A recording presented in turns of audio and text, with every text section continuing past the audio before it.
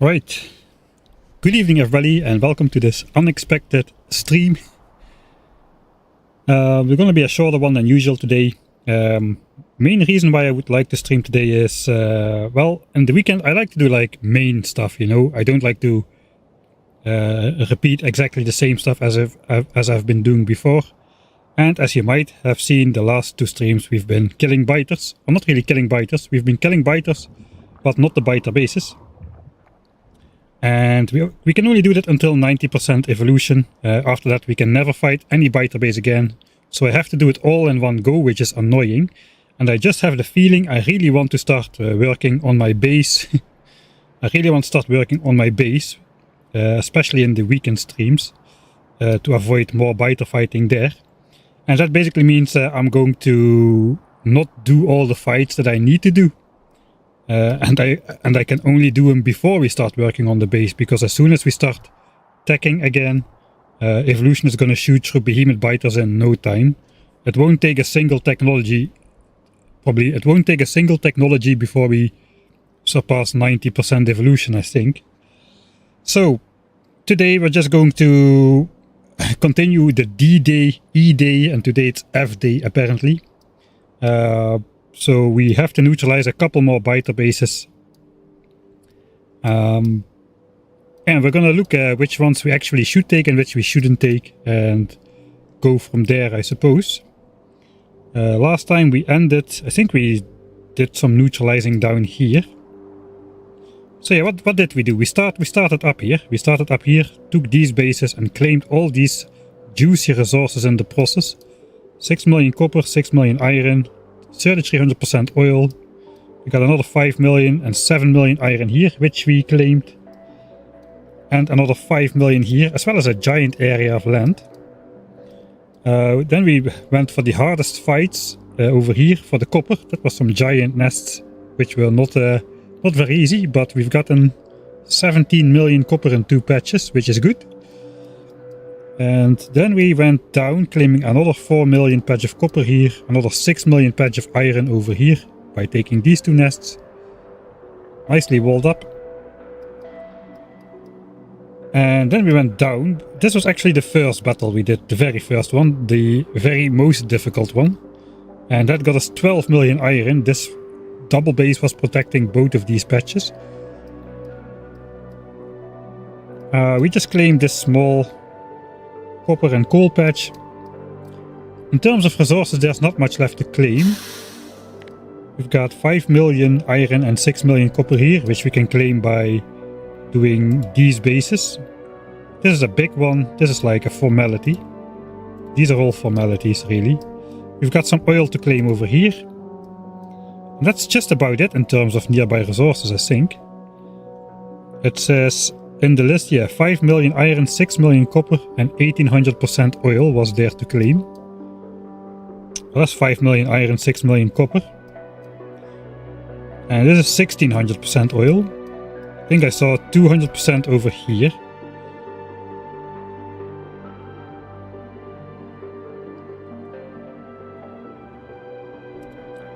So we should probably claim that. That's only 200% though.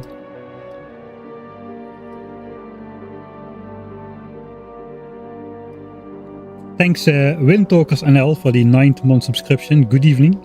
Goedenavond. Did we determine what bases we cannot fight anymore? Yeah. Like not for every base individually, but we tried taking on this base. The problem is they just spawn biters too fast for me to put up my gun turrets, and everything I put up just gets immediately destroyed. We could try doing some more cheesy methods and see if we can get an advantage that way, like coming in from the water or something. The problem is I don't have landfill yet. I would need to research that. We also did a very important test fight at the end of last stream over here, which is only 8 biter bases, but it also has, oh sorry, 9 biter bases, but it also has 8 big worms in here, as well as 8 medium worms. And the big worms, those are quite hard to take out. We did manage though. I gave myself infinite ammo with infinity chests all around. And we spent, I think we lost like 12,000 ammo in the process to take on this nest. But we could, in the end we had taken down all the worms. That would be very welcome, because that's like 23 million iron in a pretty good location as well. We can definitely take like 2, 3, maybe even 4 bells of iron off of these patches without polluting the biters, I think.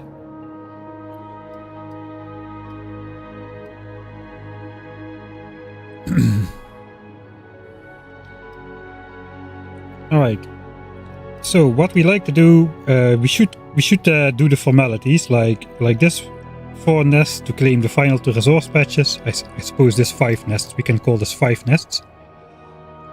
Those 5 have to be done. What else? Well, we could do this one. For this little bit of oil, there's a single nest in here, which we might as well claim. Some medium worms there. There's this one. This is a giant nest though. That is probably harder than most of the things we took on so far. Biggest one we did was 25 nests. There's 23 nests. How many is this? 1, 2, 3, 4, 5, 6, 7, 8, 9, 10, 11, 14, 15, 16, 17, 18, 19, 21, 2, 3, 25 or 26 nests, I think. So that might be bigger than anything we've done so far. It's another iron patch and a lot of space, because if we take this base and this base, we could gain a lot of good ground perhaps. In terms of these, could gain a lot of these green decoy chunks. As you can see, so the same chunk can get selected multiple times and not get settled upon. So these will keep working all game long.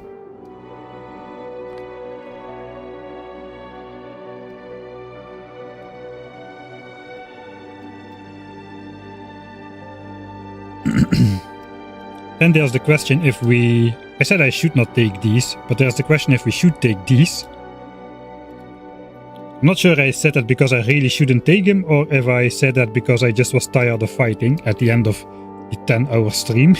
might be the second case. It also looks like a decent chunk of space which could be gained. I think we should analyze that further.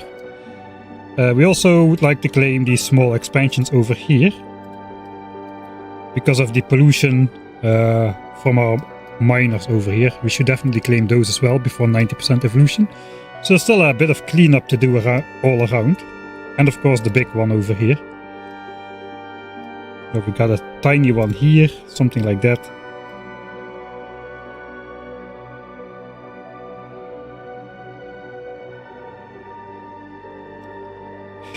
Yeah, well, definitely. I'm putting the air conditioning and sewage pipes joke in the video as well. Made some good progress on the video today. Yeah, I'm on schedule. I'm on schedule to finish my video on Friday or on Thursday and have it available on Patreon on Friday. Problem is, I kind of think I want to make it twice as long. I got the first half. I got half an hour of video ready, which is a good first episode. But ideally I would like to get the first 36 hours all together in the video, and now I've got about half of that. So yeah, I'm not really sure. It might grow too long for a single episode, but it would just fit better as a single episode of an hour, I think, the entire opening grind without building a base. So I'm not really sure if I'm going to just make the entire video, the entire 1 hour video or something, or if I'm just gonna do it half an hour. However, I will upload the first half hour on Patreon this Friday. It could be considered an episode in itself as well. So yeah, I haven't fully decided yet how I'm going to bring that to YouTube. Anyway, I think before we start fighting, we're gonna do some analysis then. Let me just reload the save again. Already plenty of special saves to refilm stuff.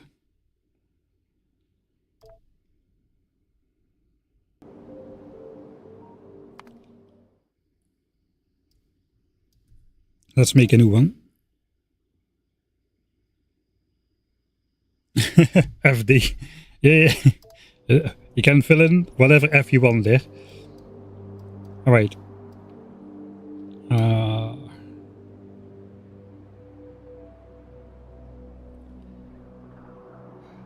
I'm kind of tempted to give this another try. Maybe I just suck too much at battle. Well, nothing will have changed though. I will still suck too much at battle to be able to take down this amount of bases. It looks so small, but it was really just... It was blatantly impossible. If I remember correctly. Now I think I can do it again, but I think if I try, I will quickly be dropped on my nose. Alright, so we have this blueprint here, and the inside of this blueprint is going to match up with these dotted lines over here. That's going to be our new outer wall for the base. So that means this nest is going to stay because the dotted walls line up. And in these, indeed... Well, these 5 I'm absolutely sure I want to take. These have to go this one as well, because it's near this 0 million copper over here.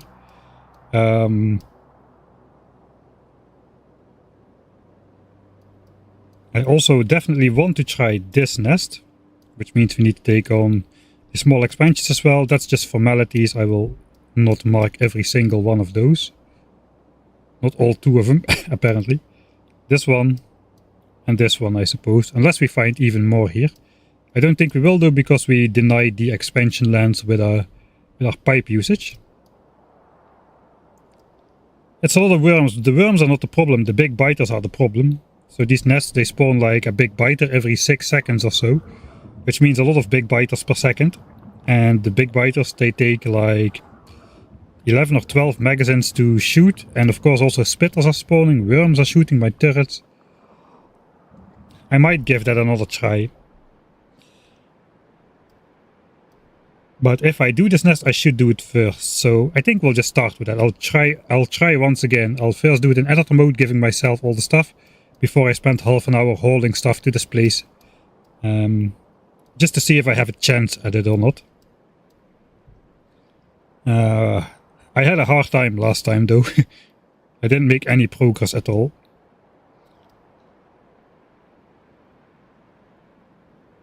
This is not gonna go... Alright, let's first analyze this top area. Should I take these 3 nests which I labeled do not take? So I'm gonna save right here. How can I determine that? Well, it's all about these chunks.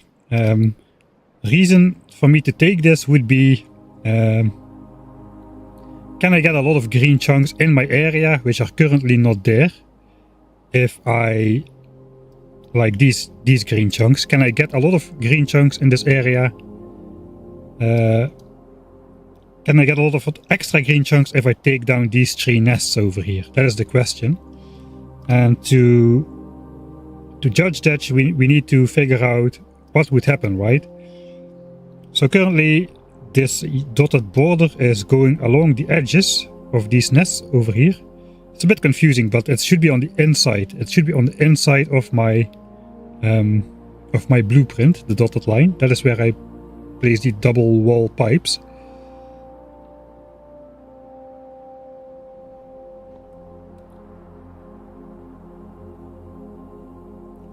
So if I take this, and this, where is the new section gonna be? So now we have this nest as the corner. It would be this nest as the corner then, which means it would go up around here. And then we go up until we hit this nest. So there's like 5 pieces of up, something like this. And then we go flat again. Actually, we hit this nest first. I know, we're gonna take that nest. We're gonna take that nest as well. 1, 2, 3. So we just go to the right, 3 chunks or so. Then up again. I suppose this is takeable as well. It's just a couple nests. Might make sense, might not make sense. This is in here though.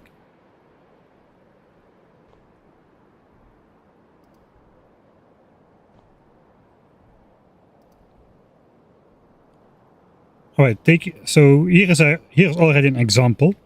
So now I mouse over this chunk over here. Doesn't make sense to take this nest, it's just a tiny one. If I take it, my borders will be like this. Check this. If I take it, my borders will be like this.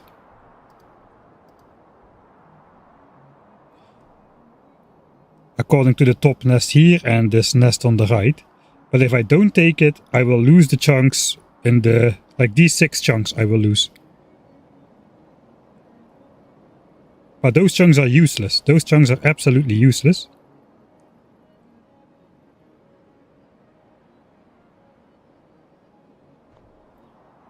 I would have to be placing this over here. Actually, it's not completely useless. But the problem is red chunks are going to extend from this biter base out.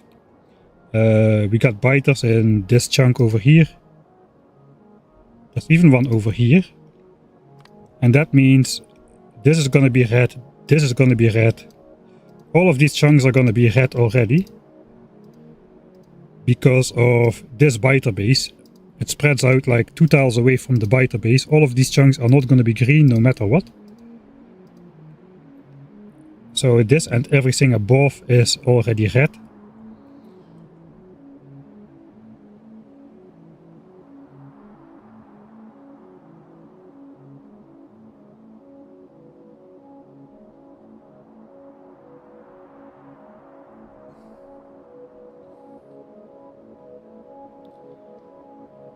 So this is already red, all of this is red because of that biter base there.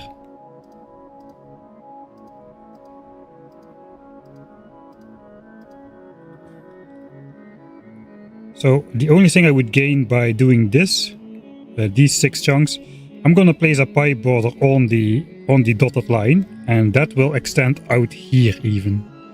If I go up with that, so here is my pipe border. Everything up to 2 chunks away from the pipe border. The chunk itself plus 2 chunks is already red as well. So all of this is going to be red.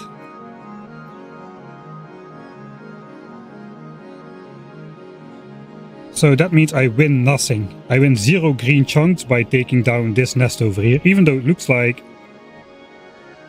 a nice corner which I could save, but it's not. All of this is going to be red anyway.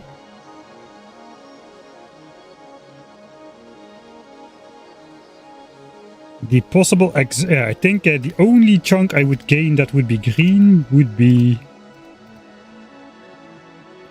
this one, because if my pipes go here and here, if my pipes go in this chunk, this will turn red as well. And if I claim this area, then this chunk will be green, but this chunk already has nests over there, so all of this is going to be red. All of this is going to be red, etc. Up to here, everything is going to be red. There's a base that's going to have red chunks around it. So I don't win anything by going up here. All of this area is already red.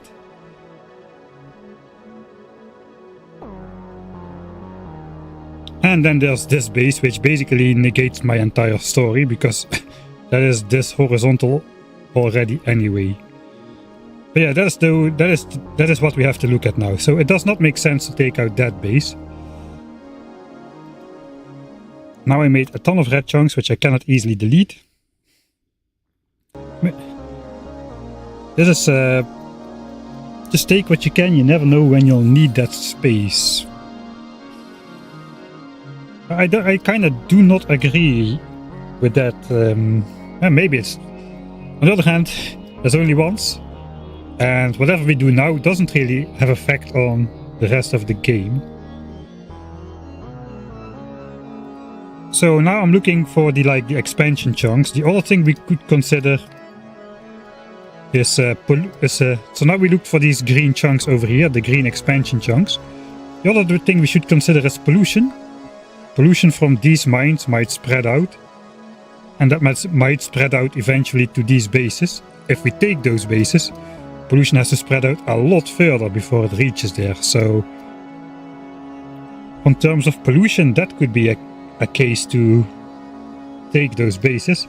It also means I might be able to put some furnace stacks up here instead of putting everything in the center and just having everything bulge out from the center, because especially if we cannot take this base, which I think we cannot, I cannot just place everything in the center, because this nest is going to be polluted way earlier than any of the other nests.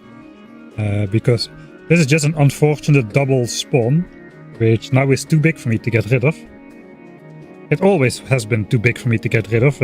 There was never a point in the game where I could have taken this nest, even in the small biter area, I don't think.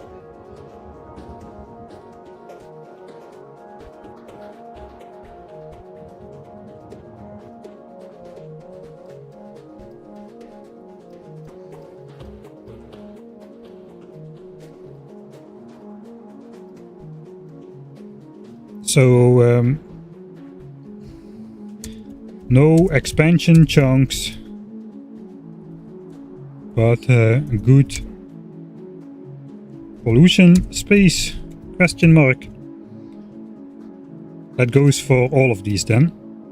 So if we take these, that is just to expand our physical space for the physical pollution cloud, not really for biters to expand into. And perhaps for a more flexible space to build. There's a lot of forest around here, so I might be able to put a furnace stack here and get all the pollution absorbed by the surrounding forest, for example, instead of just stacking it on the center.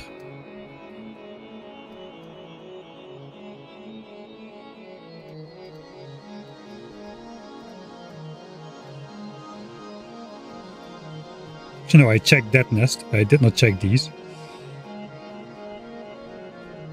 Alright, I'll save again. Let's analyze if taking out these. If I take down these 3 nests, how it will affect the expansion chunks. We checked for this one, we didn't check for these 3. So we would be going up here then.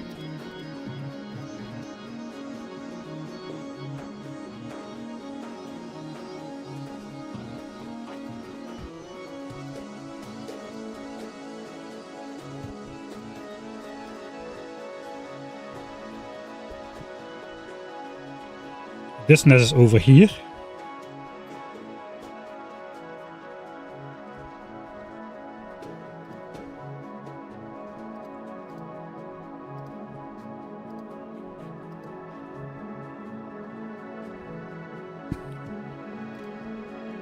Right, these nests are down there.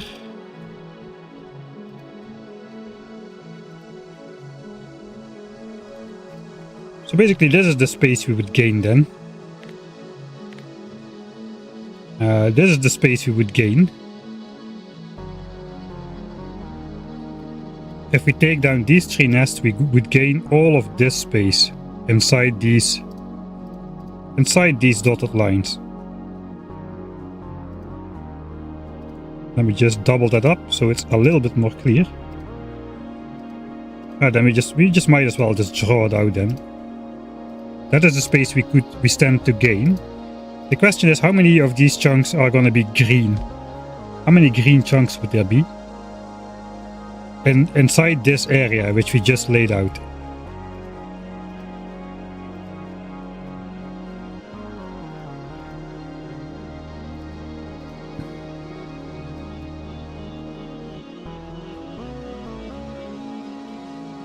So I'm just gonna mark the nests in red, and then we can mark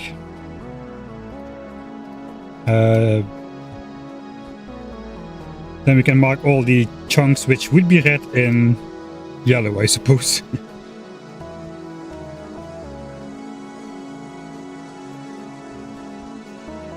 Alright, so we got bases there, we got bases here. And we got bases here in this chunk. That's all the chunks with biter bases. Now we're just gonna go 2 chunks away from everything.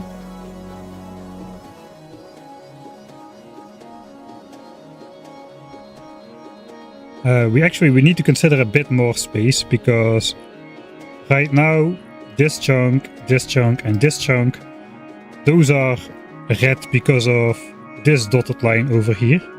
We're gonna place a pipe border there, which means 3 chunks south and 3 chunks north of that are gonna be red. So I actually have to 1, 2, 3. That is gonna disappear then. So the area I have to check in is gonna be a bit bigger.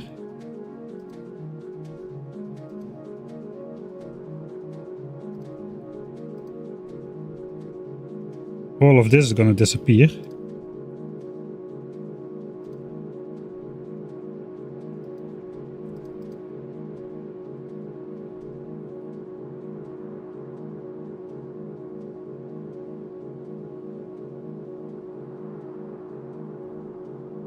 Yeah, something like that.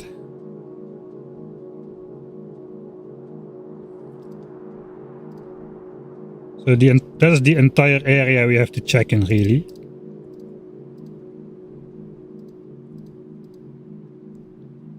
That is all the possible green chunk land we stand to gain. So we also need to look where these biter bases are. They are here, and here, and here.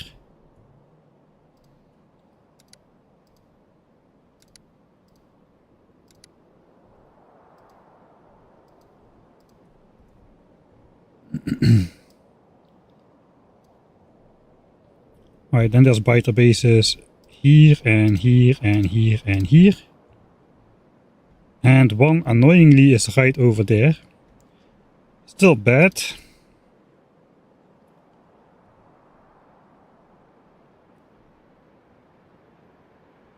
Alright, that is all the biter bases marked, which influence this area. That's not true, there is still biter bases up there as well.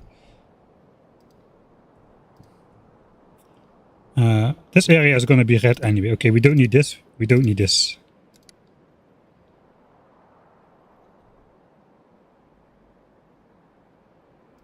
Alright, so we know that 3 chunks away from the line is going to be red anyway. All of this is going to be red anyway.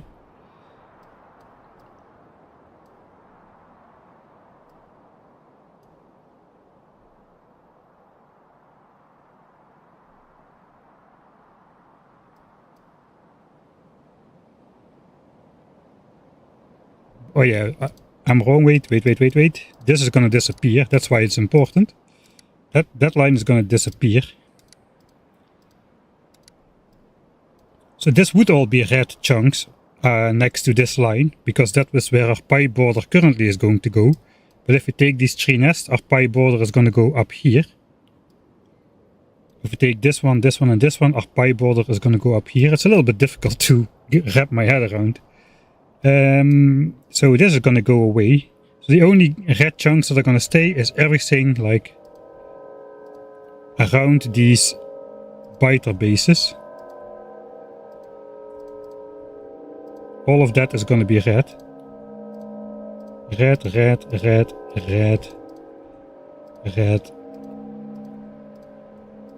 Okay, I think if I do this once, like with all the chunks, then I can learn from this and later like just make a better estimation without fully laying it out.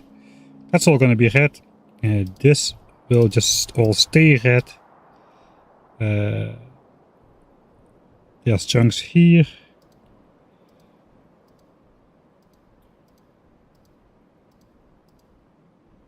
We've got a biter base here, so that is also all red. Behind here nothing changes. Here stuff does change though.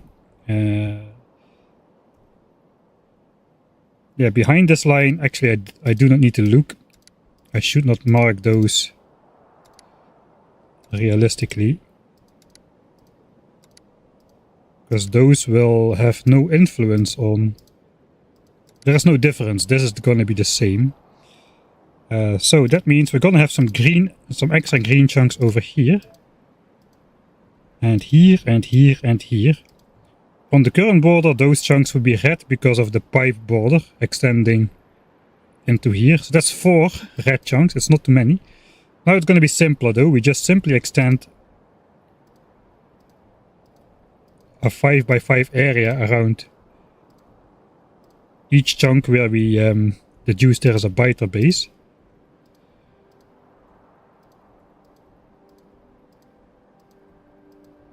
Like so. There's one more line here, but that is outside our area, so I should not check that. Which means we're gonna gain some green chunks up here, which under our current border would be red likely. Actually, it's like this, so this one is gone. Okay, I'm just gonna move these over.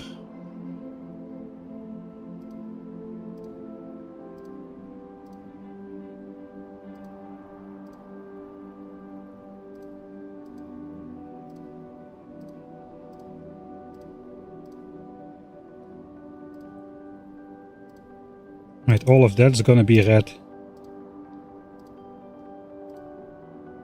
So it does not really look like we stand to gain a lot yet.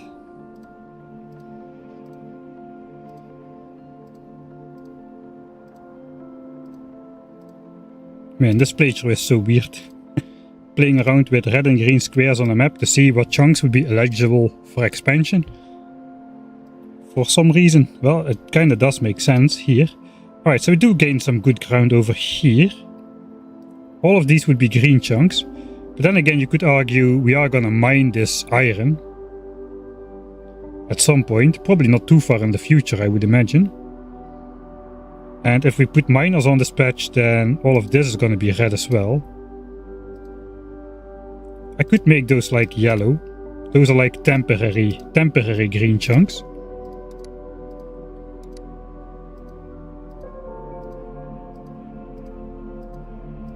But those would be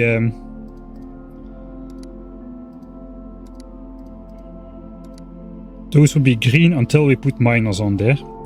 This will be green forever though. That's 8 green chunks.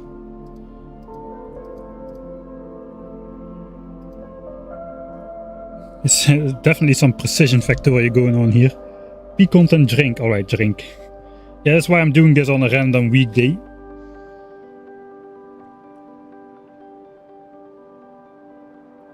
I mean, I don't know, this challenge, it's not like such an official challenge like a speedrun or so, but on the other hand, it is a pretty big claim to say, if this playthrough succeeds, it's a pretty big claim to say that I've done 1,000 times science cost on default settings, while keeping your hands clean, without any game-altering mods or that kind of stuff, so I just do want to have everything on stream.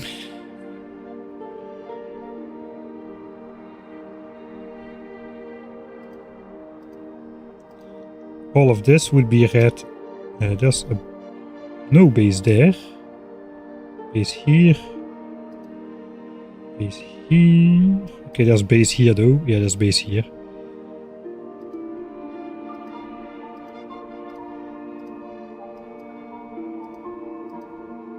Just for this one, I'm gonna fill it in completely.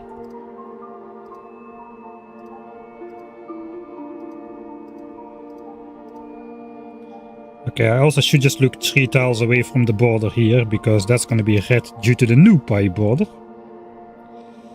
So all of this area basically is... Yeah, all of this area is just red, because there's biter bases everywhere. Here we gain nothing.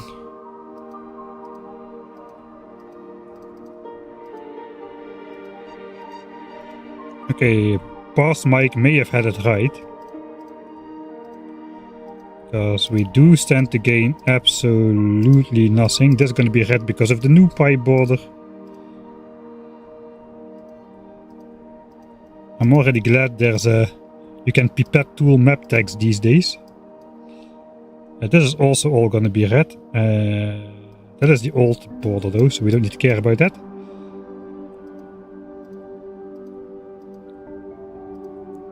This is on the water, so we don't really need to care about that either.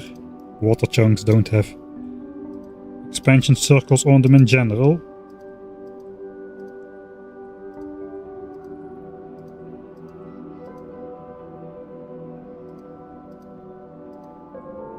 There's just too many biter bases and expansions everywhere to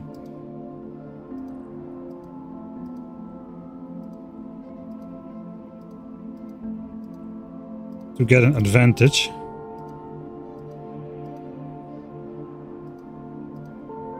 Okay, so now we get to the good stuff. Now we're gonna get to the green chunks.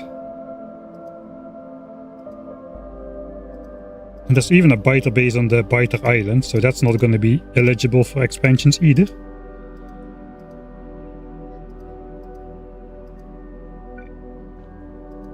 Okay, so we got 4 green chunks here, 5 green chunks here, it's 9. 8 green chunks here for 17, plus a couple temporary ones until we mine that. Now we're getting to the good stuff. 10, 11, oh wait, I said 9, 17, so it's 19, 20, 21, 2, 3, 4, 5, 6, 7, 8, 9, 30. Maybe we do stand to gain some. 31, 32, 3, 4. Okay, that's wrong. 32.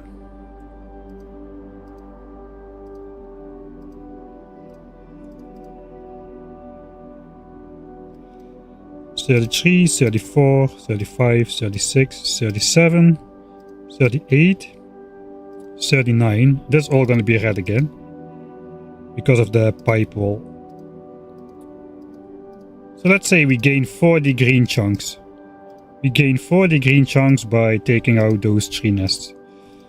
That was definitely entirely too many squares put on the map. That is how it would look like. So we gain a massive area, but just a little bit of it is green. 40 green chunks. Is 40 green chunks worth it? I don't know. How many do we have now? That's easier. We just do this.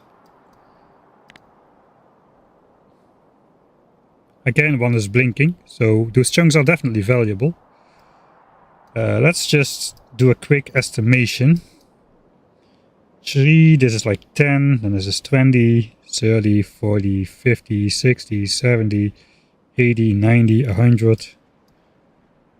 So roughly 100 in this area, 200, 300, 400, maybe 5 or 600. 5 or 600. That would actually give me 10% more then. Actually, no, we're gonna have a lot of green chunks here actually.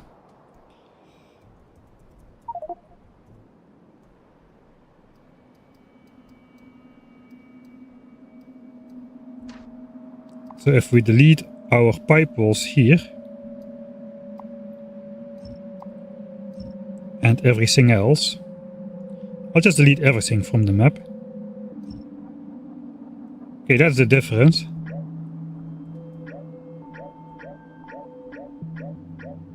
That's what we already gained if we delete the pipe wall.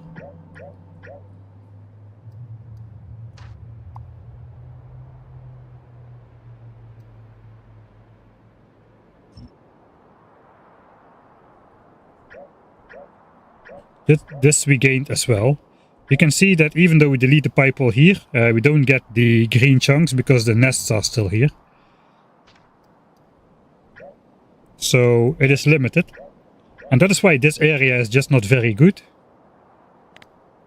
Because there are so many nests around and all those nests have red chunks around them. There's a lot of green chunks in this area though. That is pretty good. We might get a lot more in this area as well if we reroute this belt, which I placed here in the early game without thinking about it. So I didn't know we were going to do this to this degree later on.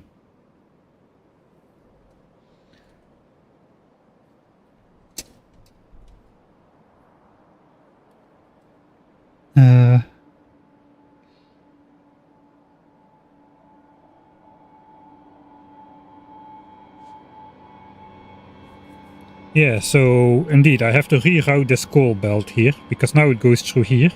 Let's just delete everything. Let's also go to the next music track. I'm gonna delete my entire base and just see how the expansion grounds look like.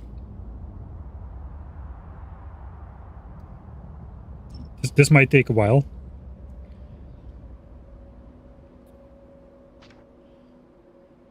Alright, so this is the effect on the this is the effect on the biter expansions, how we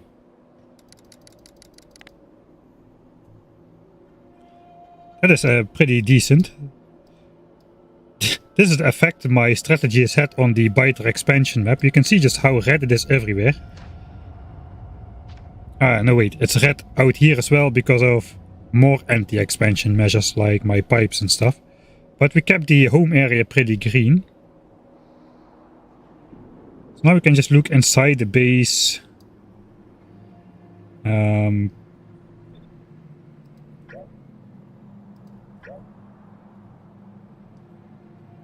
Where the good chunks are. There's a lot of good chunks here. Yeah, indeed. If everything is deleted from the map, there is not a lot of good chunks here, and some of those are gonna be blocked again by the pipe wall. Let's actually see if my method is somewhat correct.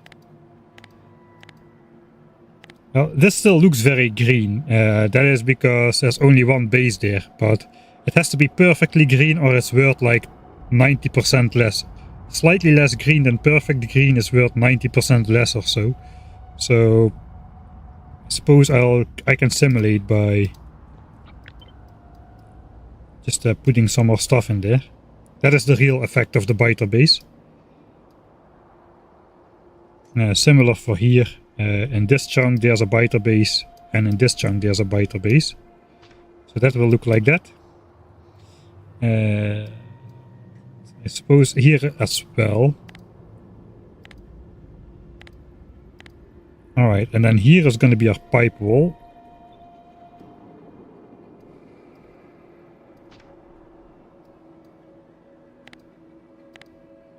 Okay, I'm pretty much not entirely spot on, but most of it is right. Actually, all of it is right. Yeah, so the green chunks below here we're gonna have we have already anyway, so we don't need to worry about those. Those are already in our possession.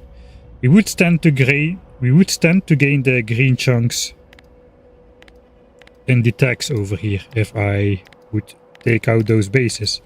So yeah, that means I would do it if we have time then. I think I will do it if I have time. Just for a little bit of benefit here, a little bit larger pollution cloud, a little bit more flexibility in the build, but not really like required to beat the game in any way. So we can pretty much say, okay, 40 chunks. We stand to gain 40 green chunks if we take out those 3 nests. I'm gonna save this as a side save.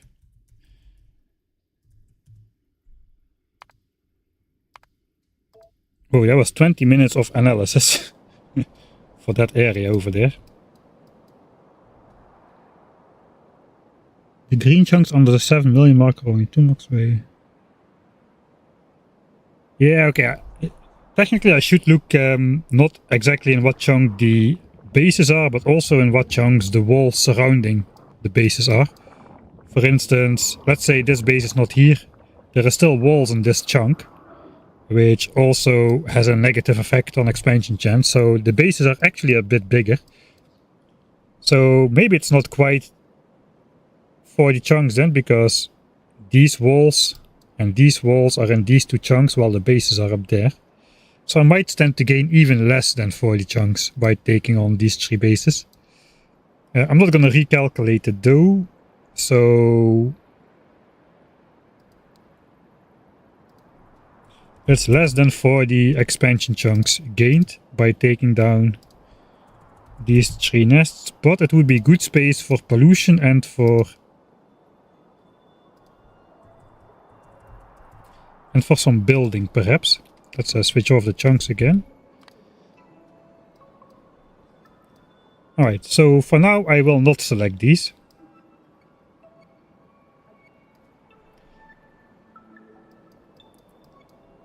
So we only have this side selected yet. I don't think I can take on this in general. Would be good for the same reason, getting more ground, I suppose. But yeah, I don't think that is not possible. That is a base the size of... Oh, basically it's bigger than this base, which I already cannot take on. And this is so close by each other, they're just gonna all trigger on me. I don't think that can be done. Can't be done likely. That's the like super low priority.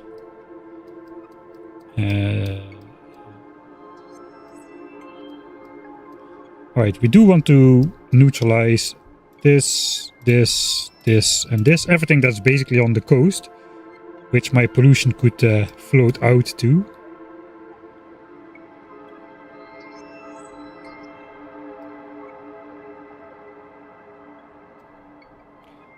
Right. All of these biter bases are in these 2 chunks. This biter base is in the left chunk. Nothing is below. This is all worms. Biter bases are 5 by 5. So that means this is pretty far away from the coast and there's a bunch of forest, so I likely won't have to take this one down for pollution purposes. This can probably stay as well. It's pretty far away and my mines are all up here, so it's unlikely that pollution will spread out there. Water is better at absorbing pollution now in Factorio 2.0.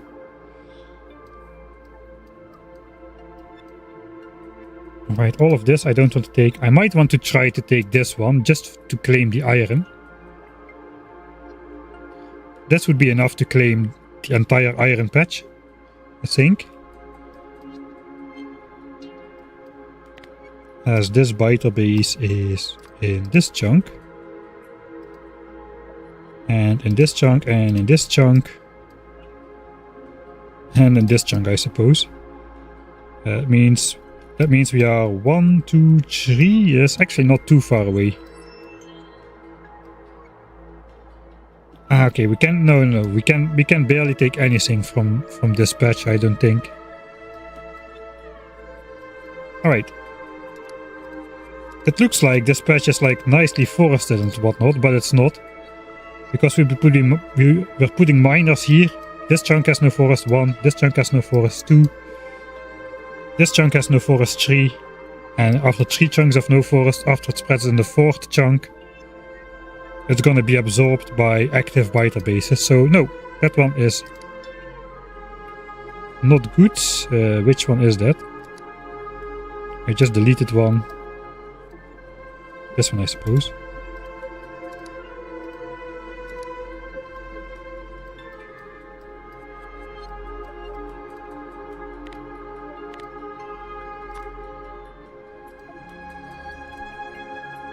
I think I already tried to check that like 3 times at least, so let's put a big no sticker on top of that.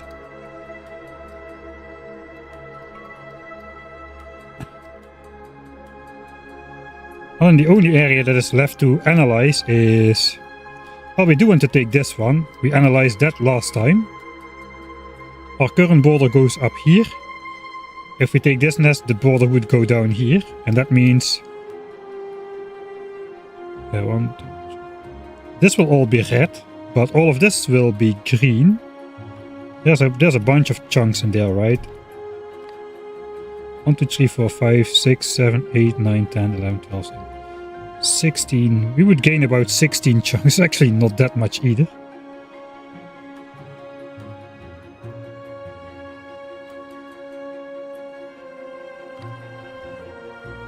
Because this is all water. Of course, we could make more chunks on the water here as well. This is a pretty good lake to put more chunks on the water. More green chunks. So... 13 expansion chunks. I don't know exactly, like 15, I forgot to count. 15 plus future water chunks. So we should consider taking on this nest, not for the copper, because the copper is protected by these giant dudes. 34 nests, we cannot take that. But just for the expansion space.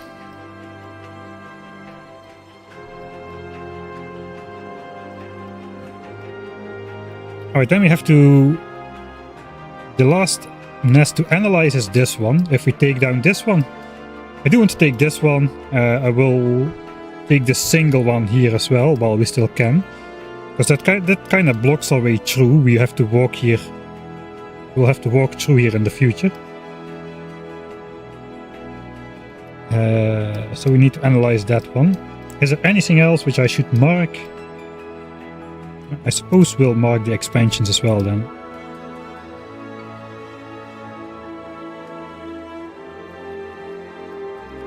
I think that's the entire list. So let's save once more.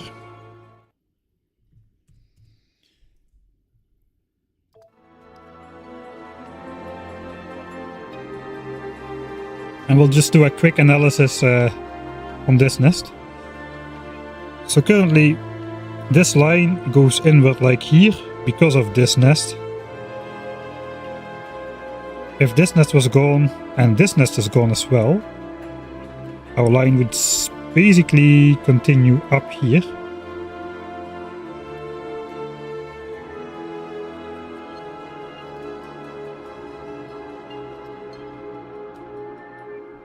Then turn. And then the closest by would be this guy. Which actually is in the left chunk, so out to here. Before going up. And we get these guys as well. Now these guys actually are there already earlier.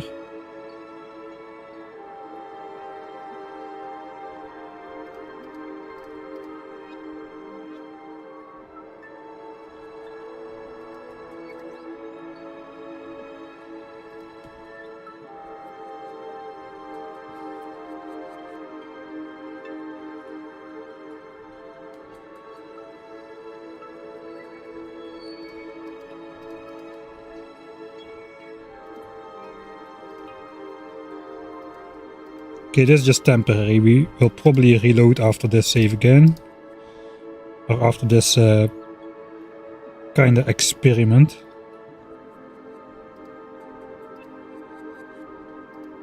Okay, this is all kind of bad anyway.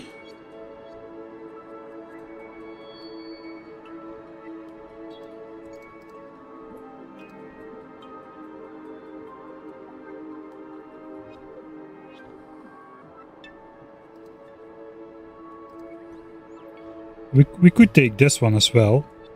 That's a tiny one, like 2 nests. There's 18 worms, but only 2 nests there. That's quite easy.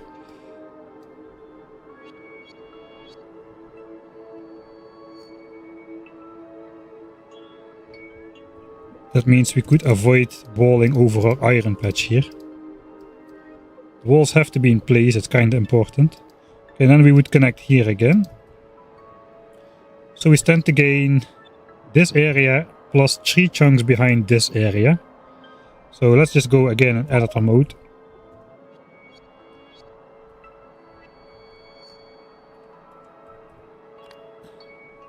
Instead of deducing it with the chunks for 20 minutes, let's just see what happens if I deconstruct the entire thing here.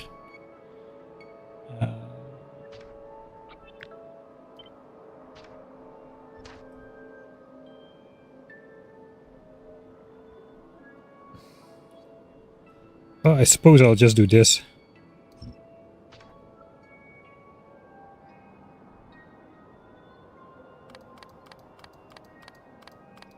Kind of hard to see.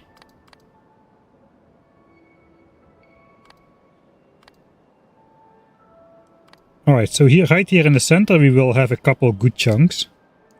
Like 12. Those are definitely in the center. No, actually we won't. I have to keep in mind the new pie border is gonna be on here.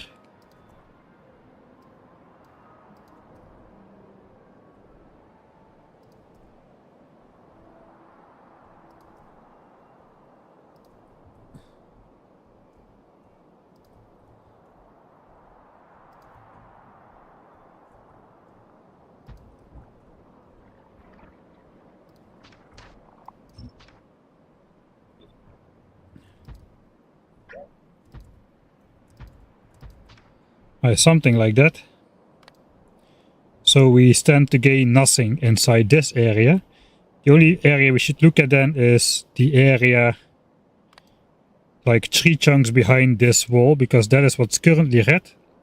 If there's like green chunks around this wall area, that is what we will gain. 3 chunks away. So looks like, yeah, we gain 1, 2, 3, 4, 5, 6, 7, 8, 9, 10, 11, 12. 12 green chunks right here. No miners nearby, so that's good. We gain nothing in the south.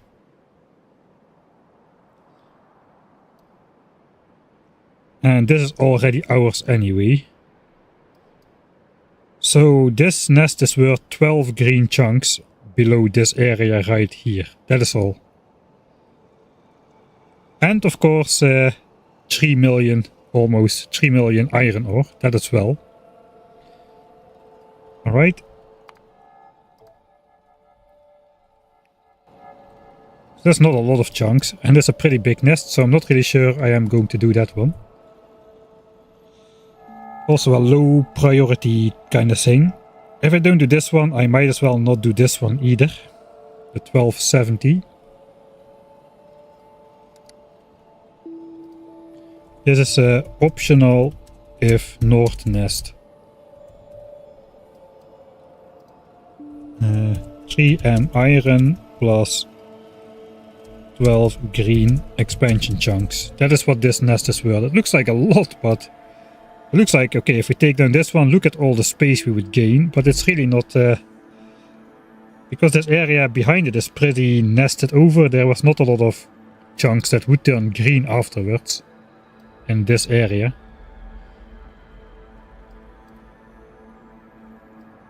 Alright, so then we've got all the fights listed out. We know that this is optional, these 3 nests, this nest is optional as well. And I really would like to take this one. for the pollution.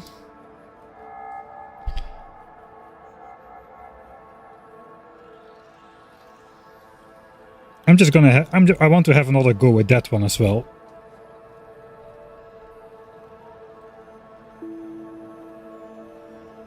It already inspected the nest. Okay. How much of a chunk needs to be landfilled for expansions? 103 tiles, 10%. As soon as if there are more than 10% land tiles in a chunk, it becomes valid for enemy expansion. And that is because a chunk has 32 by 32 tiles, 1024. You need to surpass 102. So it's going to be 103.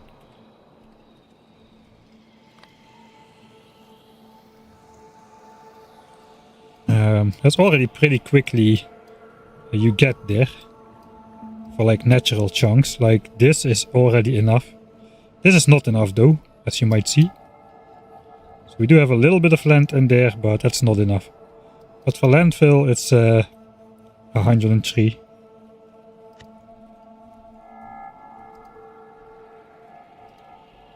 Okay, of course I'm not in editor mode at the moment, so I cannot really showcase that.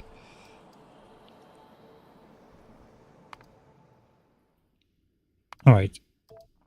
So fortified, I'm going to delete all those markers.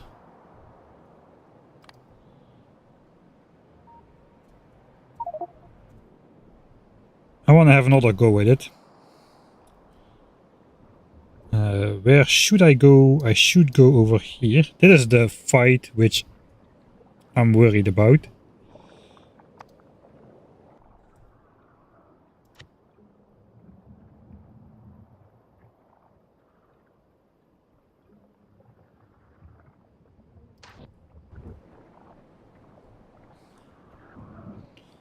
No instant blueprint building.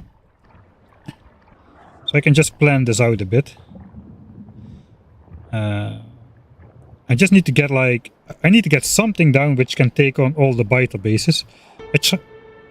I tried doing that in the original way by just coming in close. I just couldn't get the turrets up before they got destroyed. So I have to start like further away.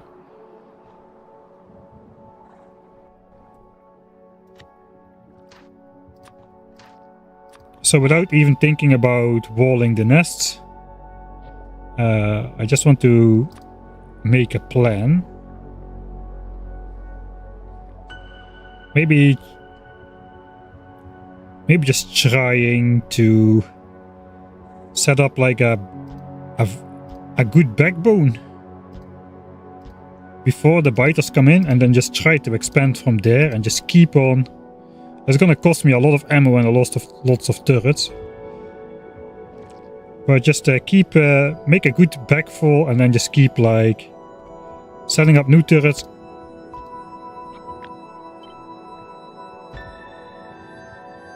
Maybe like so. I can do the last one. Yeah, okay, let's do that in reverse.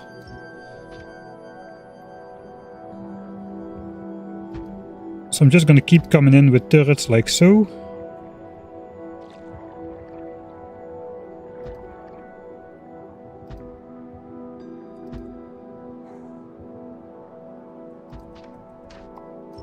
Starting far enough away.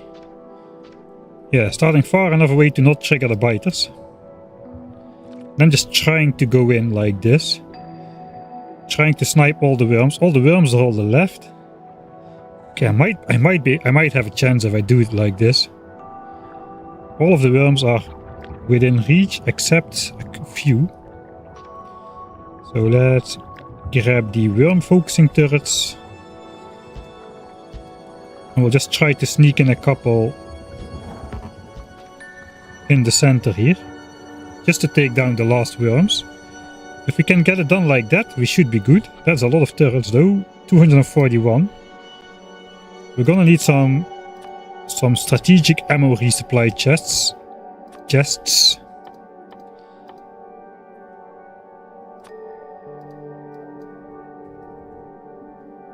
Some gun turrets, some grenades. And what else do I usually have? Like walls perhaps already. I might try to place some walls around the turret or something.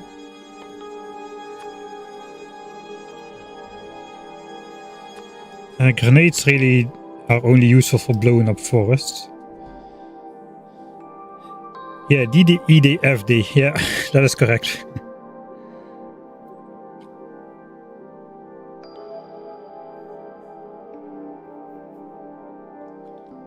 Alright, I'm just, I get what you're saying, cheater codes. The problem is I cannot place them close to the nest fast enough.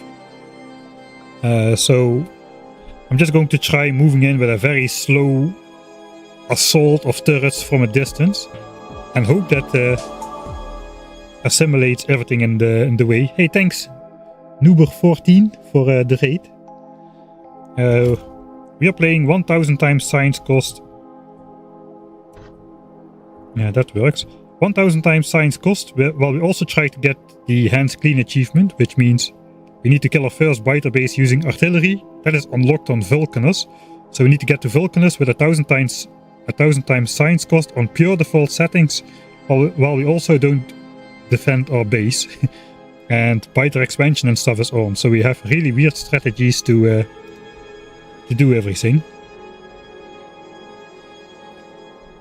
Right now I'm just trying to see if it's possible to take on this super giant nest here. It doesn't look at the super giant. For me it's super giant. We only have gun turrets and red ammo with 2 upgrades. And we're almost at behemoth biters. Behemoth biters is our death sentence. So we need to do everything before behemoth biters. So before I bring all the stuff over here, I'm really first going to take a look if it's just possible to get close by the nests at all.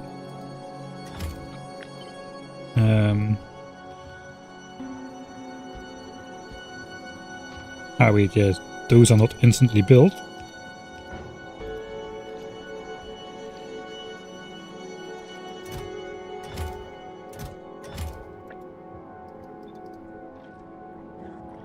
There is some ammo resupply chests in place. What else do I usually have on me? Just gun turrets, walls, grenades, and repair packs, I suppose.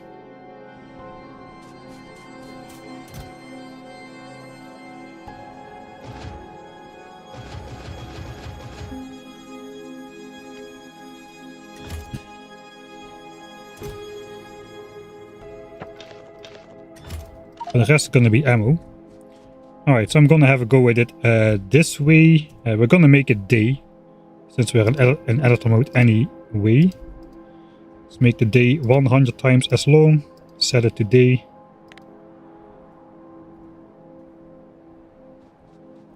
And here I'm gonna make another editor save. Impossible biter fight rematch. Maybe a stretch.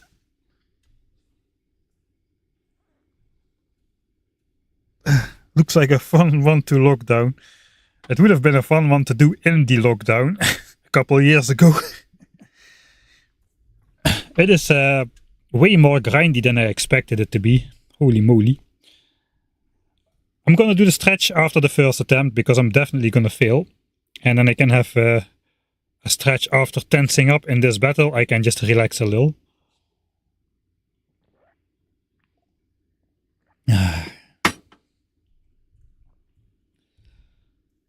Alright, so this time I'm gonna try to keep my turrets out of range. Hopefully, let's go 2 more lines. So the biters should not trigger on these just yet. We also get the right hotbar.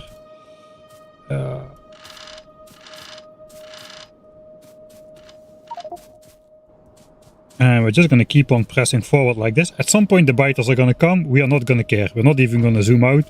We're just going to do our thing.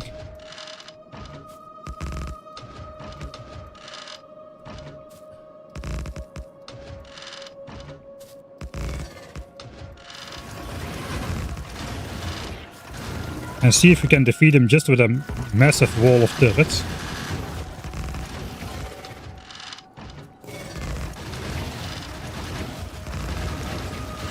At some point the worms, yeah, there we go. At some point the worms are gonna shoot as well.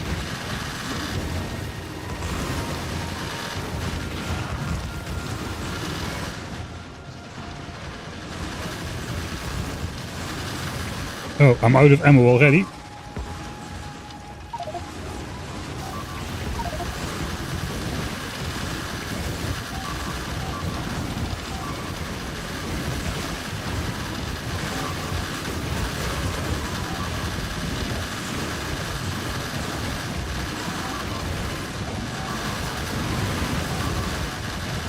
I think I accidentally flipped on some debug setting.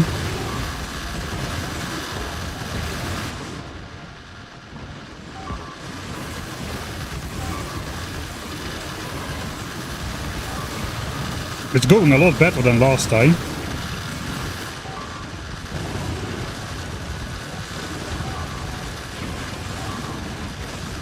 Nobody has targeted me yet. It's about to change.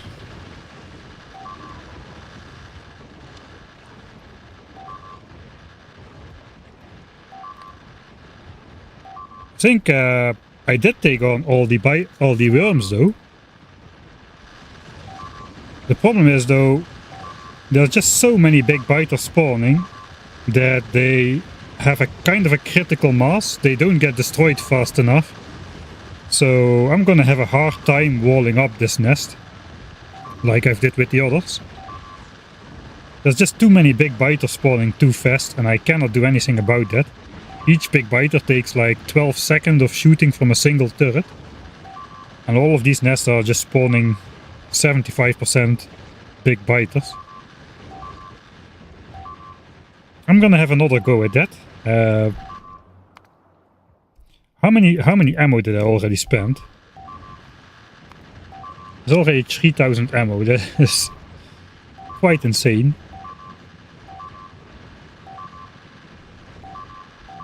That's gonna be even more expensive than the other nest. I think I might have destroyed a couple nests in the process as well. It's looking like there were more nests earlier. But yeah, the swarm is just too big, man. The swarm is too big for my gun turrets.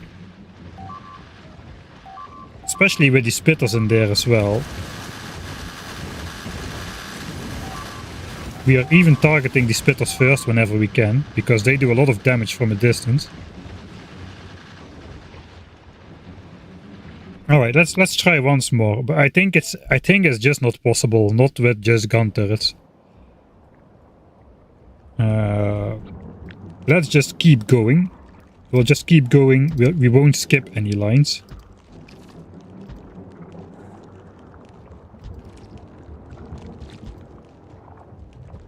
This is just to take out worms. I hopefully won't misplace turrets that much. We'll go absolutely crazy. Let's go absolutely crazy. This is too big though. I cannot place and reach this at the same time. 12 gun turrets is what I can do.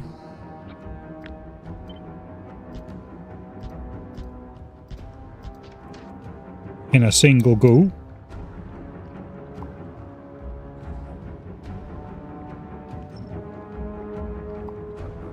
Okay, we'll try to get this down.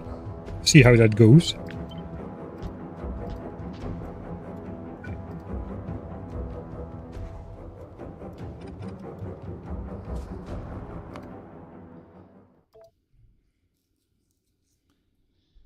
Achievement tracking is missing. I'll put it back on as soon as we leave editor mode. So I do not need to take walls right now. I just need a ton of ammo. I don't need grenades. Just ammo.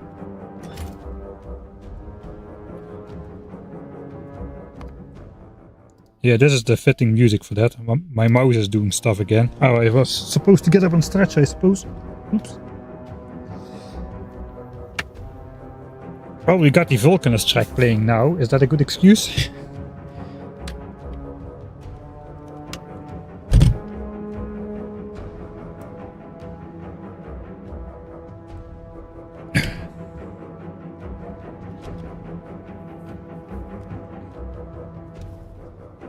Right, I'm also cabling up my mouse because it's again doing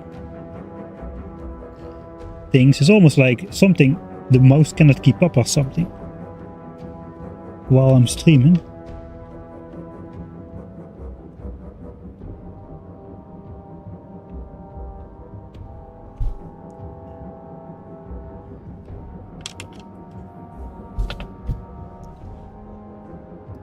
Alright, let's go for it once more.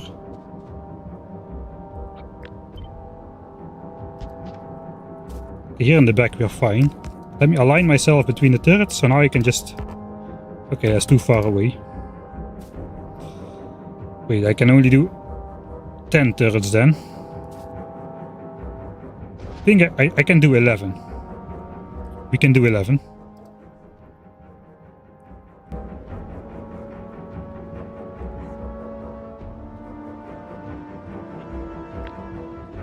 So in the beginning we'll do 11. I'm just gonna walk forward in the center, and I cannot place a gun turret on myself.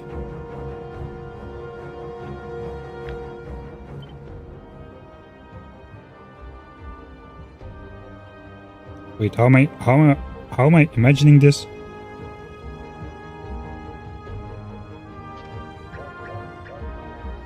No, we can do 10. Let's just do 10.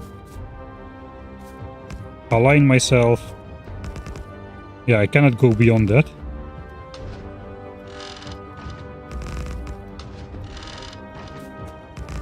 Just like my hand feeding area.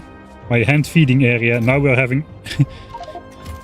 now we're extending the Michael Hendricks hand feeding area from the early game.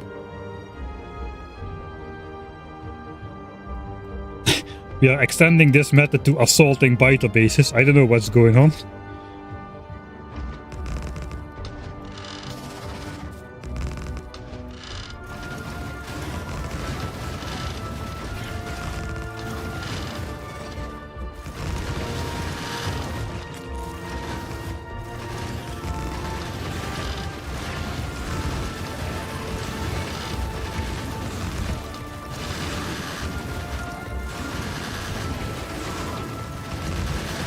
Of course, I messed it up right as I walk in.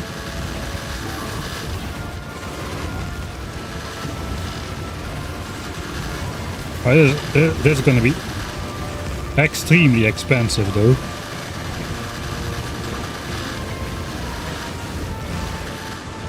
Okay, need a resupply.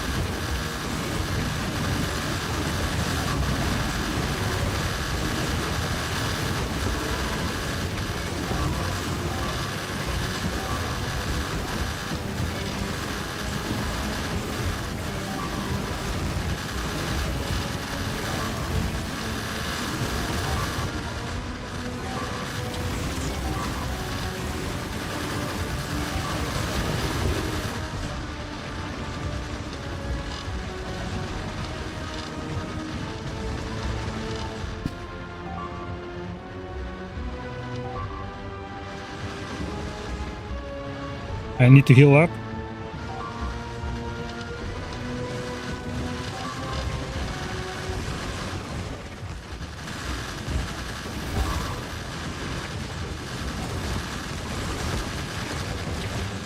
I don't think this is gonna work.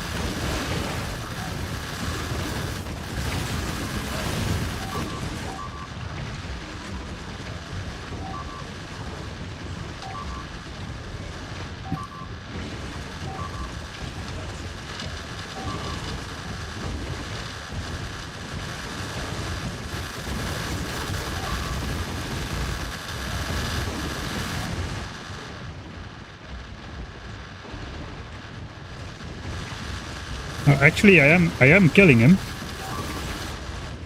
That is all the worms.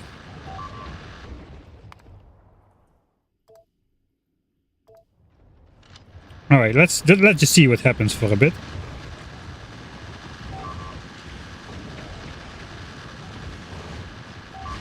Let's say...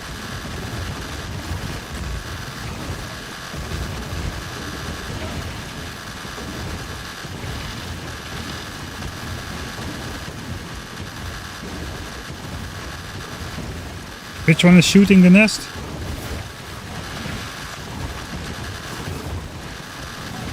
I don't see it. Alright, let's load that.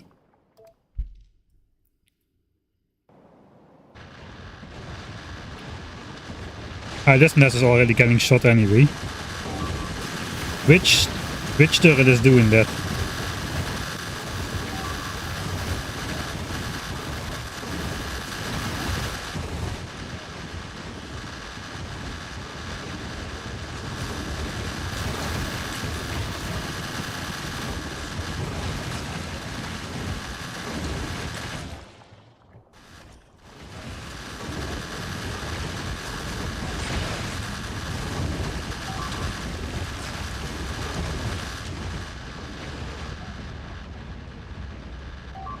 How many magazines are we spending a minute? 2k a minute. And we already killed some nests as well. It is editor mode, so I cannot really track the achievement.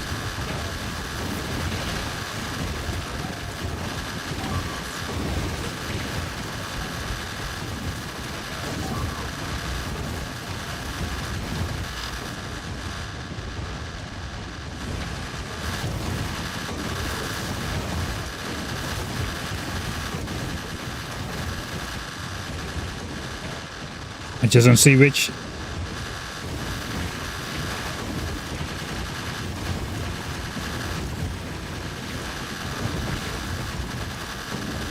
Alright, it's a turret which has ran out of ammo.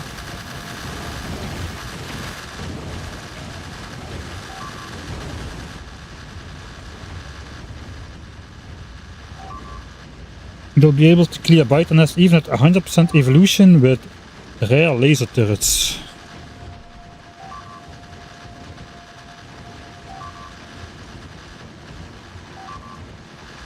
Yeah, nests are on the blacklist. I think I just missed a... I must have missed a turret, but I just don't see where it is. All of them seem to have the...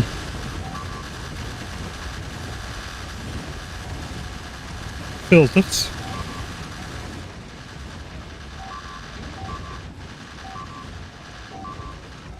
Three down on the right on the fifth row. Fifth row from the top. Okay, let's go back. How the heck am I going to keep all this supplied with ammo? 1, 2, 3, 4, 5. Ah, yeah, I see. Thanks. Okay, it's not saved, but...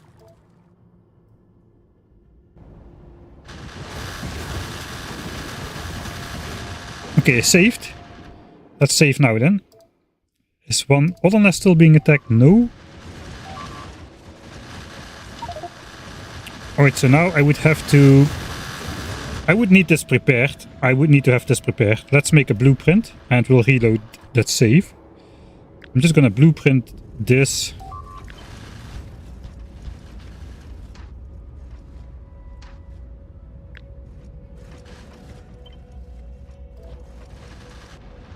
Put it in the blueprint library. And then once I'm load the save, I'm gonna put it on my bar.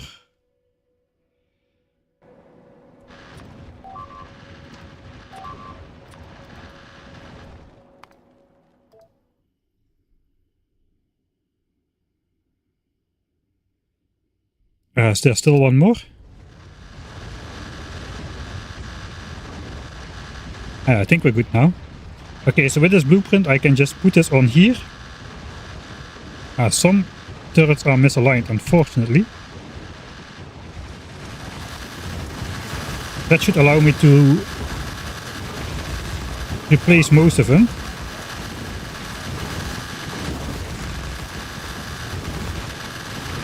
Right? And I can fill those with ammo. And then I can try putting walls down. Yeah, one nest is already down. At least one nest is already down.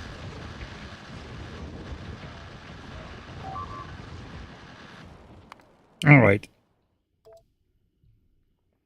I'll try that. You gotta keep most of the turrets up though, that is important.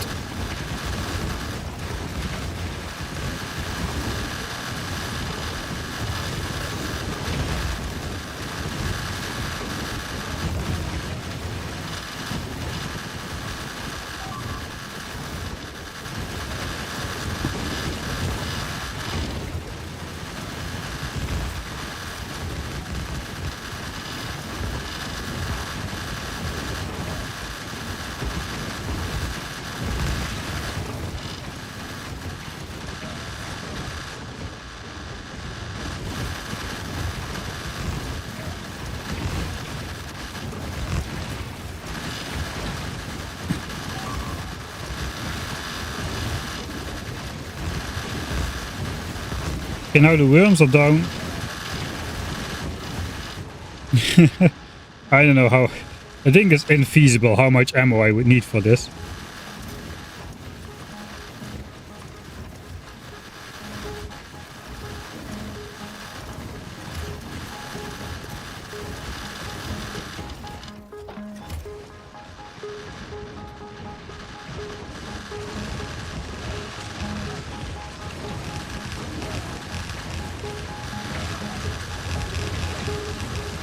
And I would need to place turrets all around these nests too.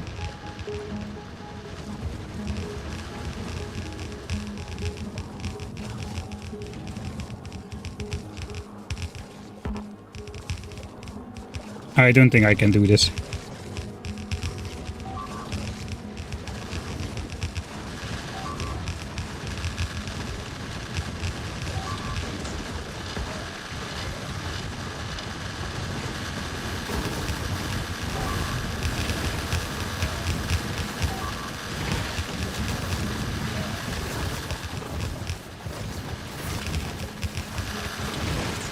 If I place a turret so close by, actually, this side can already be blocked just by some walls between the turrets.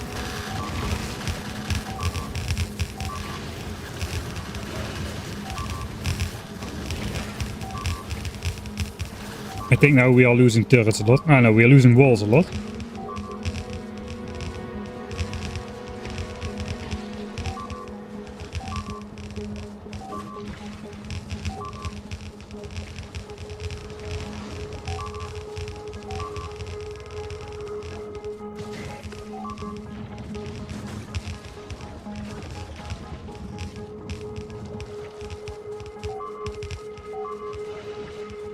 Ooh, is this worth a shot?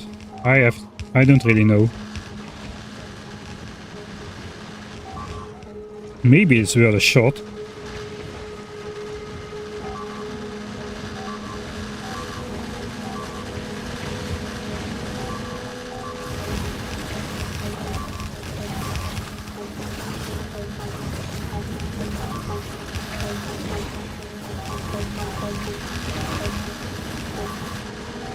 The problem is how I'm gonna keep all these turrets popped off.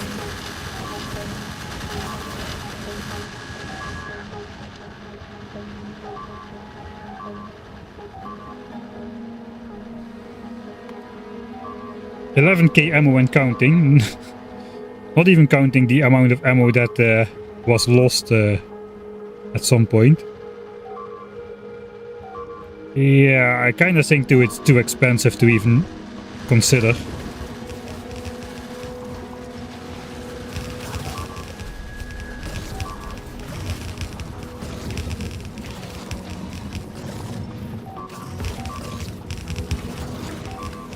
If a single spitter spawns while I'm doing this and targets me, I'm gonna be dead. Okay, I'm out of walls now. I think in practice it's also just gonna be too difficult to keep myself resupplied with the proper stuff.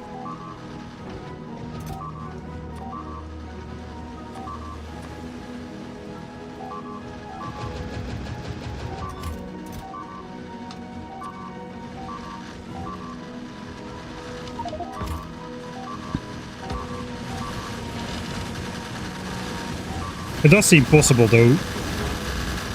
It does seem possible to keep the gun turrets up.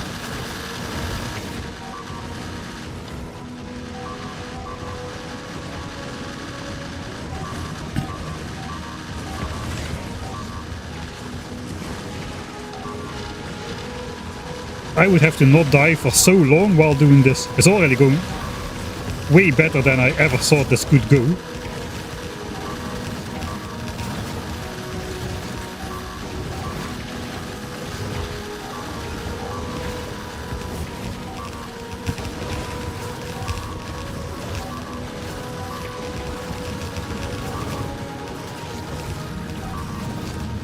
I have to station gun turrets all the way around the nest. If I don't do that, then walls are gonna kept being destroyed and whatnot. I say it would be, technically it would be possible, but holy moly, that is going to be one expensive endeavor. We didn't even lose that many gun turrets on the assault though.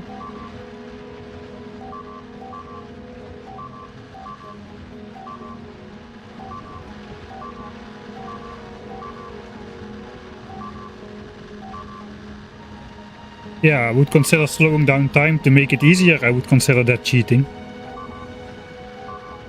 That is definitely, like, doing stuff at half speed is definitely a lot easier because I can do twice the amount of stuff in the same time. So I would not consider doing that. Alright, but the thing is, technically...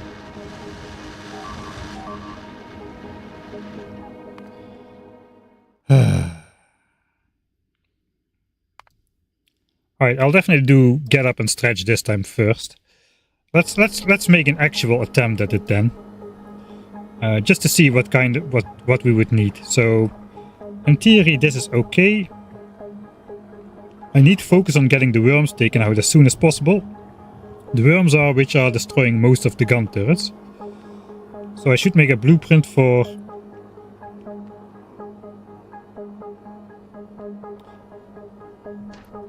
Alright, I will ignore walls eventually, but... yeah.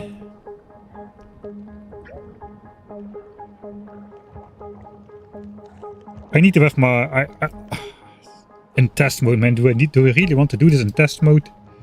I kinda really do. This is... I feel like this would be an important nest later on, especially once all of these other ones are gone. And my base is literally polluting right here. Don't use walls. Instead wall in the nest with turrets. The problem is turrets are kind of 2x2 entities. Actually that... you know, for this specific case that might not be such a bad idea.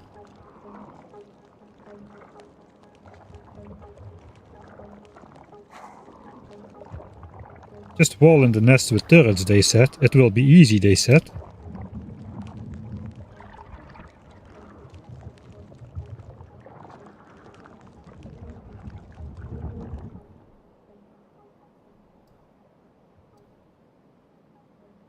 So I'm not doing this for the resource fields. I'm doing this one for the pollution space of the base.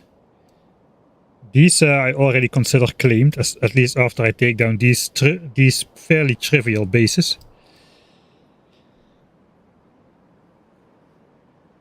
The problem is that if I wait with this, spawn rates are gonna go up still between now and 89% evolution. Each biter base is gonna spawn biters like almost 10% faster, I think. So that's basically adding another 4 biter bases on top of that. The difference is like adding another couple biter bases on top of what we currently already have if I wait. So if I want to take down this giant nest, I should definitely do it first. I'm getting them in stretching, by the way. Finally.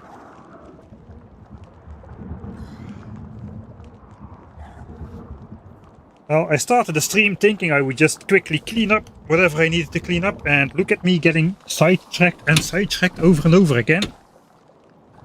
But now I feel that this nest is possible. Now I feel that this nest is possible. I'm not sure.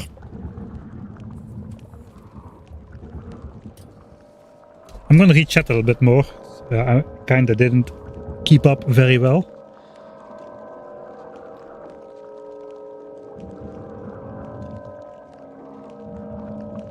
Yeah, blocking with turrets might be a good idea.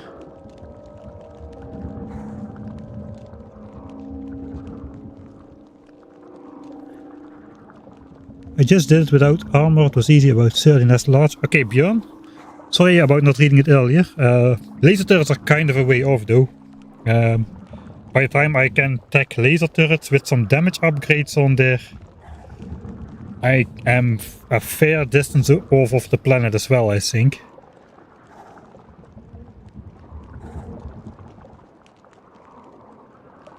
No, the nests do not absorb pollution anymore. The nests just need to be neutralized for me to not get attacked by behemoth biters later on. In the next 200 hours. And we have exactly 4.2% evolution of progress to get everything done.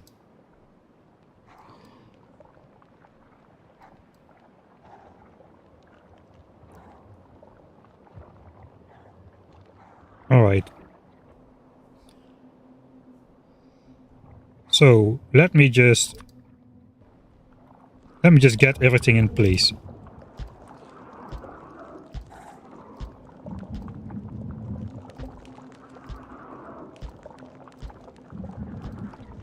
Just as ghost blueprints. I'm gonna keep the turrets lined up as they are.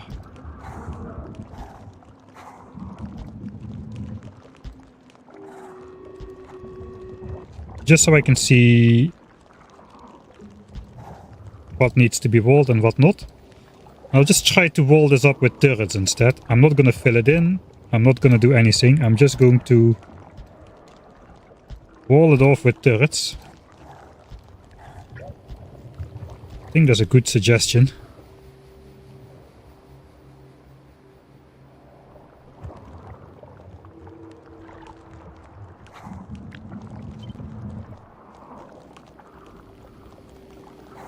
Alright. And now if I do paint in the center, I will be able to see where I can place turrets and where there is not enough space.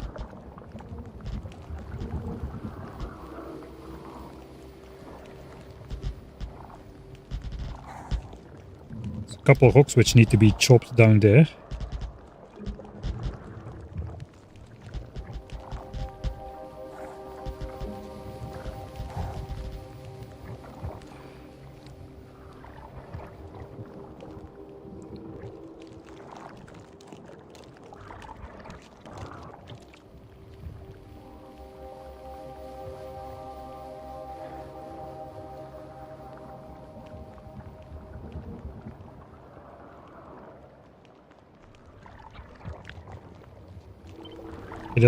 There's rocks here, so that is annoying. That would be a good place for a nice turret cluster though.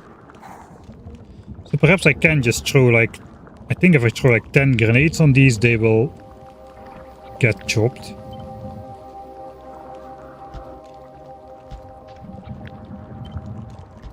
I need like a good amount of firepower to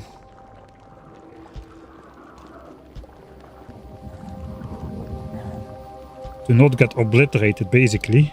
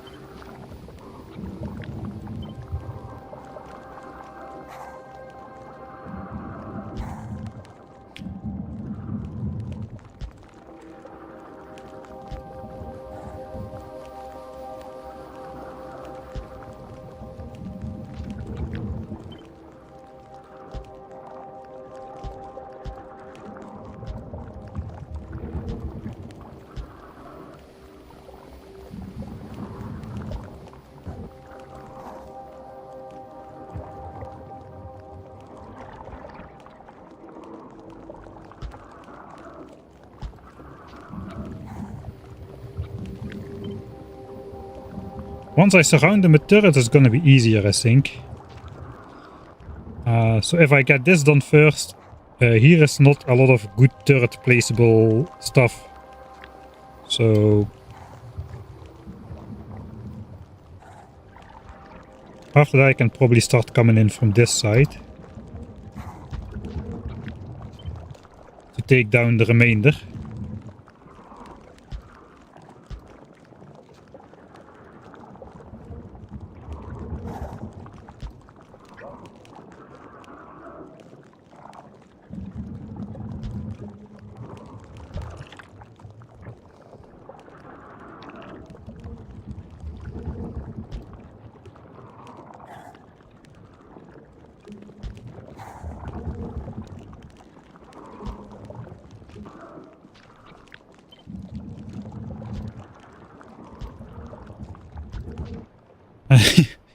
Let's give it a try like this. Maybe. The attack groups always form on the outside of the group of nests.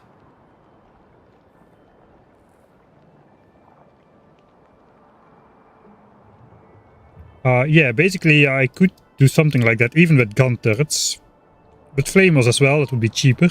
But basically my base will be so polluting that these will be absorbing pollution at the maximum rate once I start the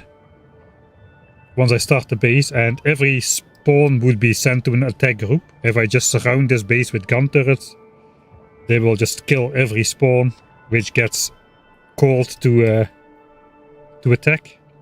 And that would be like a pollution vacuum cleaner in that case. I haven't decided yet if that's base defense or not.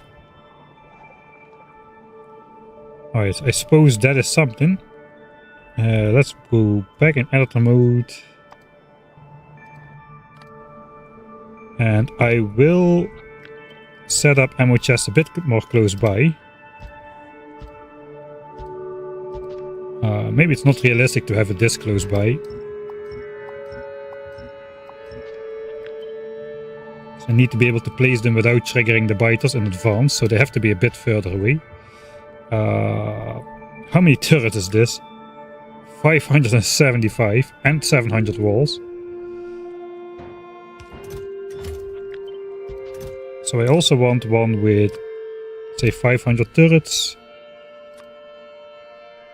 1000 walls.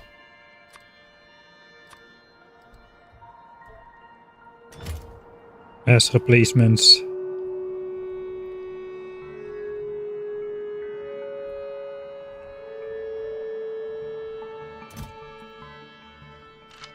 We'll take a stack of grenades this time.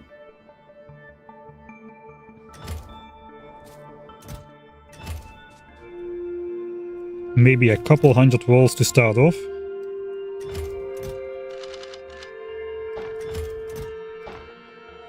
So I can draw something around my turrets.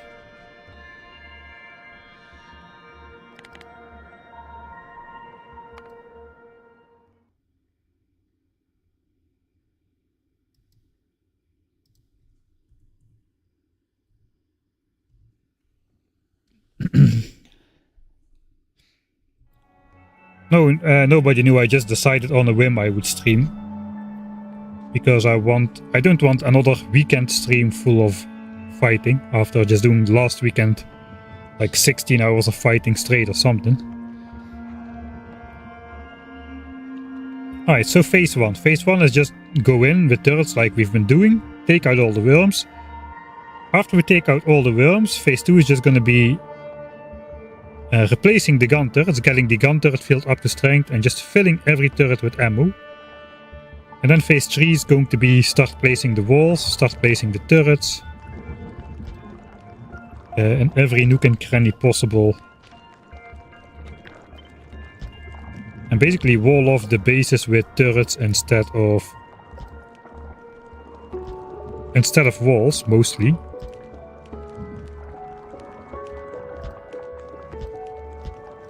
And later we can just blueprint the walls over top again.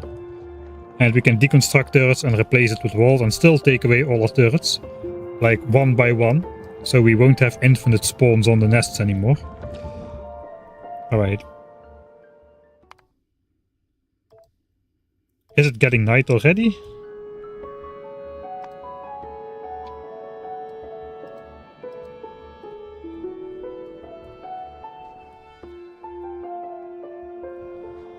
Glabber music.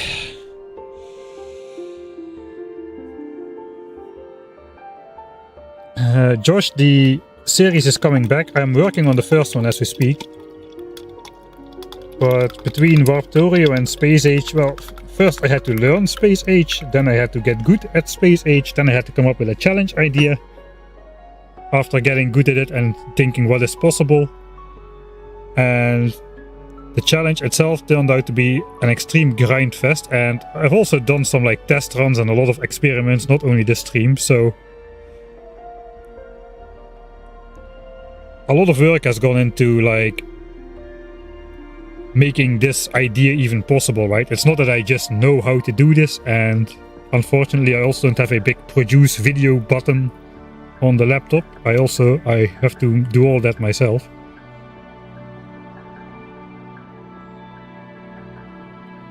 But progress is being made. The series will start in a week or two, I suppose, and I'm going to try to get like bi-weekly videos out again after that.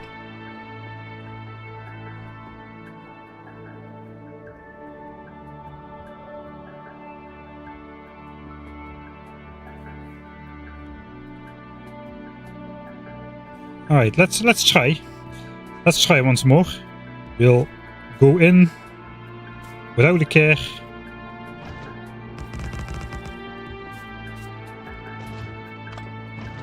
How far away can I place those? Yeah, this far. Alright, I forgot one thing.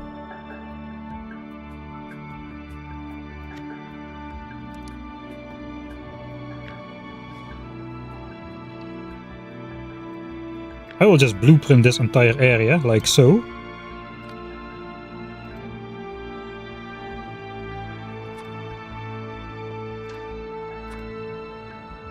So I can easily place that back with all the filters. I just have to... Ideally, I would not misplace turrets on the way in. So maybe I'll try to be a bit careful going in and not misplace any turrets. Let's see what it takes.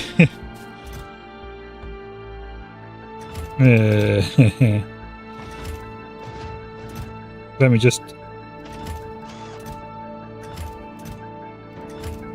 sort this out a bit. Alright. Everything is prepared. We can have a couple attempts at this.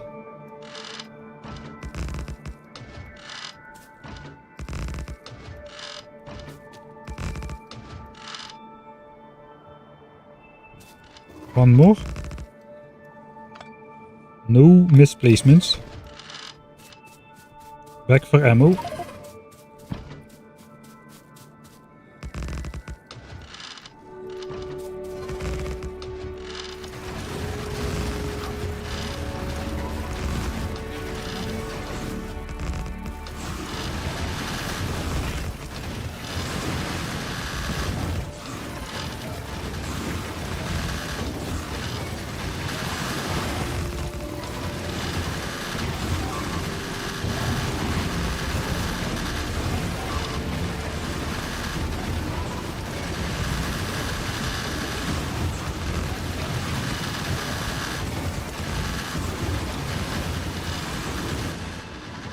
I'm only just at the base.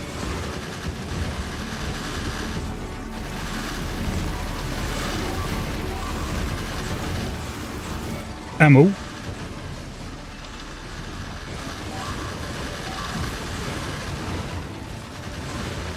Blueprint.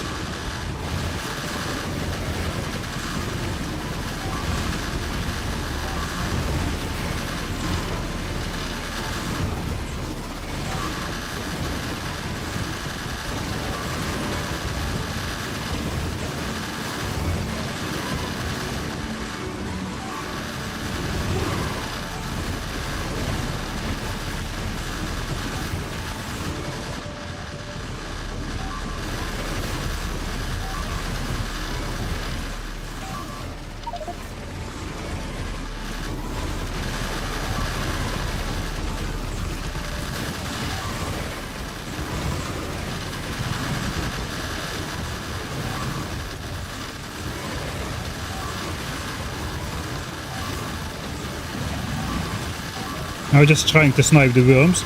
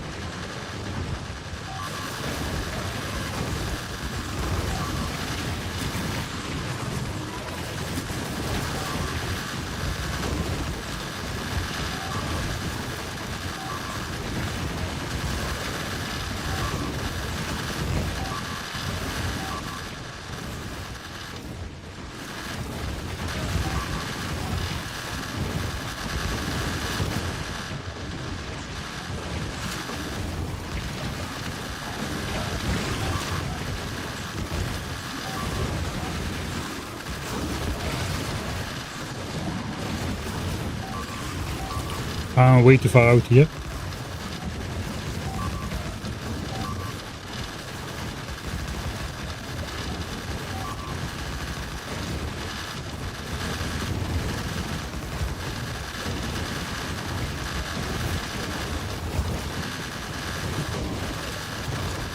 Still the worms though.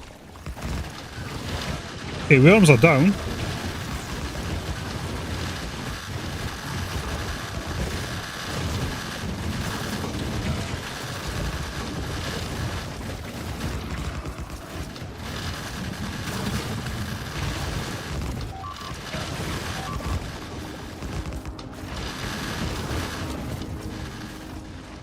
Okay, now walls, more gun turrets, and much more ammo. Okay. Holy moly. That is the craziest gun turret fight I've ever done. That is definitely... that is definitely true. Alright, let's see what's going on. I will reload from that point. I just want to have a quick look. Okay, so we are not getting overwhelmed anymore. So we have enough firepower up that the spawns get destroyed as they spawn, which is good. That also means we don't have that much damage. We don't sustain that much damage at the moment. We are spending like 2k magazines a minute. For as long as this is up. We have spent how much ammo so far? 7k plus God knows how much. Let's say 80 times 50 ammo was lost. Pessimistic overview is 4k ammo lost. It's 11.5k ammo. 11.5k ammo. So what do I need to do now? I need to put back down the gun turret blueprint like this. And basically just start filling in the gun turrets first. Keep putting ammo inside everything. And I think I'll just try to start walling off stuff from the top to the bottom. The top has the most biter bases anyway. So let's give that a try.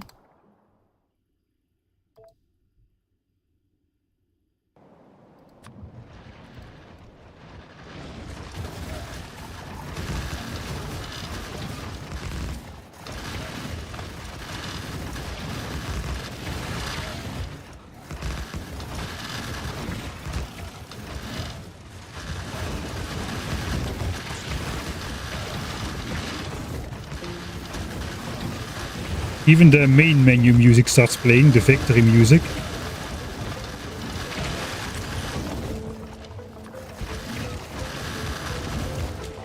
Ah, the biters just spawn in the way. Alright. If I misplace turrets now, I should not deconstruct them. I should just apply the filters.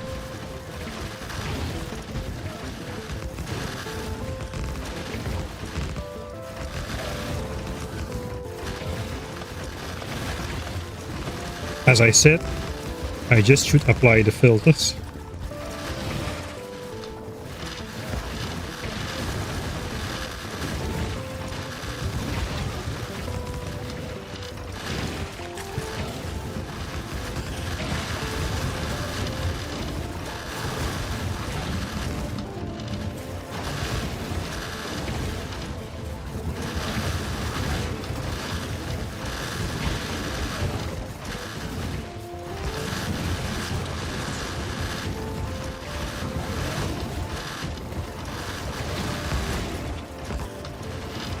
Alright.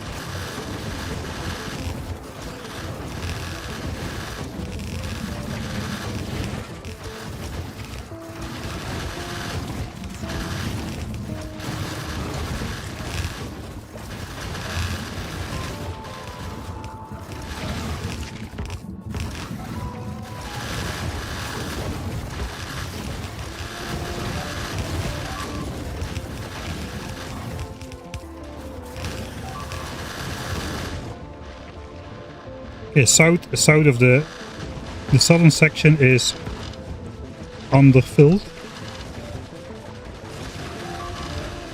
So we're getting overrun here. And again,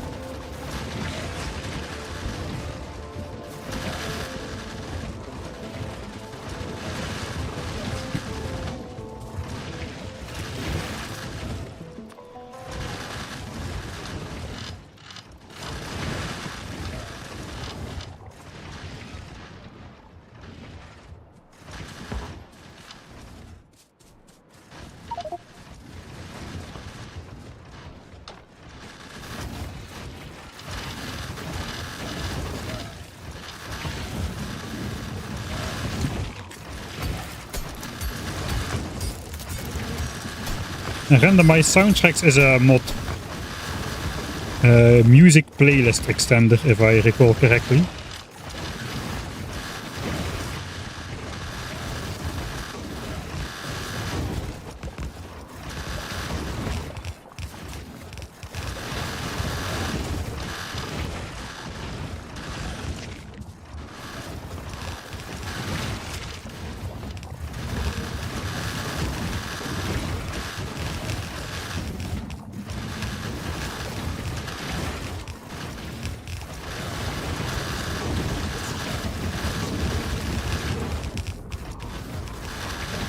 Okay, turrets don't matter anymore, I just need to fill it in now.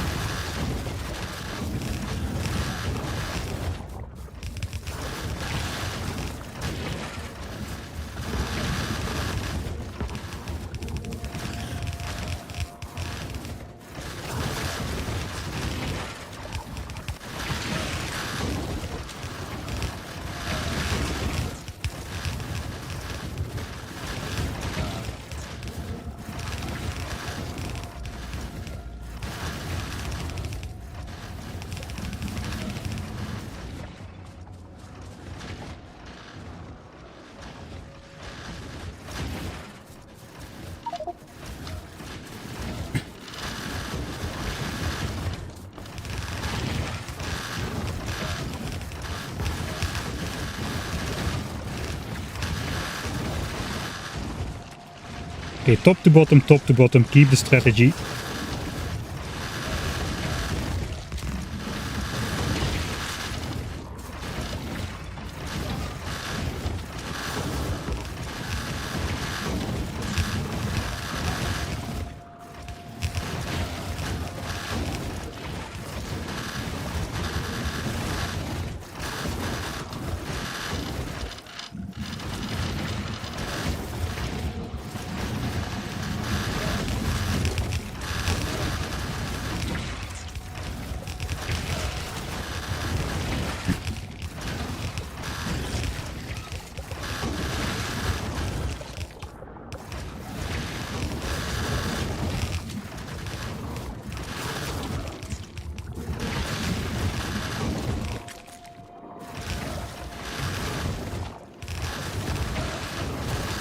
I think we're getting there.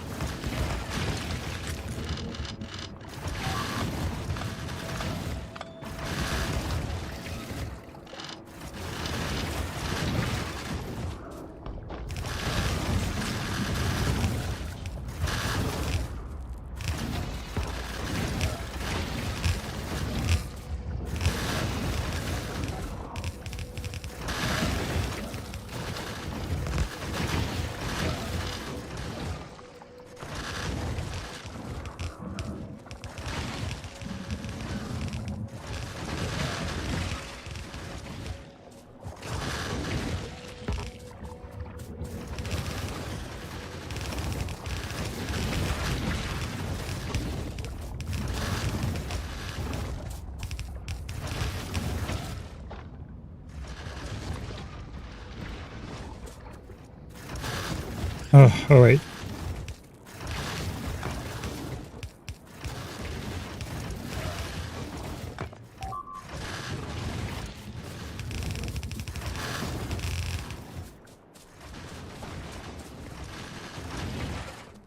Out of ammo again. I don't know. I can now just grab ammo every time from the same location, but how do I stash all my ammo in the proper locations every time?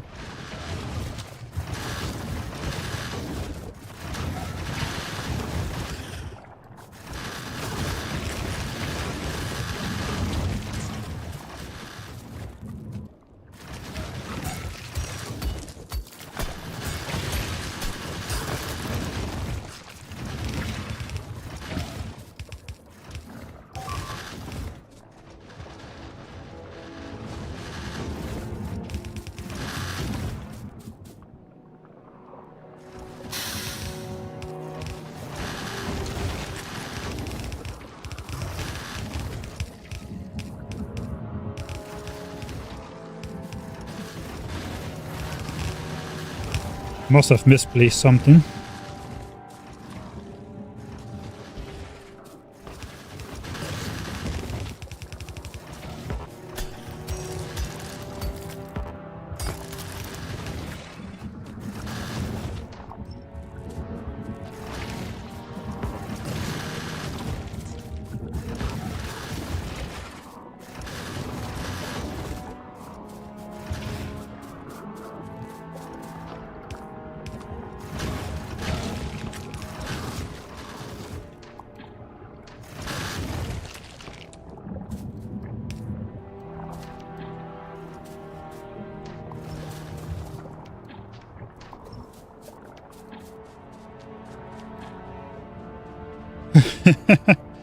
Is it done?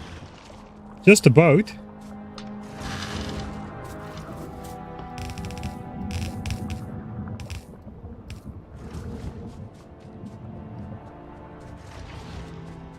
Whew, then the question is...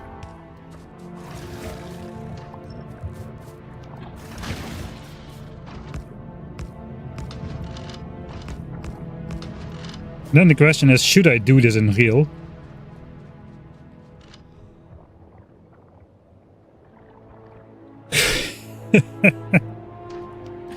I don't know, it's the insanity of the situation, man.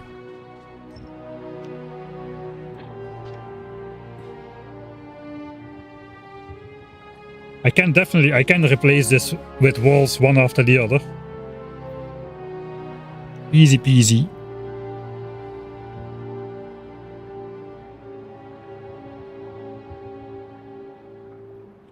Yeah, I got infected by QV Boy, that is.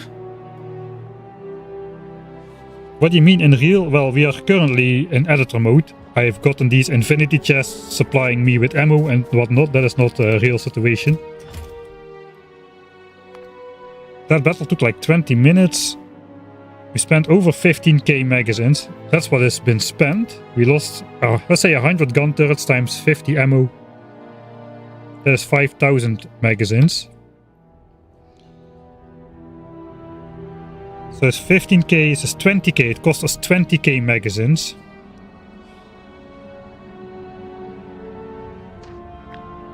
We've got 500 gun turrets, supposedly we're half full with ammo still, approximately. That's another 25,000 ammo, so I would have to bring over at least like 50k ammo.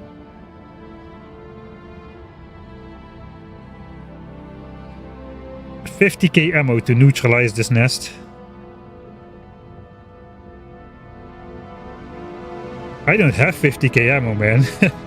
I don't even have that. Even if all my chests were full, I would need to wait for that.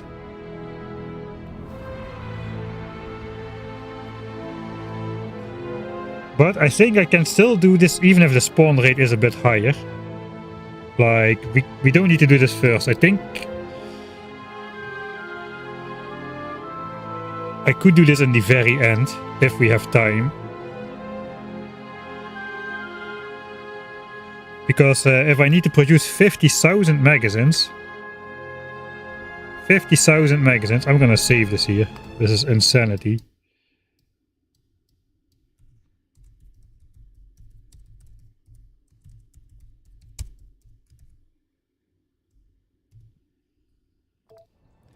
That is an insane battle.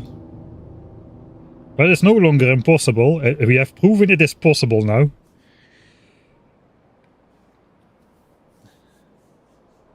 If I need to produce 50k ammo to just start this battle, that is gonna be 700,000 pollution. 700,000 pollution sounds like a lot, but it's still less pollution. There's about as much pollution as we would need to research steel furnaces, for example. That would be 750,000 pollution. Now, how much pollution space do we still have before reaching behemoths, though? That is a great question. I have an Excel here where I did something with pollution. If we ignore time, and I think we should ignore time,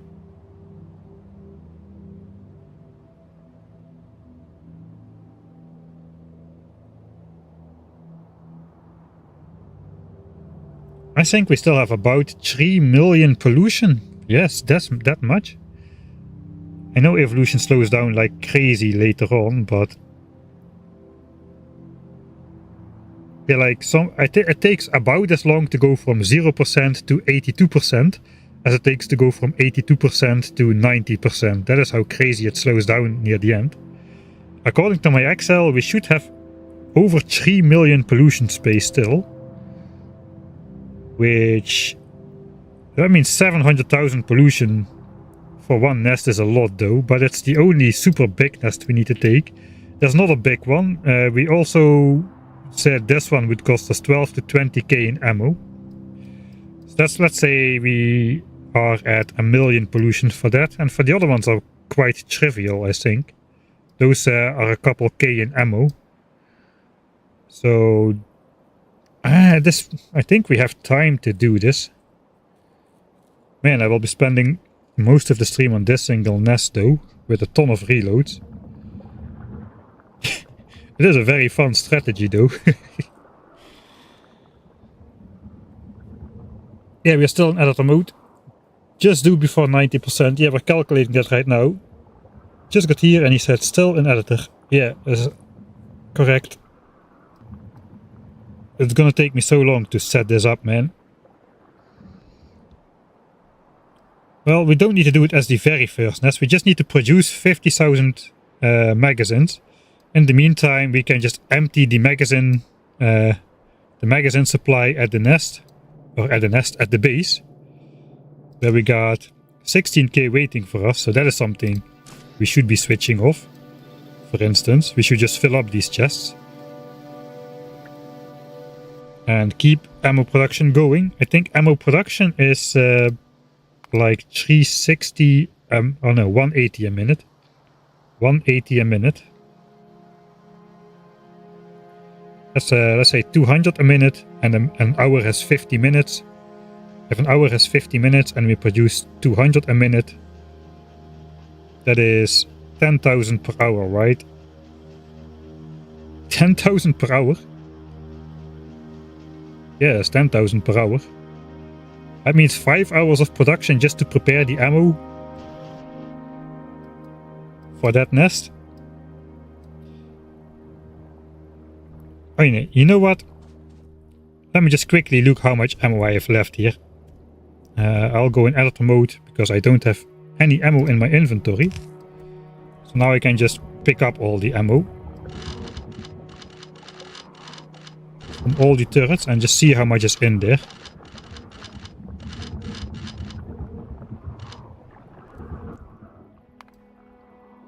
Okay, so 20k ammo was spent and lost. About 20k ammo was spent and lost.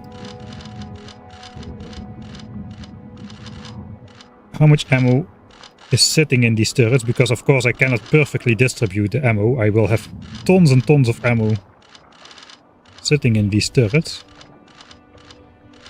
I don't really care if I miss like a single turret or two. Just about an order of magnitude idea. There might not be as much in the turrets as I think.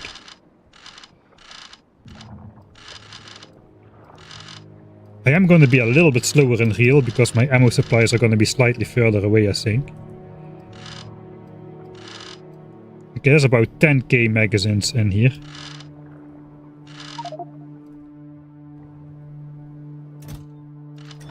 One, two. Okay, that is 10k. Okay, we might not need 50k then. So 20k is spent and lost. And another... That's a lot though. Another 16k was sitting in the turrets. So we're at 36k. So 40k would be the absolute minimum of ammo I would want to have nearby. 40k ammo would be the absolute minimum. Alright, then we have our work cut out for us. Alright, and after we do this, we can take these 15k magazines or 20k magazines that are still left over, and we can go do the final boss. The final boss being this guys with the big worms. That is gonna take me another 12 to 20k ammo. So that will just nicely spend the leftover ammo from this nest. And while we build up, we are just gonna do all the other nests we tagged earlier. Because we're gonna be producing ammo faster than we are gonna consume it, especially for the small nests over there. So yeah, then we have our work cut out for us.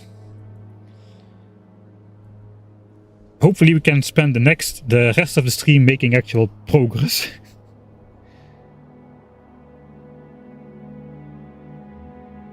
And we'll put up the achievement tracker, yeah. Let me just reach back to chat a little bit before I actually start doing stuff. I haven't thought you can plop the wall blueprint elsewhere and update it with the missing walls due to worms. Yeah, I have been doing that strategy for all the other nests, basically. I updated it with the missing walls and then I just placed it over top. Oh, it's actually this one. And then I just placed it over top at the end. Sometimes even with the gun turrets in place as well.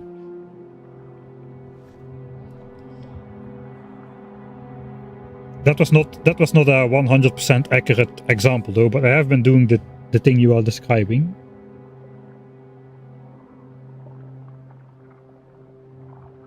Oh, thanks Toby for the Prime subscription. I didn't hear it through all the gunfire.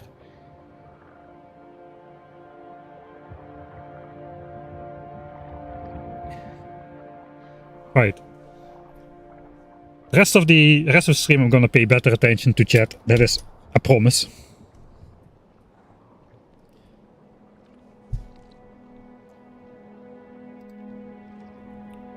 Right, how much time has already been elapsed? It was 2 hours already, I feel like.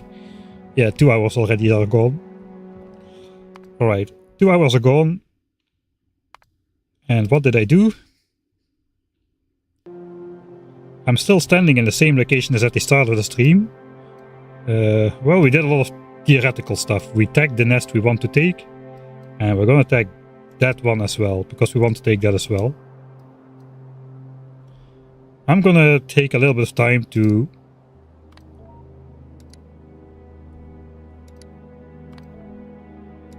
make him not always visible, because those arrows drive me crazy.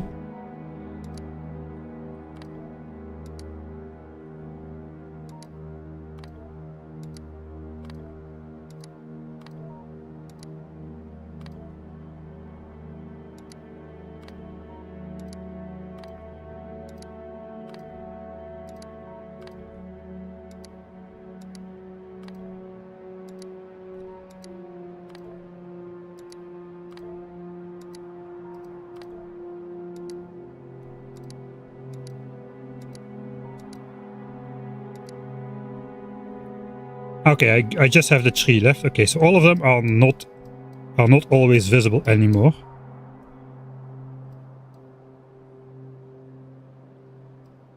Oh, they're also not visible on the map view then, okay.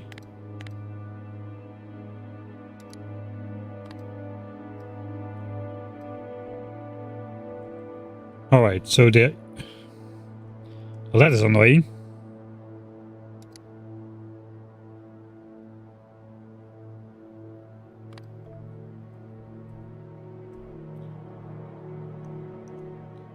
Alright, we're gonna have to live with the arrows then, because then it defeats the purpose of having them anyway.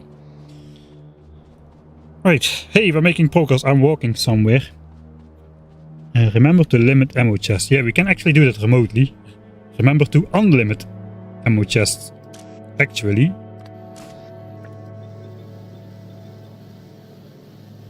Now we got 16k in there. If we want 40k and we're making 10,000 an hour, that's like 2.5 hours or so, which means around the end of the evening, with a little bit of luck, we can start doing that nest.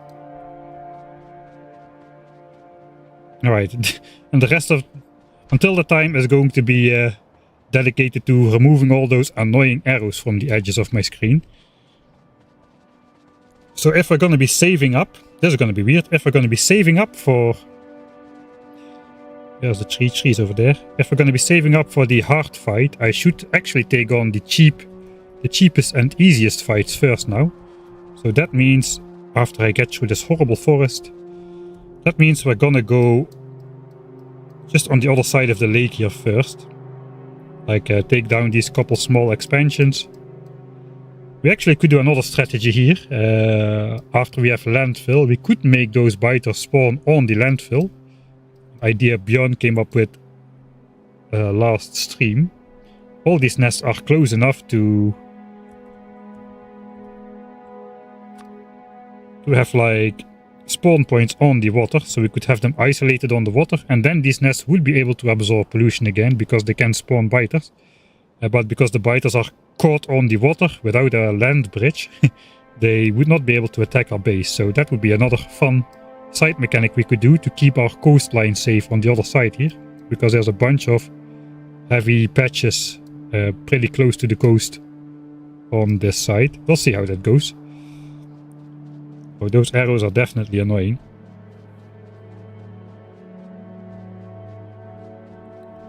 Maybe time for a fast and easy challenge after this one. Maybe.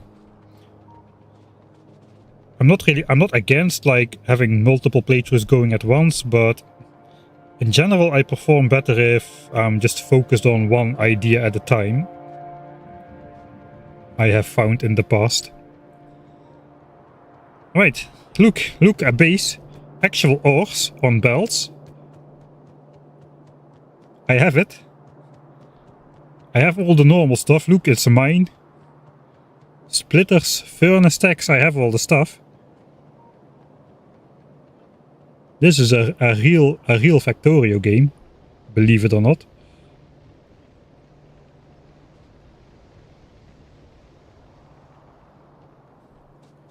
It is the funniest green science ingredient setup I've ever built. Like, mega base worthy without... This is like building a mega base before beacons and modules. quite different. And without fast inserters for that matter, because... Well, I still didn't spend the 30,000 required for that. After we pass behemoth biters, we are going to be basically unrestricted. Nothing is gonna matter anymore, so we could research some technologies which we just now don't want to spend pollution on.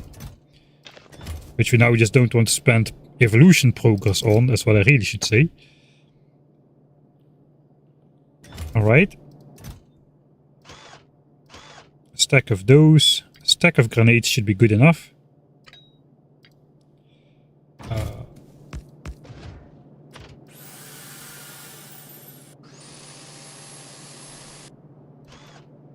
True pacifist space age, doing it right now feels way too easy. Just hand feeding myself to the rocket. Yeah, just beeline efficiency modules and hand feed your way to the rocket.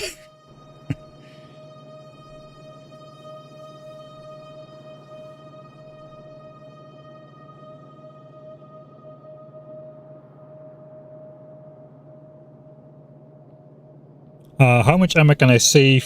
I guess 500 per row. I'm inserting 500 per row. So if I have like 4 rows less, I think the biters trigger from the 6th row. But I already need to have up a sturdy defense by that point, because the big biters are gonna flow in shortly after these squishy small ones which roam around the nest get triggered. So I don't think that's gonna be a significant save really. Alright, so what do I need to take if I go this way? All that is here is 4 nests. All of them are small. We don't need to take out this, it doesn't make sense. We're not gonna do this just yet, that is like last minute stuff.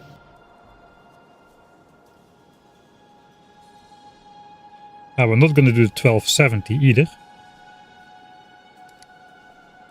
This one we're gonna do, that's all, another small one. This would be just for the iron. If we take this as well. These are optional. So here is 4 small ones, 1 super tiny one. Let's go to the super tiny one first then. This is a real battle.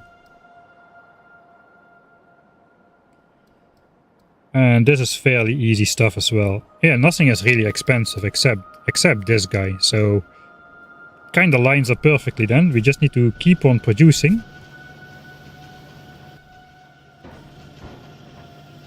And I'll make sure we'll keep on producing by just stacking it in the other chests for now.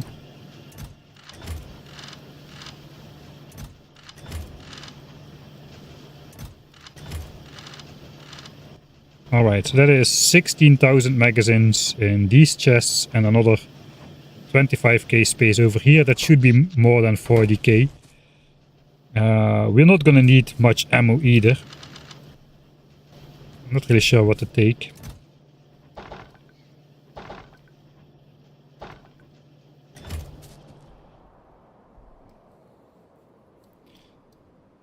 Alright, I suppose we are gonna run right first then. Do I have gun turrets? I might need to make some more gun turrets actually. Oh no, I still have some.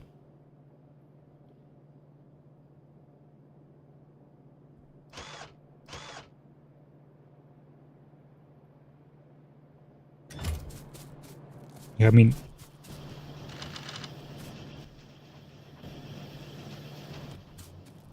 Yeah, let's just go like so. Save. Let's do something.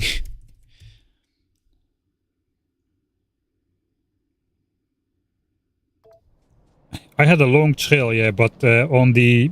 I think on the 5th or 6th row of gun turrets the biters triggered, and by that point I do want to have at least like 3 rows of gun turrets up, because the big biters are just gonna overwhelm me.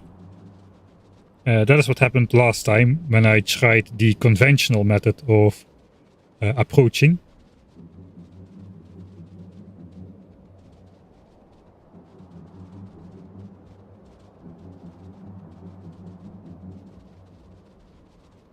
Yeah, I don't have experience yet with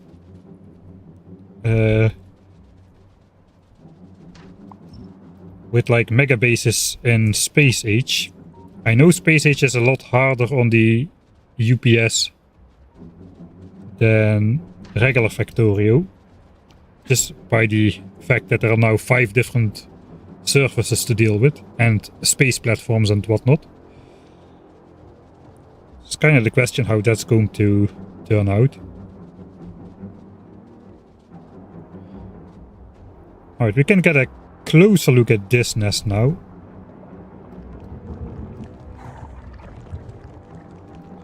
One, 2, 3, 4, 5, 6, 7, 8, 9, 10, 11, 12, 16 biter bases.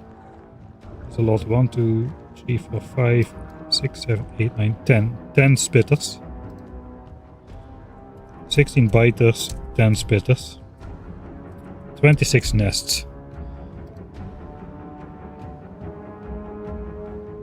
Yeah, that is not going to be worth it for those... that was like 12 chunks. Okay.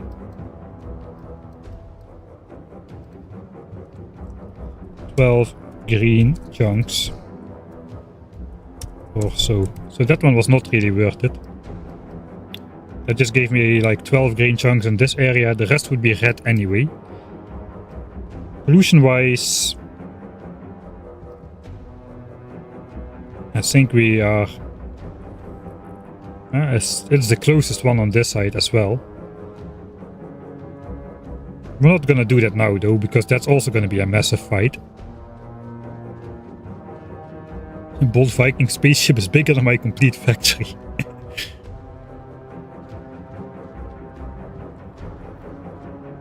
Did Bold Viking complete Pyanodons already, or did he just temporarily switch or do Space Age in tandem then? Because I know he was working on Pyanodons at some point.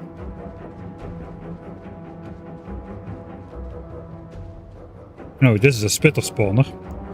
I could have taken that at Behemoth Biter era actually.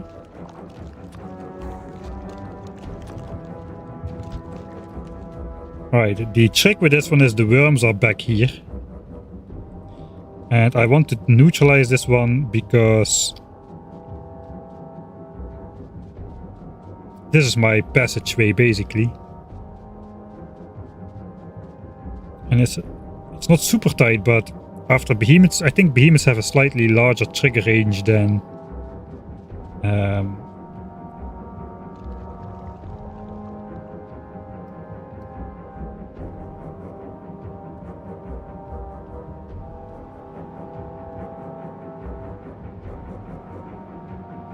not Behemoths.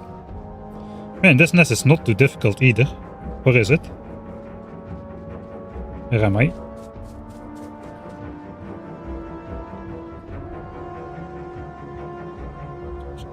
Five, 6, 7, 8, 9, 10 biter bases.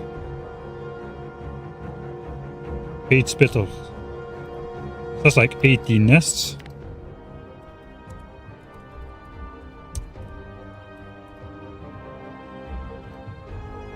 These are small.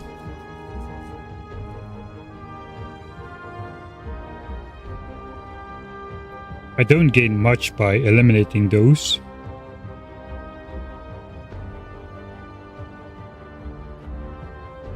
All this land is... yeah, I don't gain much by eliminating those. I don't gain anything by eliminating that.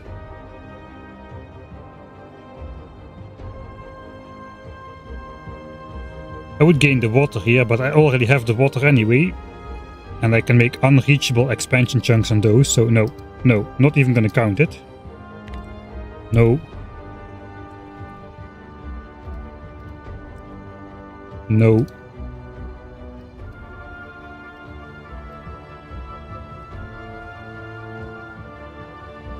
Trying to keep myself from overextending. There's a weird nest. This should be a massive one, but the worms just spawned at this edge, one nest spawned on that side, and that's just about it. So here we basically just gotta plop down a line for the turrets to take down all the worms.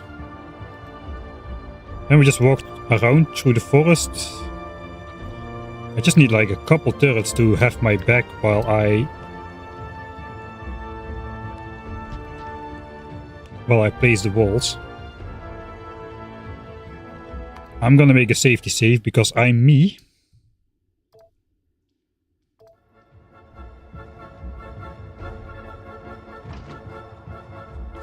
One sacrificial lamp. Or two.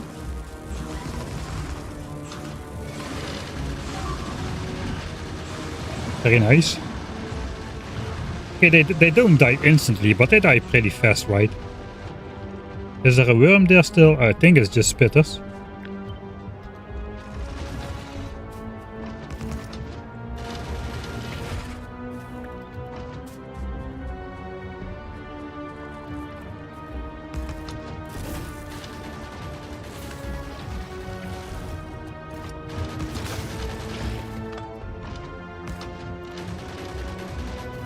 Alright, I can do this.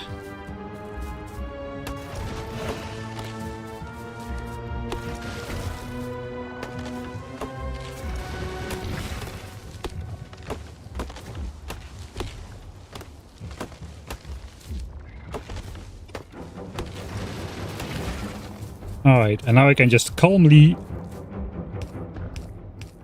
place the couple walls around this nest, and then I have a safe way through for the rest of time.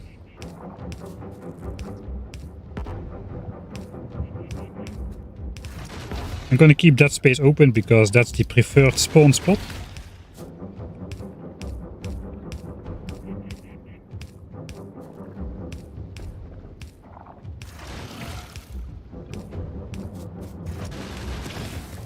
Alright, and that should be it. First one neutralized. Heck yeah. Let's fix the biter base as well. No, doesn't want to be fixed.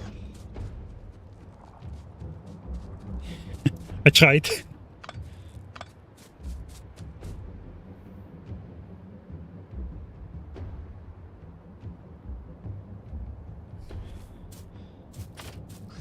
On one hand, I do want to try Pyanodons, but on the other hand, I know I shouldn't. Because I will just disappear for 2 years. If I do. Hey, that's the first one. Can be tagged off the list, 1441.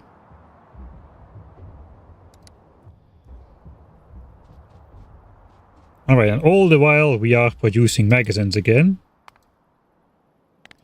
We already produced 3000 magazines in the last 15 minutes.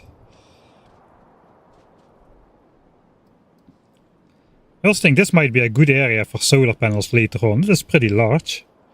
There is no expansions, at least I assume there's no expansions here, because of my previous pipe placement stuff. Like, if this is entirely, oh, you know what? I've been looking around the map where to place solar panels. I do want to place them outside of the base to keep as many of the green chunks inside as possible.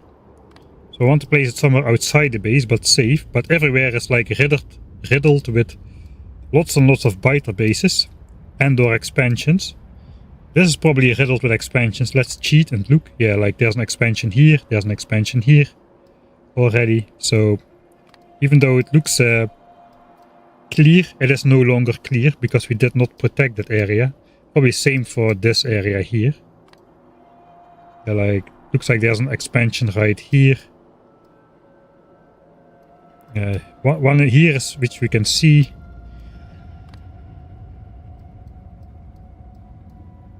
Like expansions are like half on the map behind here.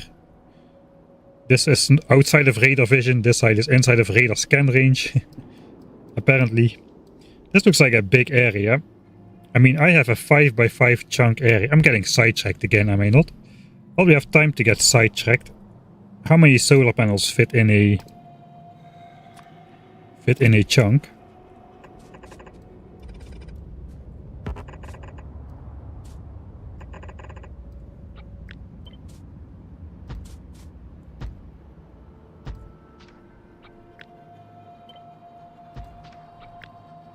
Okay, let's say 100 solar panels will be able to fit in a chunk.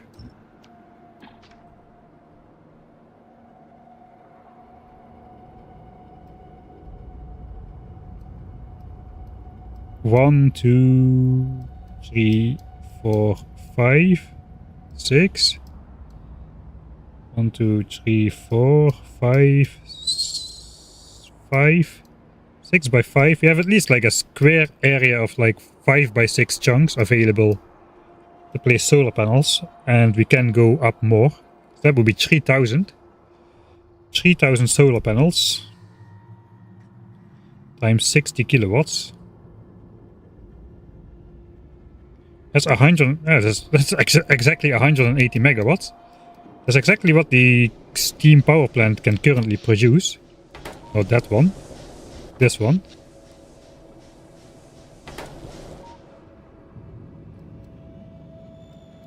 That would all fit in this space.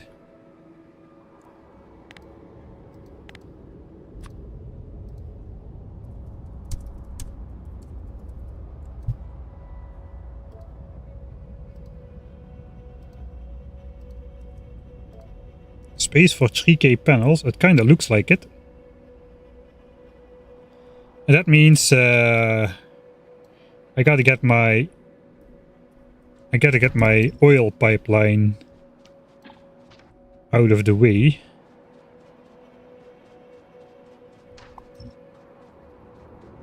Let's first check at double speed if if it's still expansion free. Should have brought some pipes then. Well,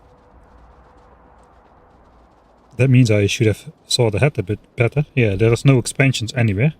We can even place more solar panels here as well.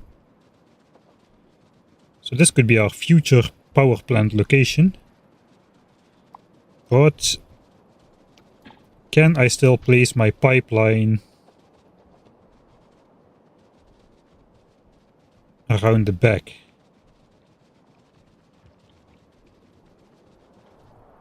So this pipeline is actually a late game pipeline already laid out in the early game to bring oil in, which we don't have researched yet. Connected to this pipe, then it goes over the water and comes into our base. And then we can use it. But if my power plant is gonna be here, I hope that this area is still free from biter expansions. And if it is, we should probably keep it free from biter expansions. Let's hope nothing pops up on the map right here.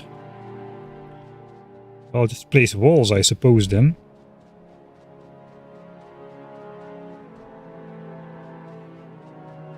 Might get up and make some coffee. Right. Okay, now we walked here, let's look. Oh yeah. Okay, so we protected this area from biter expansions. This is still prime terrain. So I suppose instead of placing an actual pipeline, I'll just deny these chunks then.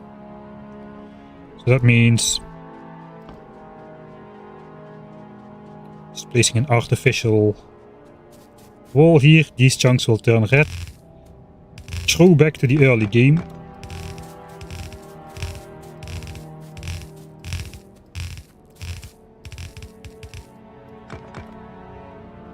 Okay, now the biters are very unlikely to settle somewhere over here.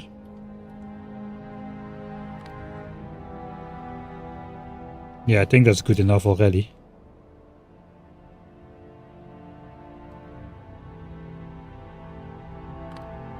It's probably good enough already.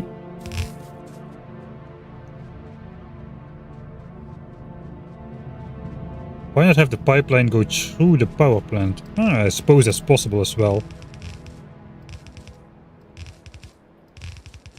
It would kind of mess up the pattern though. The solar panel pattern, if you have some stuff going through it. And it's just like 6 chunks to sacrifice. And these only blink once. If these blink, they will get settled, unlike the green chunks in my base. Right, so before we head to the next one, I'm gonna get up and stretch then. A little bit and refill my coffee cup with the last of the coffee.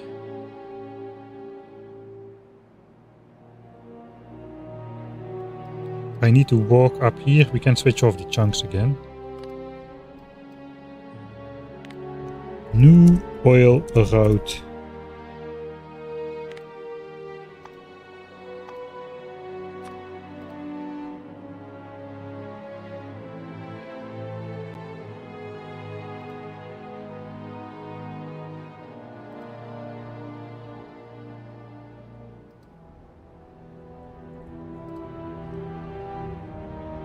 Something like that then. In a straight line we can connect to this pipe over here.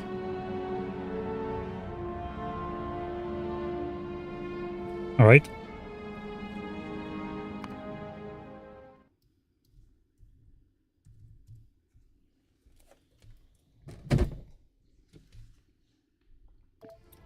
And for those of you who just joined in, let's laugh together at all the technologies, I researched so far.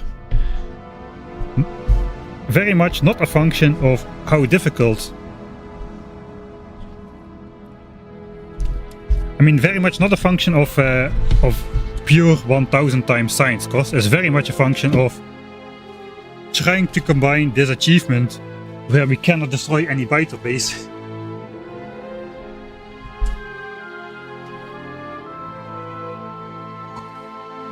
with 1000 times science cost, which basically means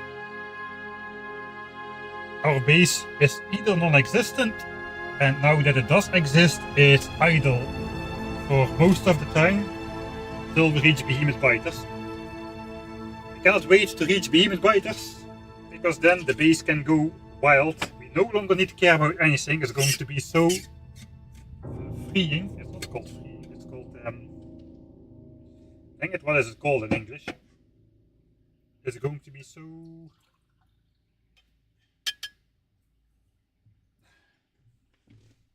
liberating. It's going to be so liberating to cross behemoth biters and basically don't care about biters anymore because, well, if they can one-shot me and I cannot do anything against biters anymore, then I don't have to care about biters anymore.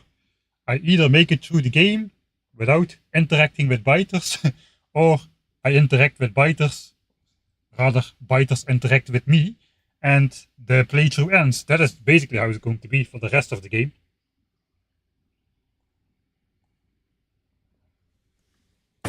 Alright, let's scroll back.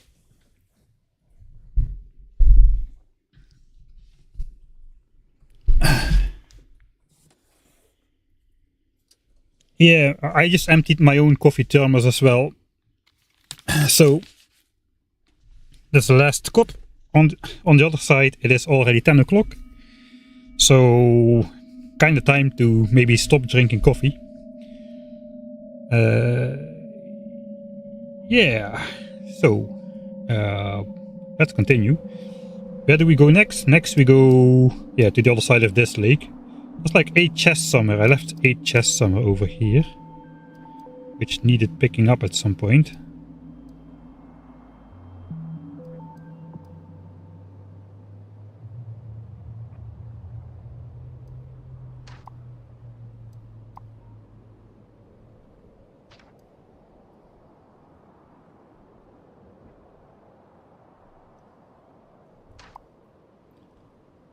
But there must be somewhere in the void then. Ah yeah, here they are. These are my 8 missing chests. I know because I started with 25. There's nothing in those chests, they are just empty. Very important. Let's speed up a bit. We're going at 2 times speed. I probably should set the UPS counter on again as well. I switched it off for the filming. Hey, this narrow passage. Now we can just simply walk through here without anybody bothering us.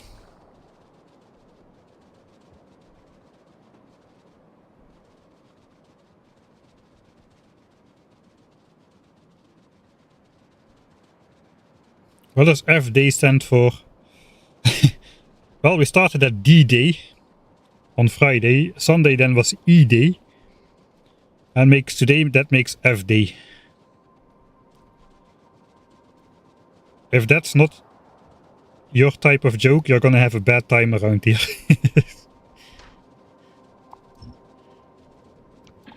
Especially in streams, especially during streams which have much repetitive tasks in them, like this one.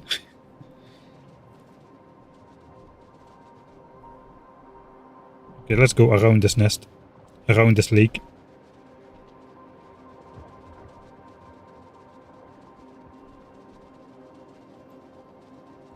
FD, I barely know her. I don't know what kind of associations, what kind of associations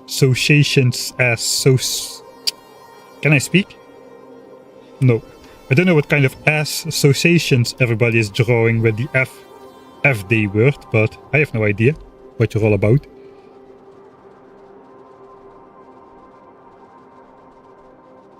Just checking in for a few minutes, workday tomorrow. Yeah, fair enough. You're not gonna miss much.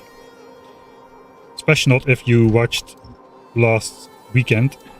We're just doing more of it. Actually, it's not true. We've been doing some different stuff as well. Because I tend to get sidetracked a lot. Well, not that it was... the things we did were definitely useful. Like figuring out what bases were useful to take and for what reasons. And prioritizing them accordingly. Oh wait, we are close to the to being reunited with my chests, I think. They should be somewhere over here. I know, we are still way further than I thought it was.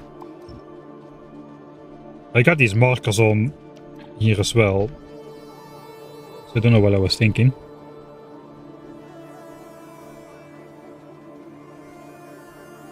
Well, there might be another G day later this week. I won't be able to have a stream on Friday this week for those of you who watch regularly. Forgot, but we have a birthday party coming up. We're invited to a restaurant, so it's probably gonna take most of the evening. So instead I'll likely stream on Saturday and Sunday instead of Friday and Sunday.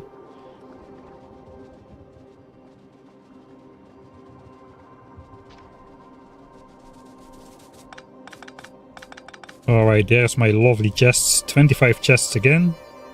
Squeak through here.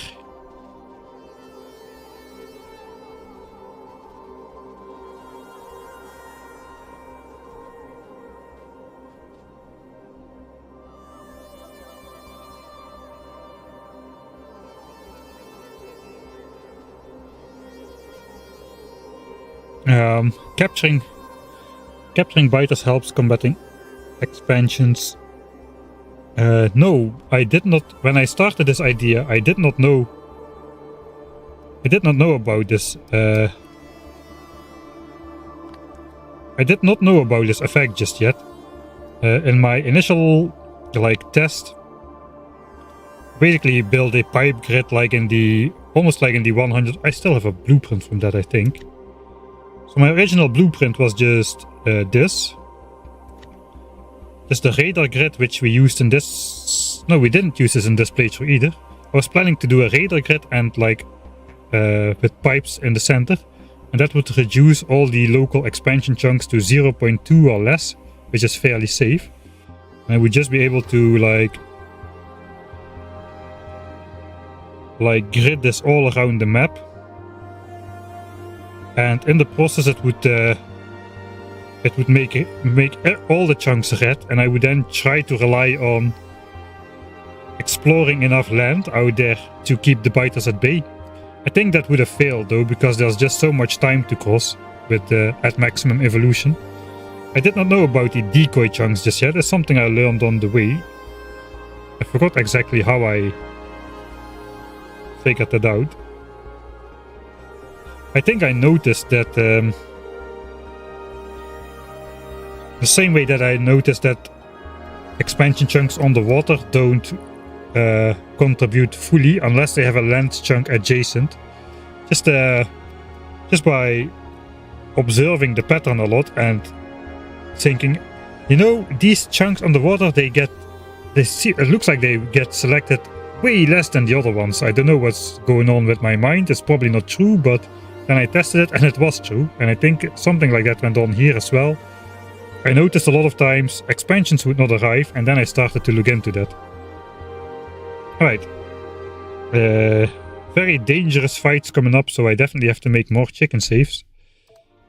Not even gonna build the wall around the nest.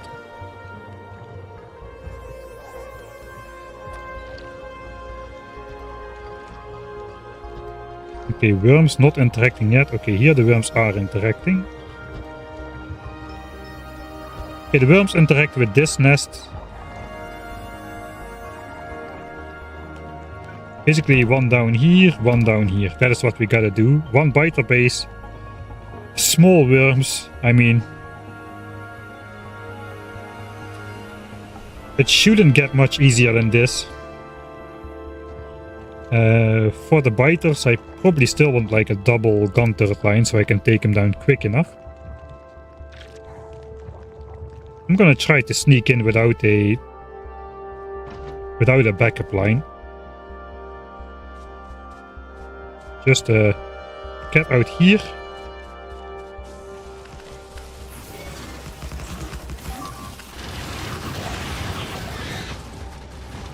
And of course, what else is new? I misplaced turrets.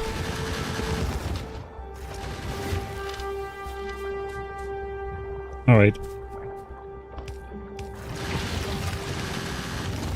Let's first of all get those guys to spawn close by enough. 871. 871. Alright.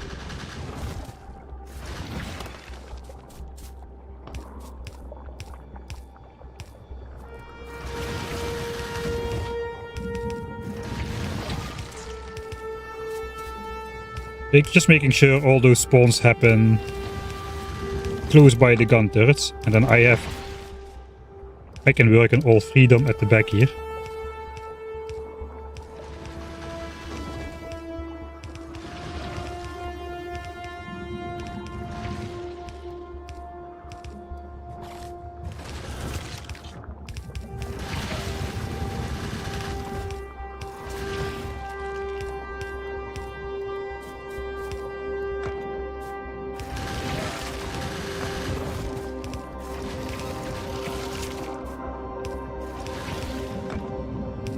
Okay, that's the last of the biter base. Last one just got spawned.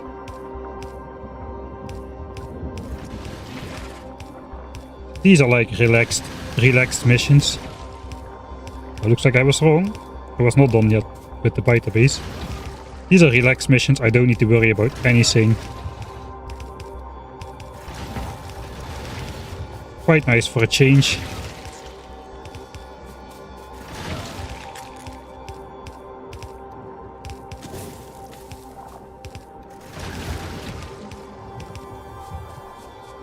Alright, I should keep that guy spawning in range of the gun turrets. Or that will happen.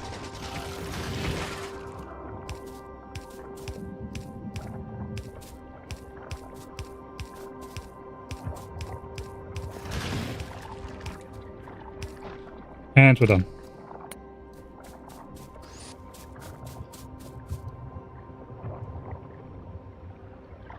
Blinking chunk in the southeast. I think I'll stop marking him. I might just remove all the markings from the base. Don't really have much value anymore. I think we've did enough testing, enough confirmation that if it doesn't work exactly like I think it works, it still works close enough like I think it works. So that should be good.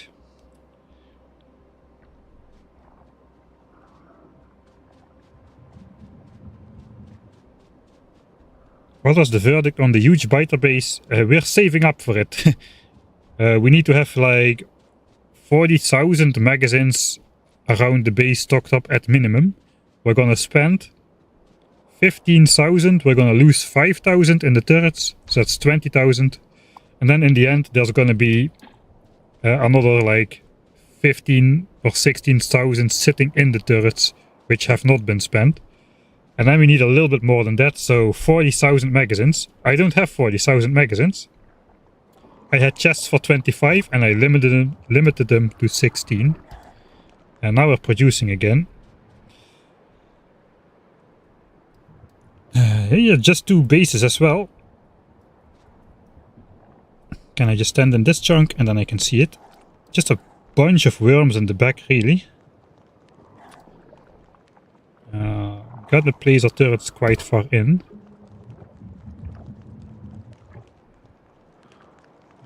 I can probably place these far enough out so those other worms cannot shoot them.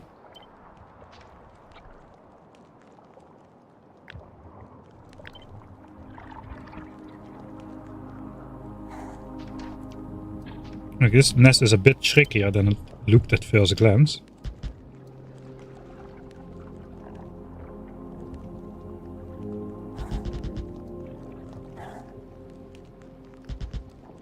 Alright, then we'll just sneak in and just place a couple gun turrets like between the biters, I suppose, or between the worms.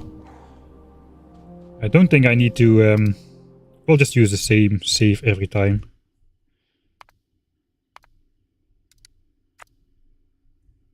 Don't think I'm gonna be spending much filming time, or like much theory time on this part of the run. I gotta trigger the biters out here maybe.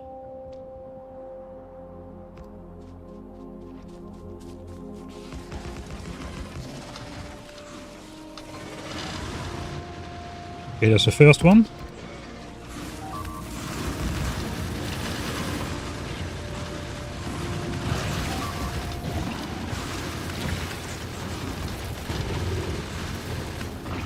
Don't kill me.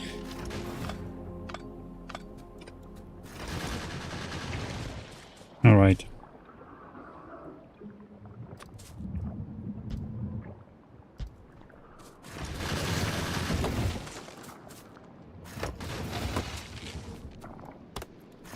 Ah, so nice, these easy fights. And I'm standing in an acid pool and dying. I'm not even gonna block the biter base first. That is how little I care.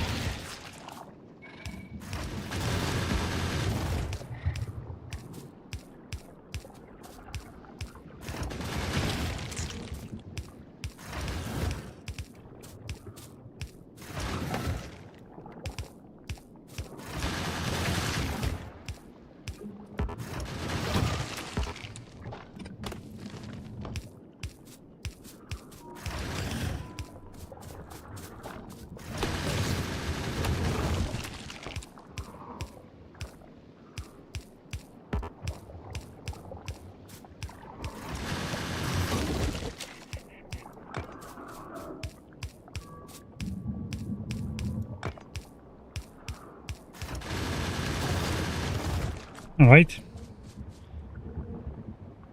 Attack number 852 bites the dust.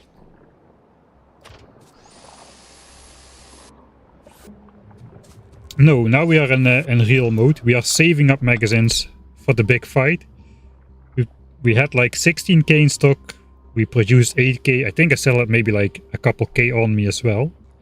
So we should be at close to 30k, I suppose. We're spending some as well.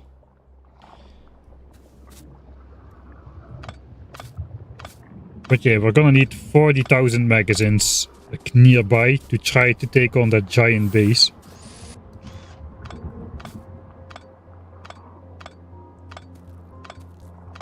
Yeah, we can do the landfill trick for this one. So one of the things so these nests do not absorb pollution for the rest of the game because they cannot spawn biters.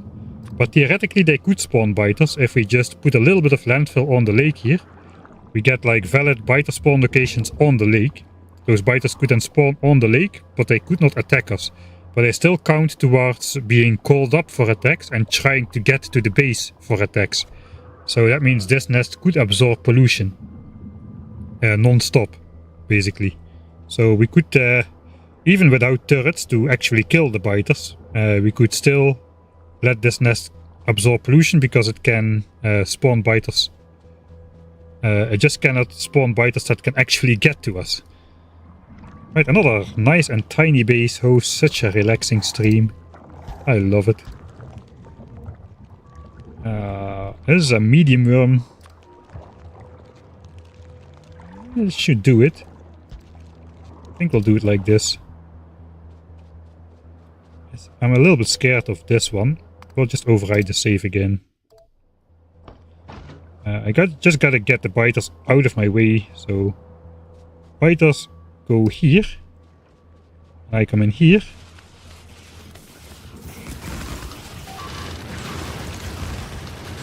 Try to get this down in time. And it's done.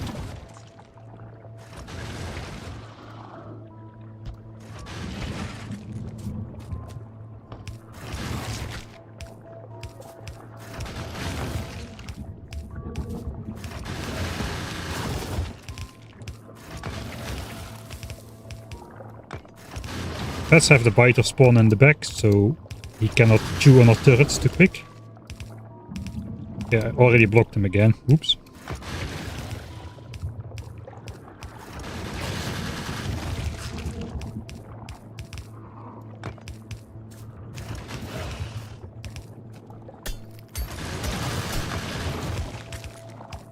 There's the biter base blocked.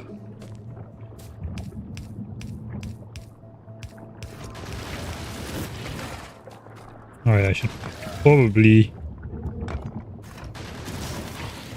make sure the spitter spawners will spawn in the north. There's like a fixed order in which these positions are chosen to spawn in, relative to the nest. Okay, now I forgot all the ones which I unblocked.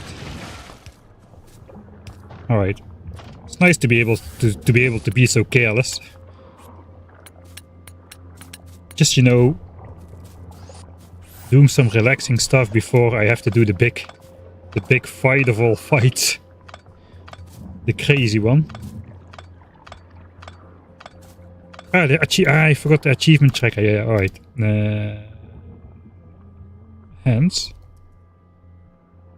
Okay, it's still valid. Whew, that's good. 902. Off the list you go. One more on the side of the lake. Another expansion.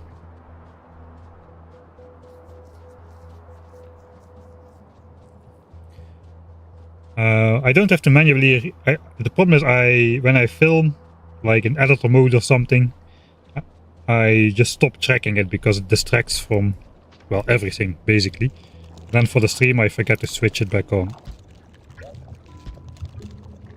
There's actually a ton of worms here.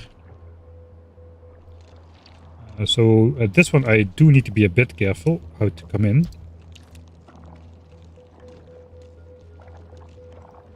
Still one line should be enough, it's just spitter spawners. I am gonna actually do this though.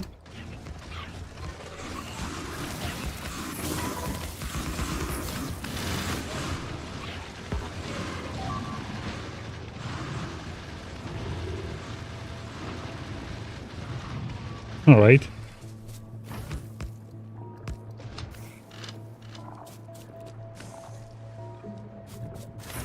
Hello? Hey, good job, good job.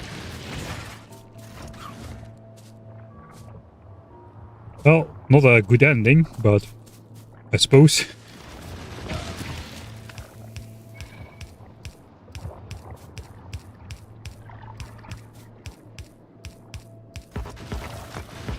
Okay, now I wonder if this cliff will actually block the spot. It should. For big spitters.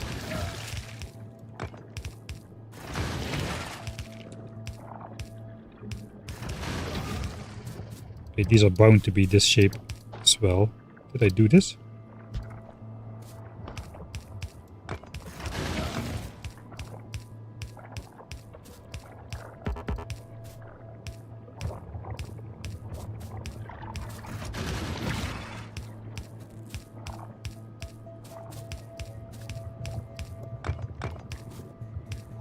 I'm gonna be just too late, yeah, of course.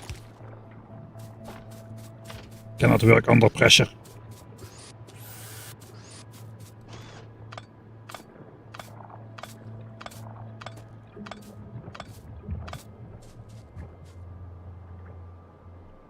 I did not place landfill yet because I haven't unlocked landfill yet.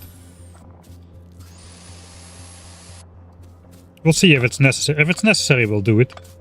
Just to absorb pollution. I'd rather use more cheesy tricks than just limit my factory to a certain production, because else we are polluting the biters. We're gonna just pull more tricks from the bag if we need to. There's everything done over here. What is still left? The big ones are still left. Well, the big one is still left.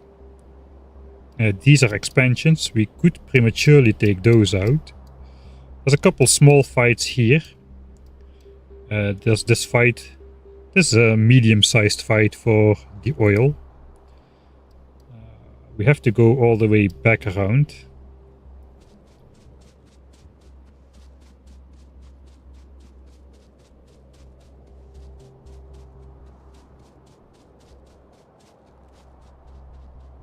I will remember that I can do this trick if it's necessary. I don't think it will be necessary though. I think at some point we're gonna unlock the efficiency modules, and then mining pollution is going to be way smaller than currently.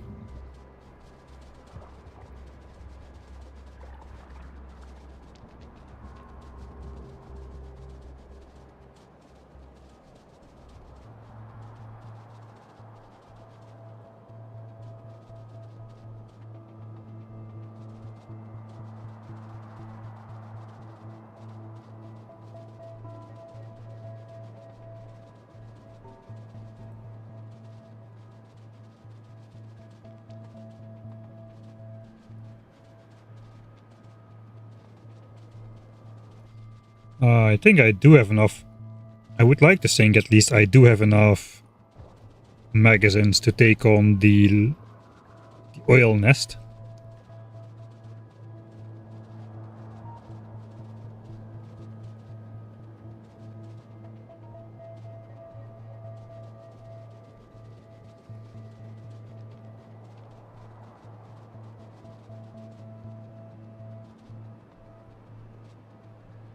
Which is somewhere over... It's always further than you think. It's still quite far. Hey, I got repair packs.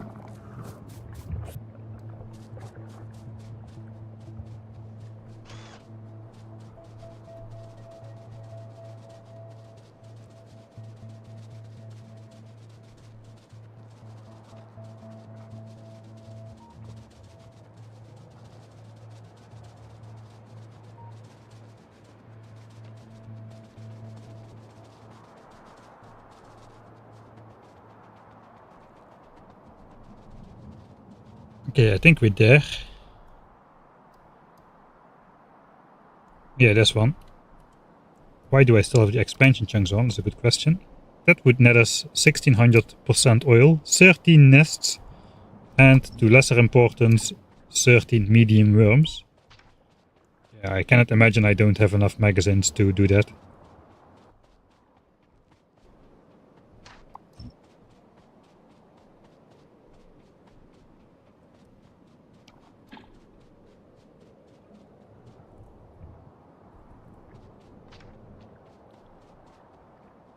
There we are. The 1290 will delete it already. Okay, here we got one of those nests which already has a couple of big enemies spawned. One at least. I do think we are gonna do this in the traditional way, including making the blueprint.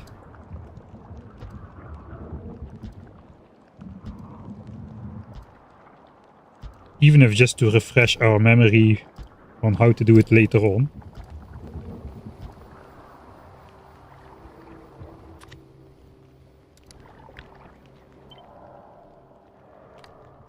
So we grab that.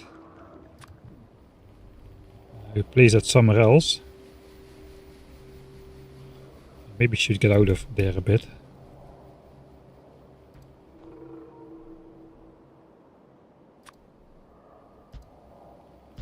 And then we do it again. This time already putting walls in place of where all the medium worms are gonna be. Or where all the medium worms are still in the way.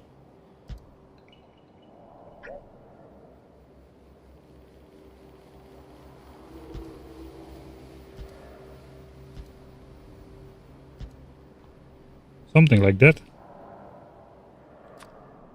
Not really sure if I should fill this in much. Probably won't hurt to do it.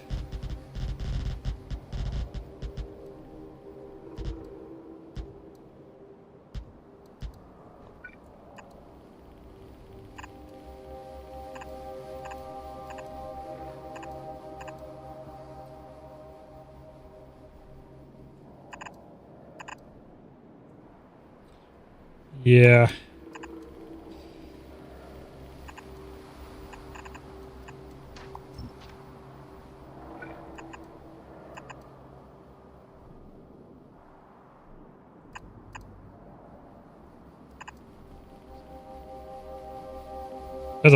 That'll have to do. So now we'll do it again, snap it to a grid.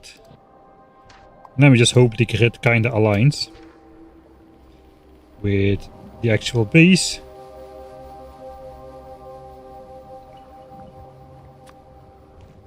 And if not, we just control arrow it into place. Thanks to the new function. Alright. We'll have to blow up a lot of trees there. I think I would just want to come in from the back, really. From the back and then go over to the north. All the worms. Normally they are hiding in the trees, but looks like now they're... Well, there are some hiding in the trees, but now they're mostly at the top of the nest here. So that means coming in from this side.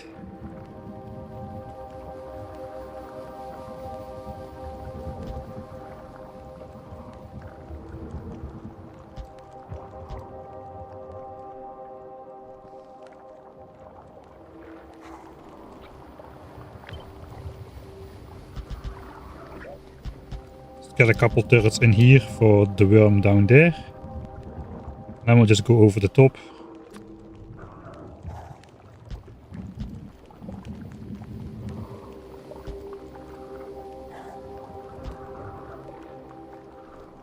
And that probably takes down everything we need.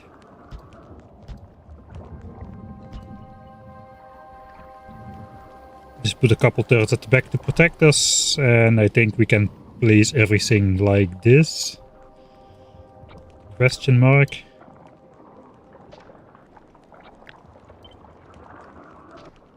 I suppose we'll just try. It's not that big of a nest.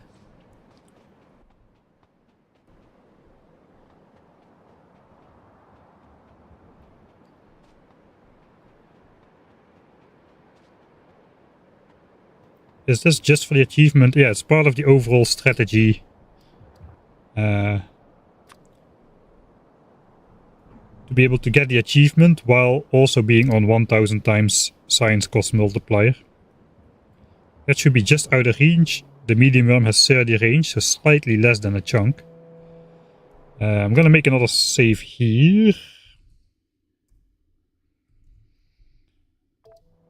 Because this might be more difficult than I imagine.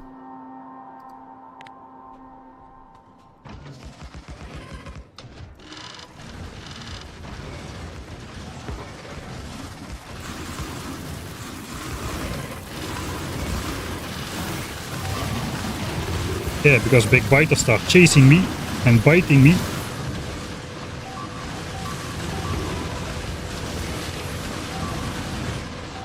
Alright. So yeah, it is a little bit harder than I imagined. I think I have... Alright, there we go. I think we have to set up a bigger initial stack of turrets, really. And I should not start with those 8 squishy ones. So yeah, no hardcore challenge for me on this one. I just have to go in quickly. Vertical stacks are the bane of my existence, really.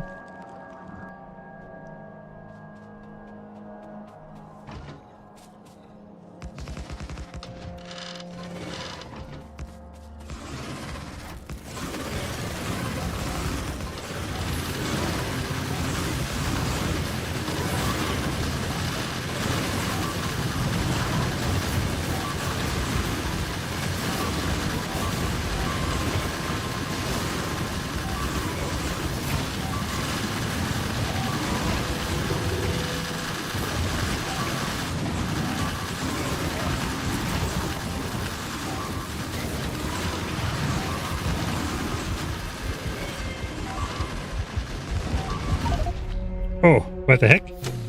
I walked into an acid pool. This nest is not as easy as I thought it would be. That is for sure.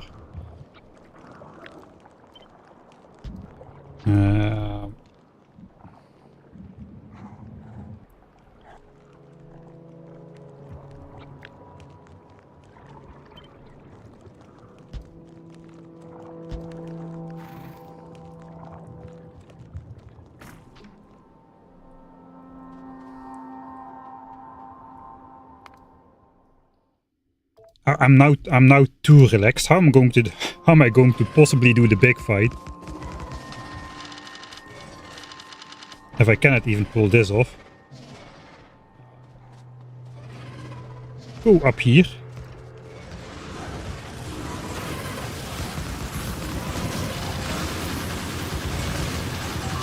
I'm stuck between a biter and a hard place.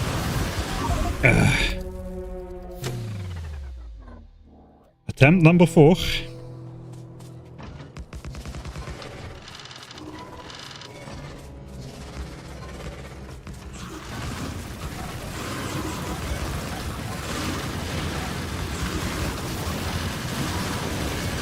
Oh, too many worms are on me.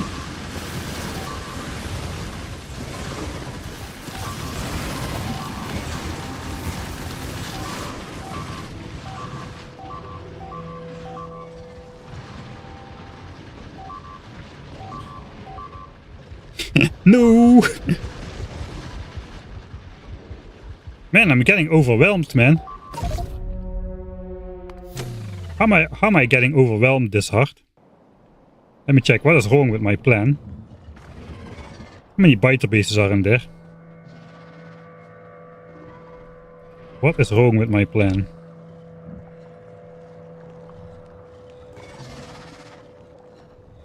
One, two, three, four, 5, 6, 7, 8. It should not be this.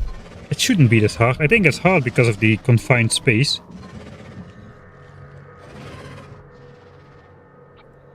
Okay, we're gonna go an intermediate one. I'm gonna try to lure them down here.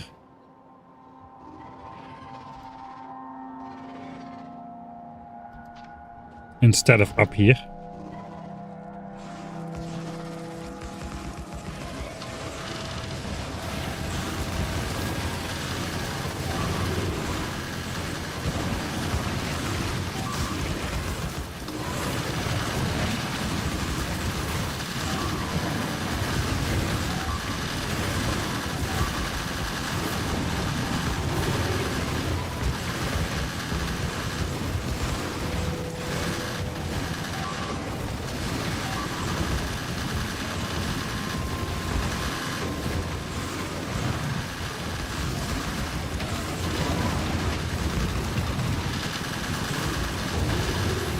Okay, I might not have enough magazines for this nest after all.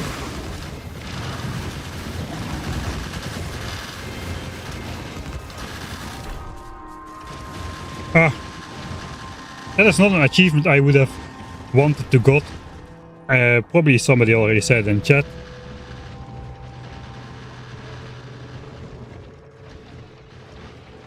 Too many turrets focusing on the worms.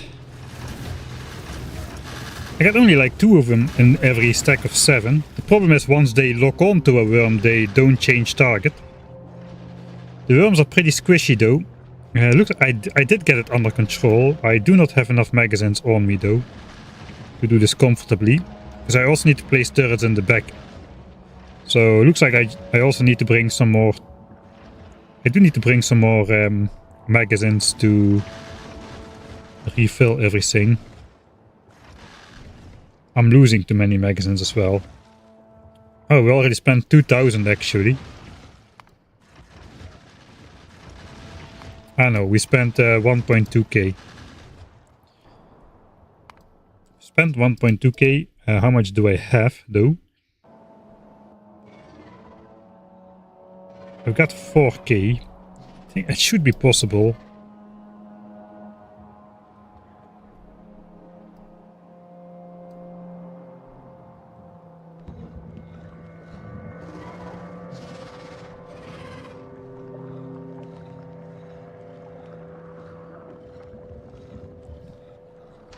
Alright, what if I make it easier for myself? What if I could just simply place some horizontal stacks, because that's what I do better. And I would just start... I would still come in from this side. I'll give it one more shot. If it doesn't work on this attempt, or 2...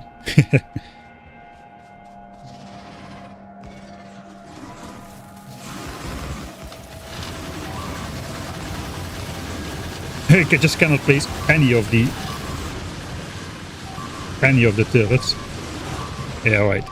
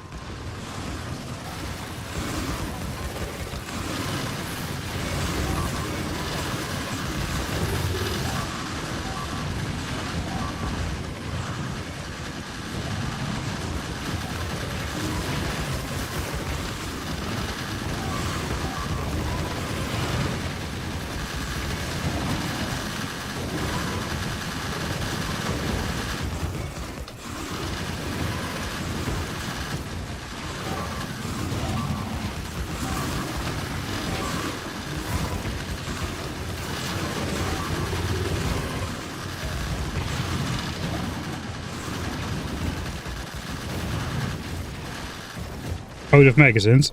Yeah, that's what I mean. I'm already out.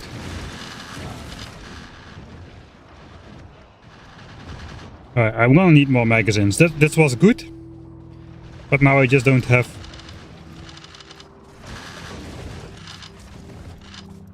Now I don't have the supplies I need to... maybe I do. Let's just try it.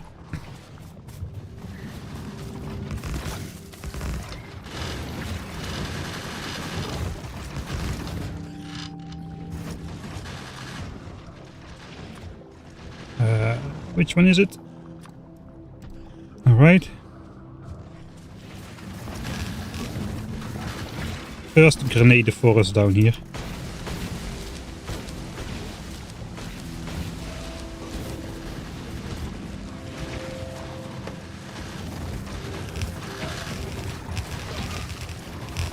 I don't think I have the magazines to fill this in.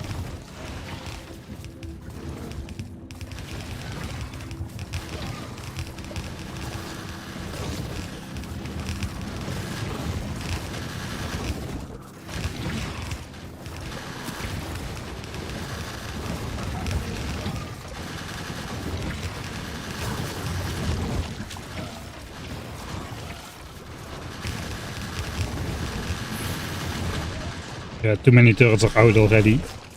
Problem is I just cannot protect myself properly with just a limited amount of ammo. I just need a lot of surplus ammo which I can just stash into turrets. So I can just go without being stingy.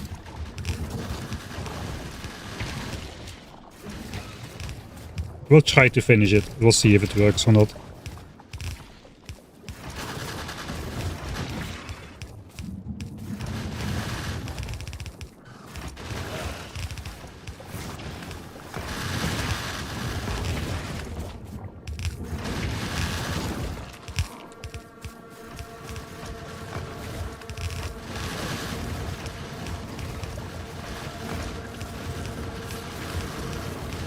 All these turrets are out.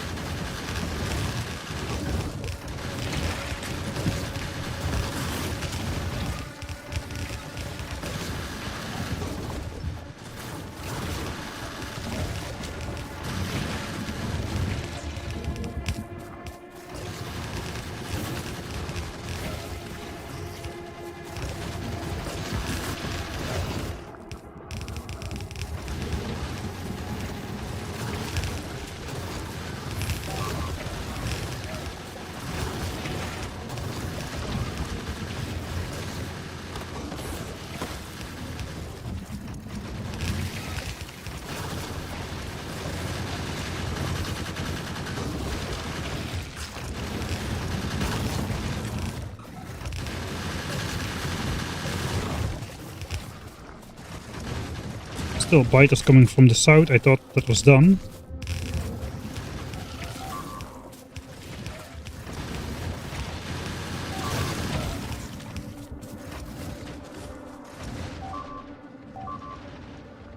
Yeah. I'm just gonna lose way too much. I don't even have enough walls.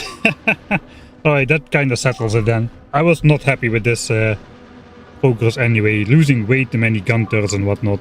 I just need to come in with like sufficient supplies.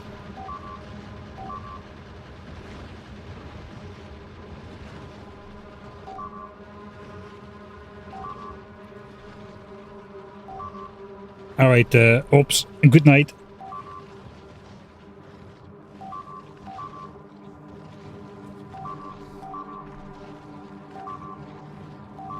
Yeah, it seemed like a better approach, that is correct. So let's load that.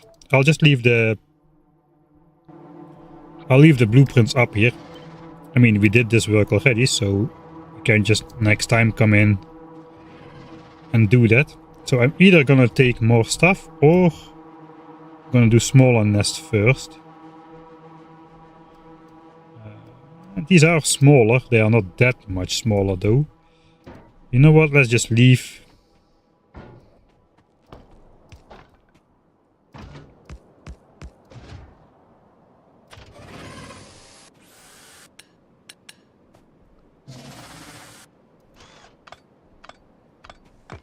No, I don't need more than an inventory of stuff. Do I?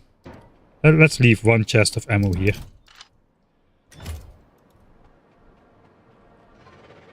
We'll head back to the base and pick up some more stuff. Can have a look at how much stuff we already collected so far.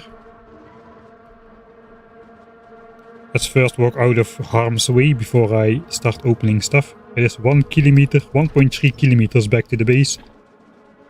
All on default walking speed. Well, I'm speeding up the game, but all on a very time-wasty walking speed. Yeah, 10k. Looks like the back of the envelope estimation was spot on. 10.8k ammo per hour. Wait, what? Yeah, 10.8k ammo per hour.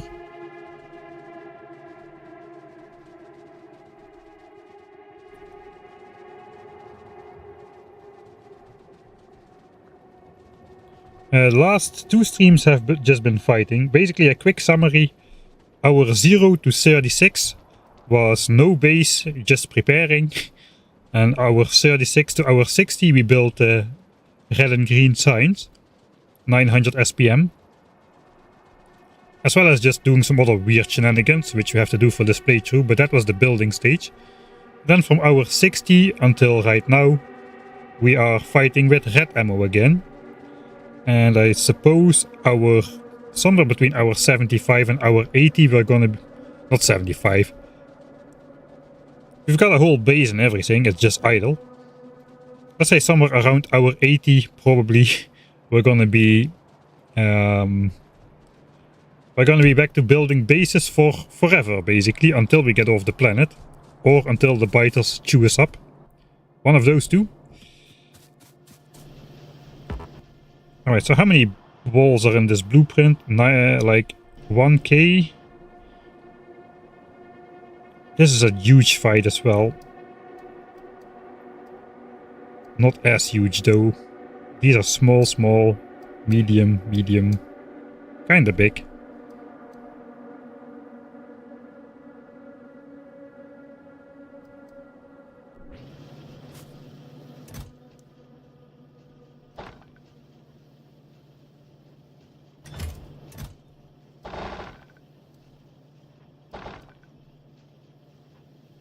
I don't know why I didn't just leave all my stuff there. I suppose I was planning to go back to a different nest, but I think I'm just gonna go back to the same nest. Not really sure what I was thinking there.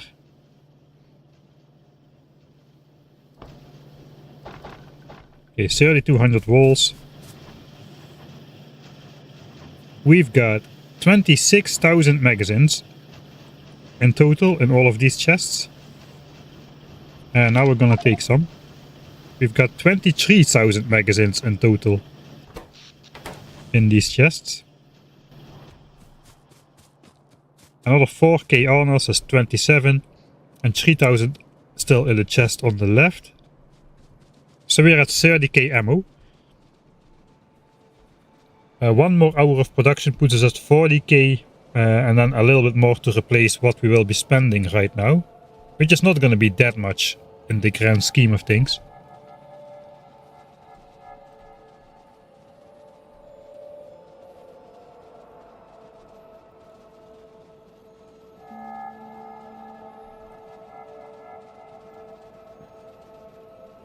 Good on pollution so far. Yeah, actually, let's check that out. I'm not worried about pollution, but maybe I should be.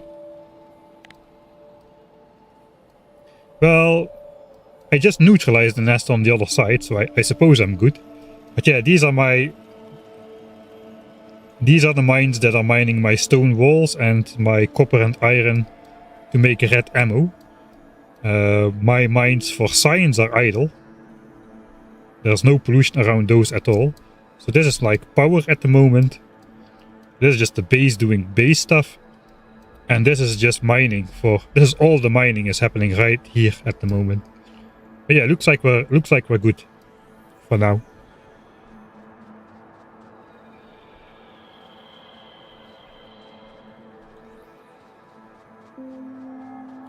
If you think I'm a bit late to the party, but yeah, If you think about it, vertical stacks are just sideways horizontal stacks. I'll keep that in mind. Perhaps that will help me in placing them. I think I'll just put my monitor like sideways.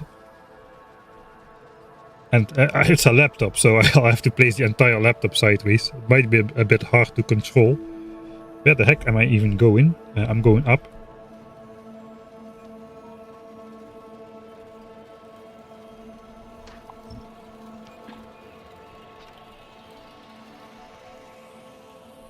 Thanks XYZZ for the kind words.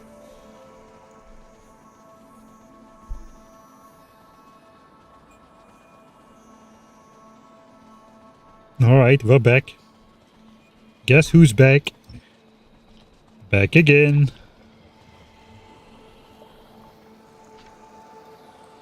It is just as it is about to become night, so we can have the best possible visuals, of course. What else is new? Alright. So 1K walls. I'm gonna put the walls in a separate chest somewhere over here.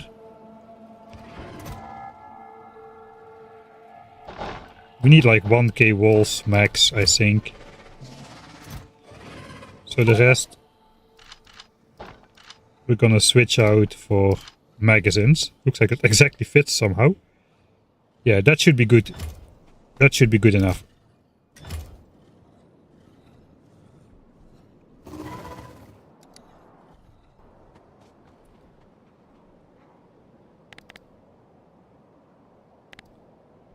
Am I going to do this in the night?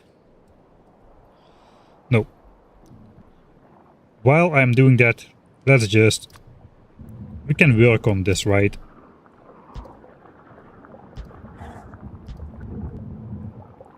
We'll just already surround the big one. Because it is in the cards that we will be going out here.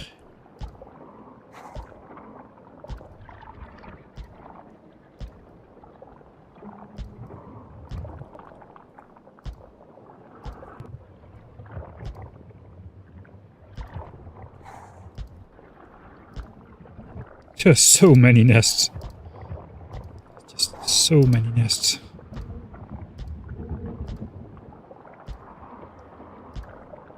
I think it's worth it though. We'll be able to pollute so much more in the end game. Or like once we have blue signs up, we will need all the pollution space we can get, I think. So it's gonna be worth it. There's already 1.2k walls without even filling it in. Of course we're gonna fill it in with turrets, this one. Or at least. In the beginning. Right, now it's daytime, so we can do this in the day. Restocked, try again. Why are surrounding biter nests with walls? Because I cannot destroy them. Because we are trying to get the Keeping Your Hands Clean achievement, which says no destroying biter bases until artillery.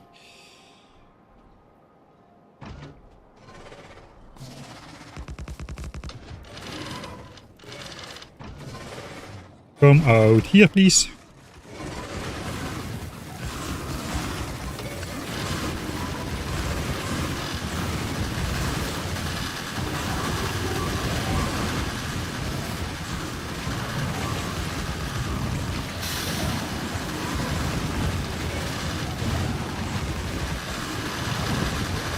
Okay, now we got the momentum.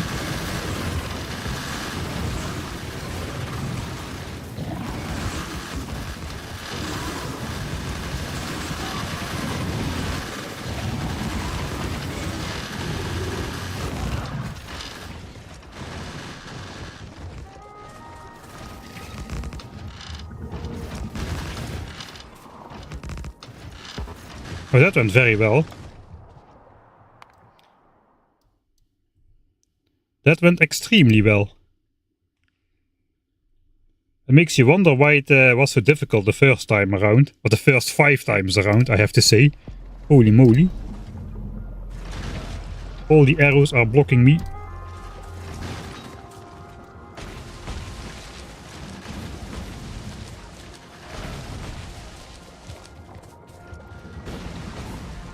Alright.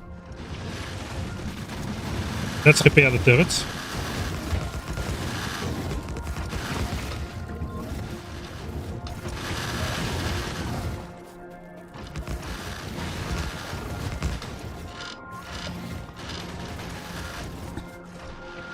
Nothing is being attacked. Pick up the walls. The walls were somewhere over here.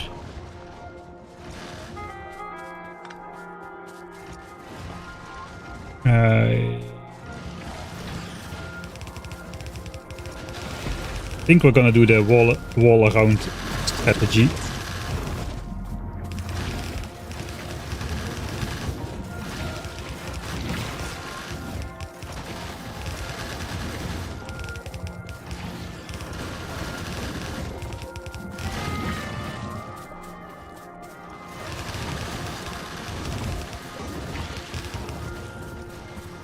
All right.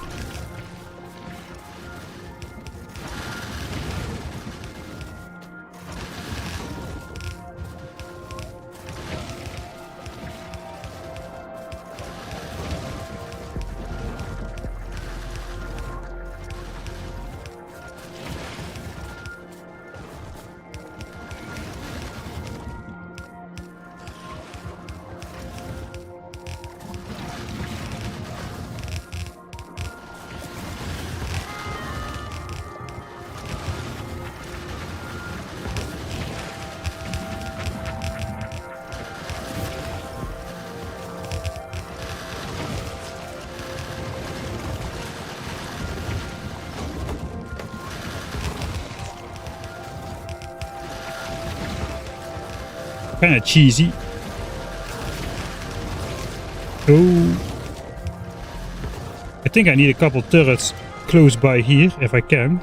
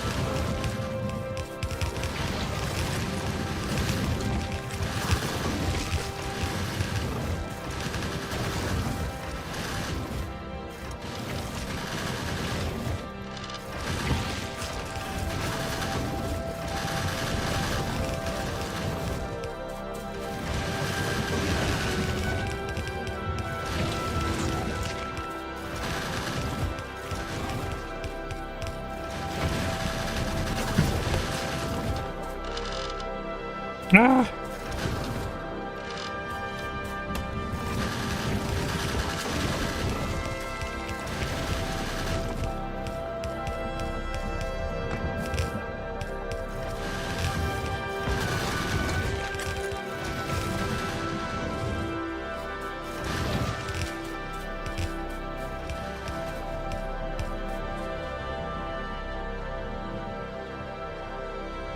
Is it all except the top part, right?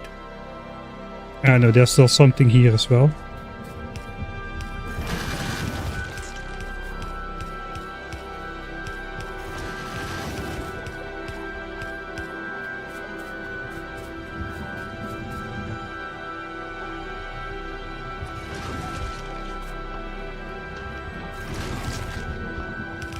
I'm not exactly sure, perhaps I forgot a nest somewhere.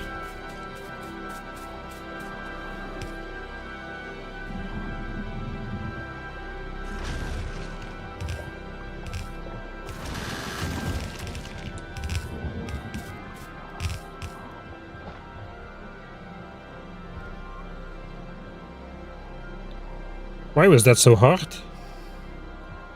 That is not great. Hey, thanks Sealers, for subscribing through Amazon Prime.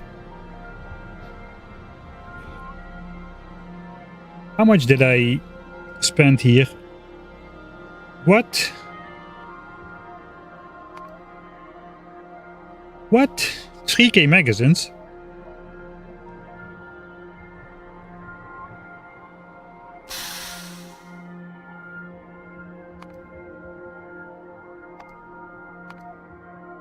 Lost only 8 gun turrets though, so that's not too bad. Thanks Mr. Mahano as well for the full year and the month. 13 months, man.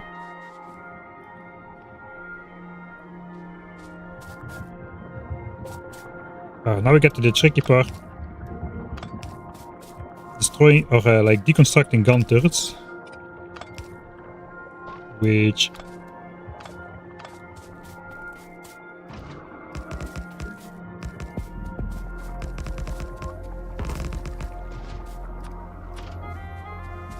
have walls underneath them.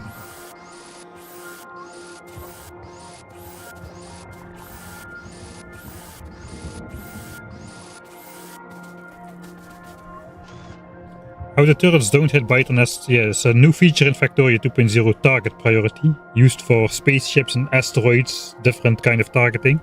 But you can also use it on normal turrets, any turret, basically. So you can forbid the turrets from destroying the biter bases. Which makes this strategy a whole lot easier, maybe just outright possible. Without that target priority stuff, I don't think this would have been possible.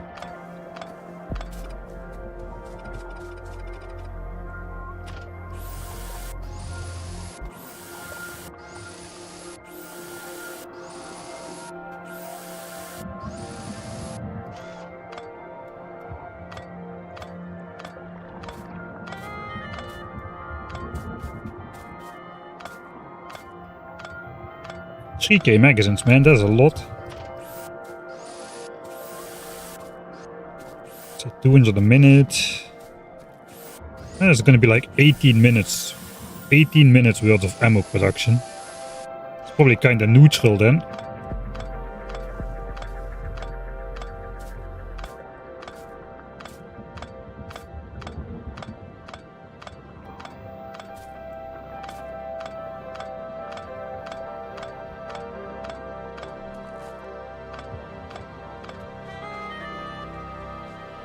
Alright, I think we're gonna speed up the rest. Double speed.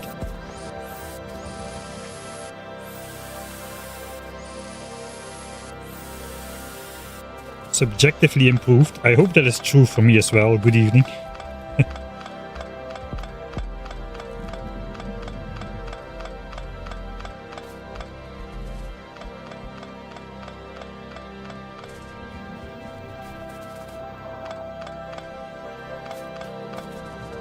I know, this was a deceptively tricky biter base, I must say.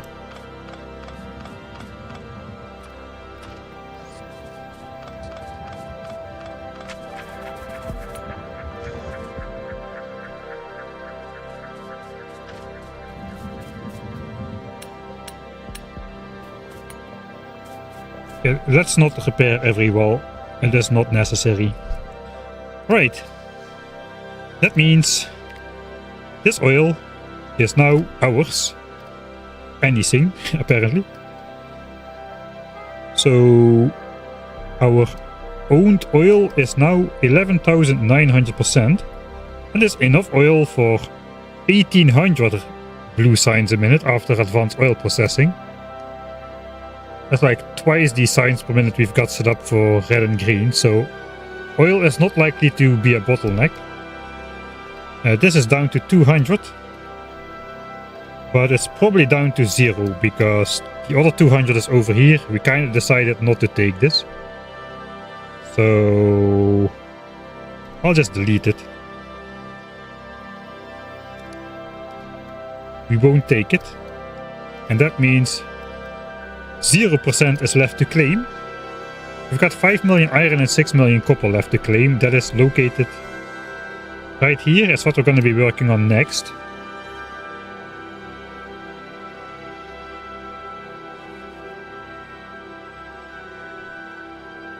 No mod switch alter anything.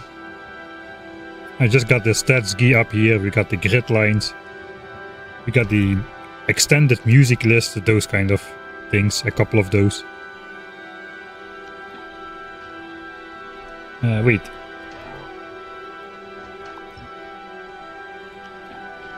I left a chest with stuff there.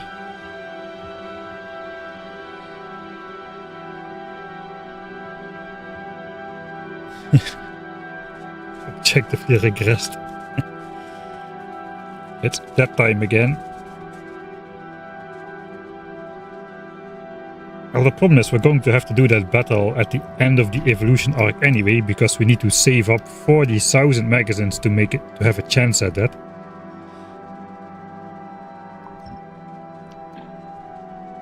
Which means the spawn rates are going to be slightly higher than they were.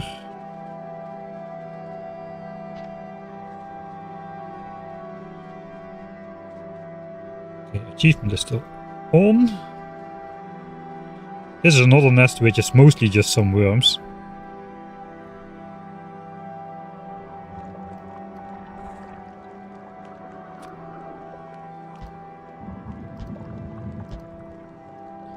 Three biter bases. Yeah, this should be cheap and trivial, really, realistically speaking. It would be great if these worms could not target these turrets, and I think if I place these here, that's going to be a separate set of turrets. And then we can walk around this deceptively in the way cliff and come in on this side as well.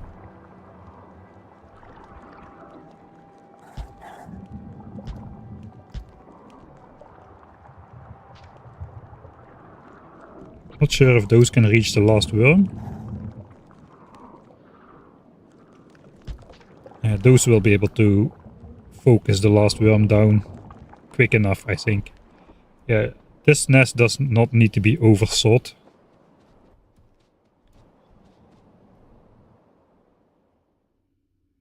Do ghost turrets have priority? I don't know what you mean. It kind of depends if I force place them or not. Or maybe I just misunderstand the question. That would not be new either.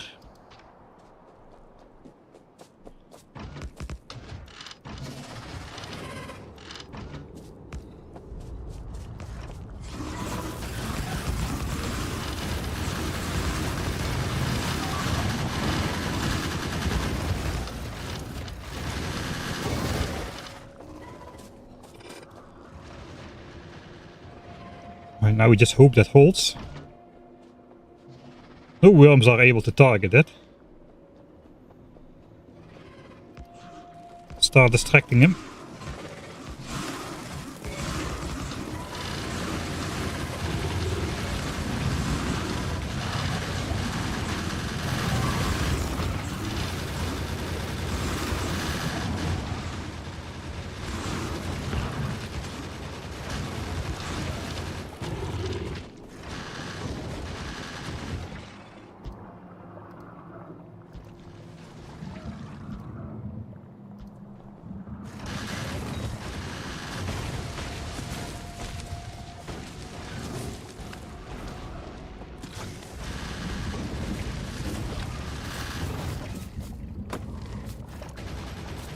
I think I'm just gonna grenade a bit more so I can see stuff.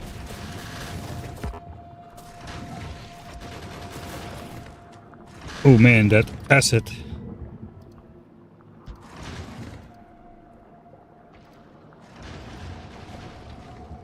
Gotta heal up a bit before I walk in.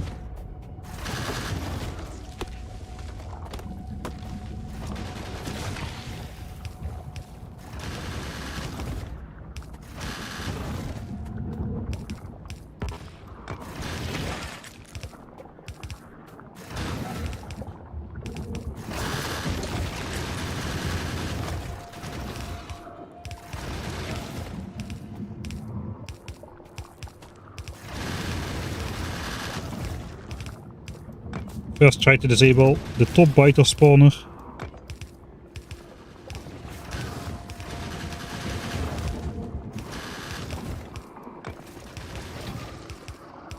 Okay, that should be the top one.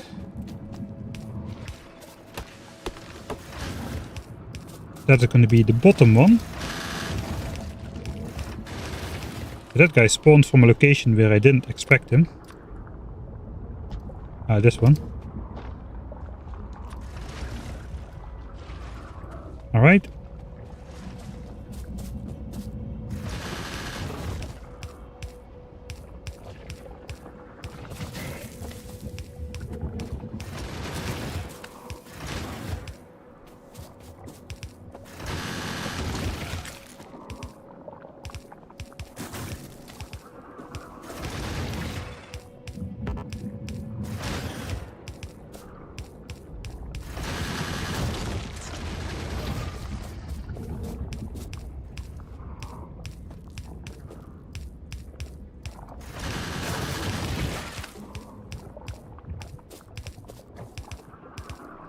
Okay.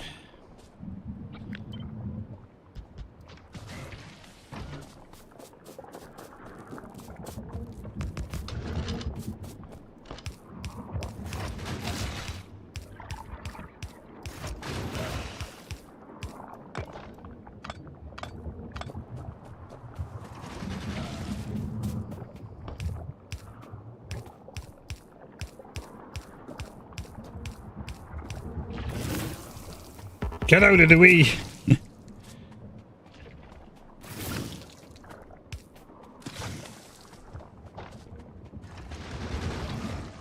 Alright, that is such a big difference. 700 magazines, right? 700 magazines. For a 5 nester. Well, this one was 13 nests and it cost us like 3.7k to do this one. 5 and 3.7. Like 5 nests and 30 nests, less than 3 times as much. 700 magazines, almost 4,000 magazines, something like that. And when you go from 13 to 38, it's gonna be 40,000 magazines which we require, of which 20,000 are gonna be used.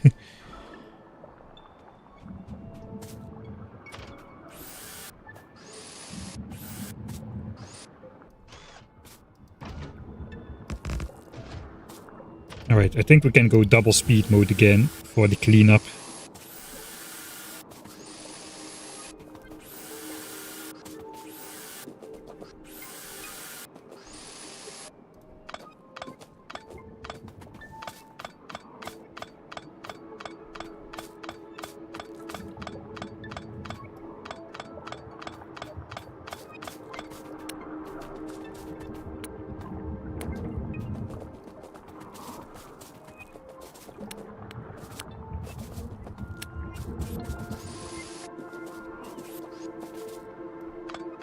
Time anyway is a non-factor.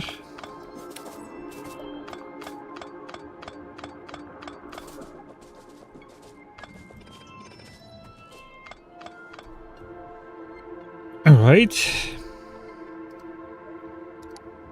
That is nest 1342. This one is gone.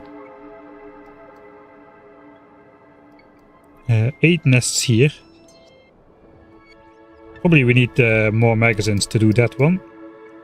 We can go 6 nests and whatever the heck this is, 3 nests. I think we can do the 6 nest one. And then the 3 nest one, then we just go back to resupply. Yeah, now it's definitely the biters which are causing the trouble. In the early game with yellow ammo, it was the worms, the medium worms, which are causing the problems. That has definitely shifted to the big biters, which are now the main problem. And that's because we are not dealing with big worms. These nests are all so close to spawn still that they only spawn medium worms, or only have spawned medium worms. As the type of worm is a function of distance from spawn, at least for the nests that naturally generate. For the expansions it's different, then it also goes by evolution factor. Okay, that marker is so in the way, I'm gonna delete it already. Hey, thanks Fantanizer, for the 11 months.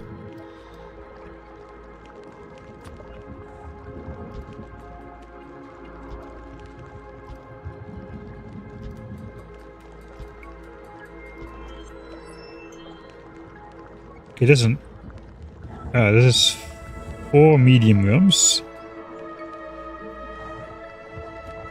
It's probably good if I could get turrets in here. It's not far enough for the last one.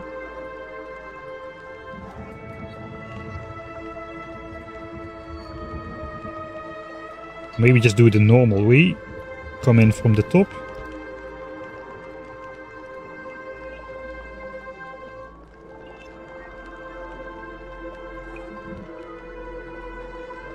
No. We come in from here. From here we can reach all the worms. No, still no. Okay, if I cannot reach all the worms from one side anyway, then we're just gonna come in here.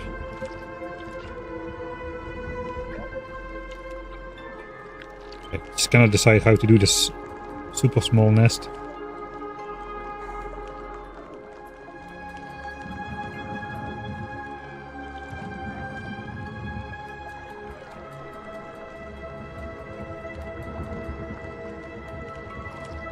Alright, I do not want to deconstruct stuff on the way. So we're gonna do this. That's gonna protect us as well when we place everything, I think.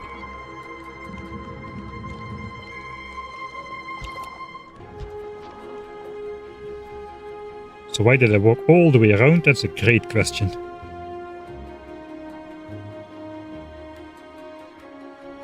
Okay, we should still have enough from everything. What do we owe this Tuesday stream? Basically, I do not want to do more combat on the next weekend stream. We still might have to. I'm not sure I can fit everything in before the weekend.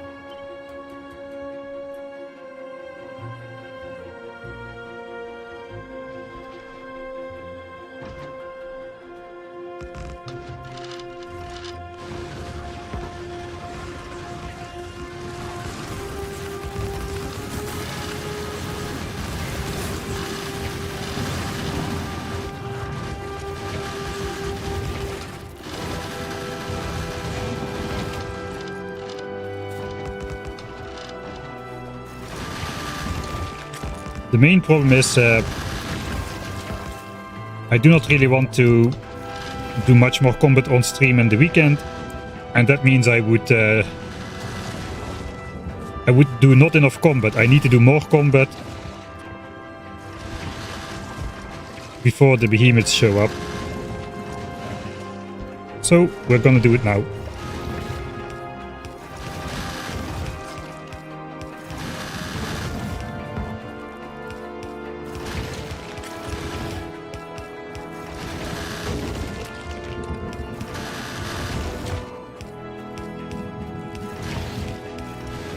Diagonal walls. It's not a big enough nest to really span.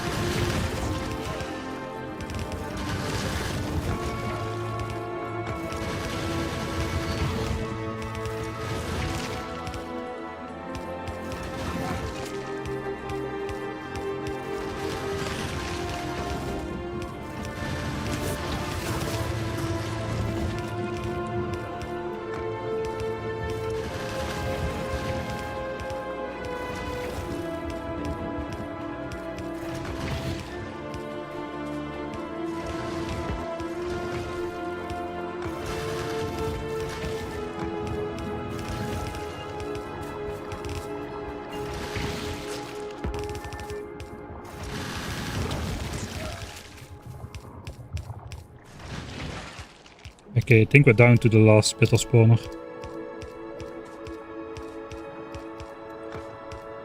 Yeah, basically the grind has to continue, but I do not want to do more grinding on the next Sunday. There's just too much grinding.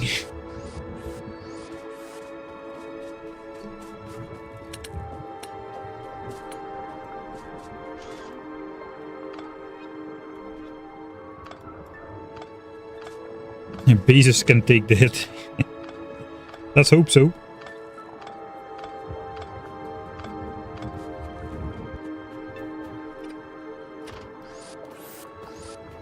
If there's any more people who have Amazon Prime who want to hit bases straight where it hurts, even if it's just like a little. If you've got Amazon Prime, you can subscribe to one streamer every month for free, taking the money directly out of Jeff Bezos' wallet by yourself. Now, who would want to pass that up?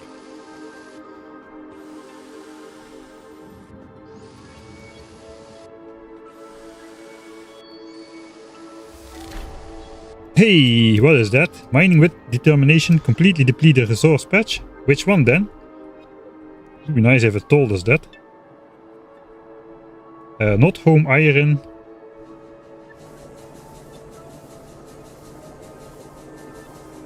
This one?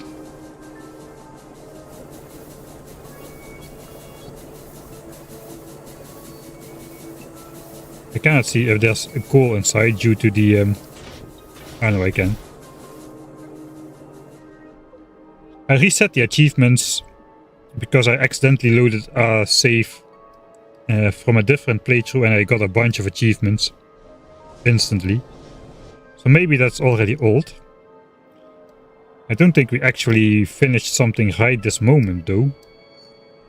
If not this coal. I think that coal already was gone. Maybe not. Maybe it was the coal.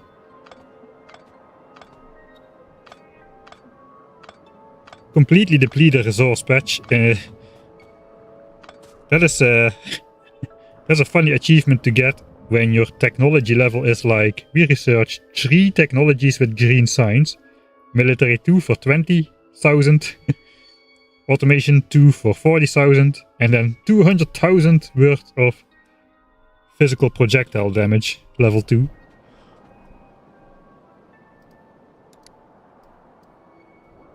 Alright, so we are running out of ammo, but we still have enough to take down that small nest down there. Ah, the other small coal. Yeah, that might be possible. That would be great news. Yeah, this one is fully gone. That is nice. That means we can get rid of it. And we have a little bit of extra space for the base, because the base needs to be almost entirely within this area, the dotted outlines. Don't ask if you didn't watch before, don't ask. Don't ask why that's gotta be there. This is looking like another uphill fight. Like literally. Only spitter spawners though, so quite cheap. On the ammo. 2 worms in the south, that means we're gonna come in from the south. It is mediums. It's just so we can take this 0 million copper. Let's claim this 0 million copper. And we add it to the total, that's gonna stay the same.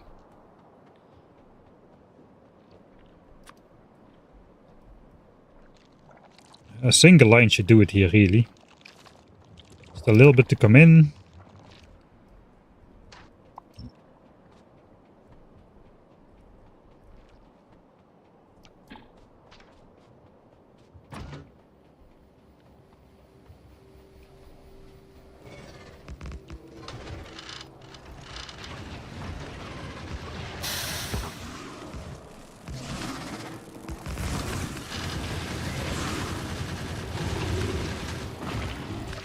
Alright, good enough.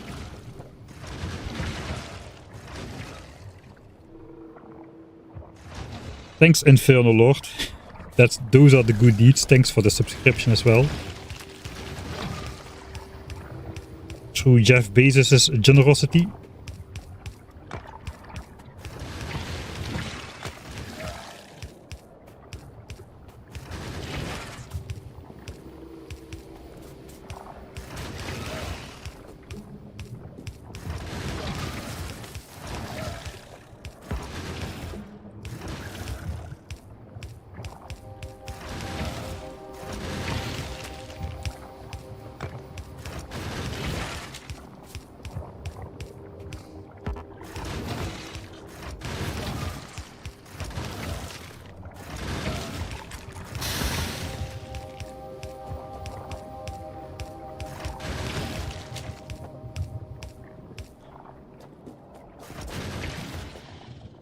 And thanks as well, the real Harambe himself.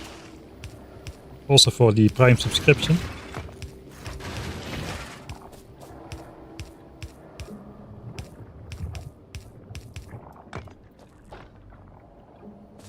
Right.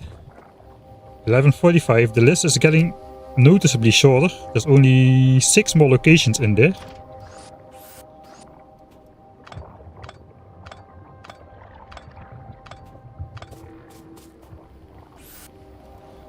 Yeah, the air conditioning lies.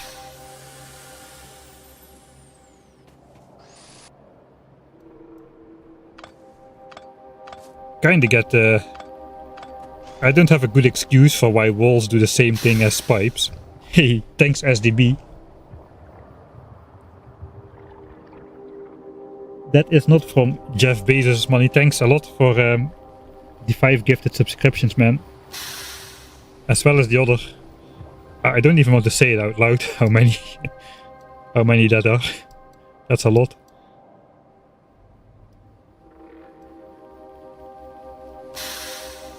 I should have left myself a pathway through here. There's another 3 nester down there. And a 4 nester down there. Which we could do. How much ammo is in the chest? 31,000. Still have a little bit to go. Well, congrats to the 5 people who got a gifted subscription. That means no more Jeff Bezos' ad for you.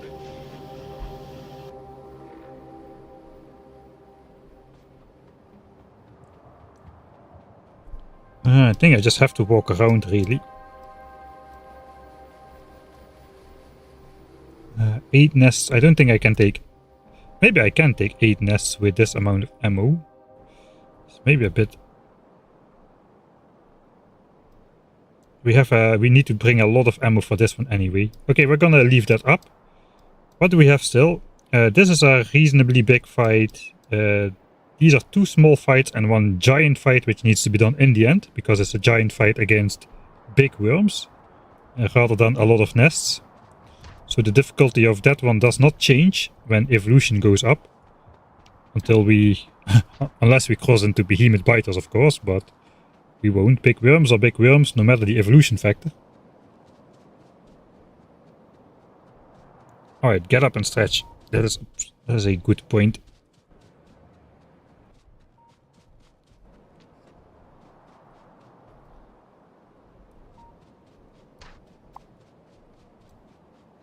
Alright, let's do that first. I always find an excuse to not do that.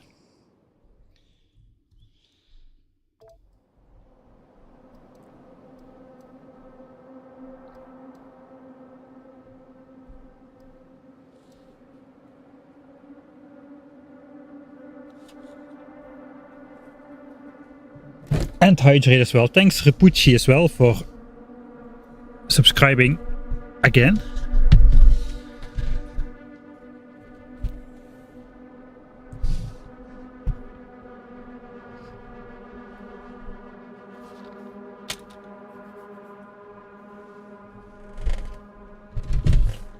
Alright.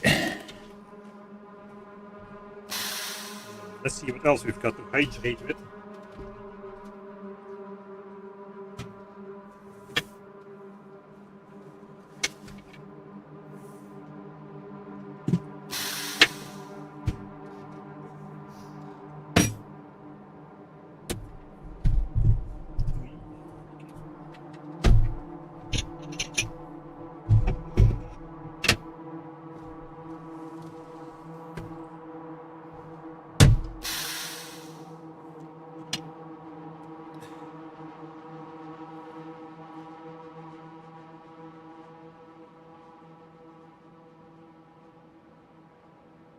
Oh, thanks as well. I'm not wearing my headphones, so I don't hear the notifications. But thanks, Suicidal Sheep, for the gifted subscription.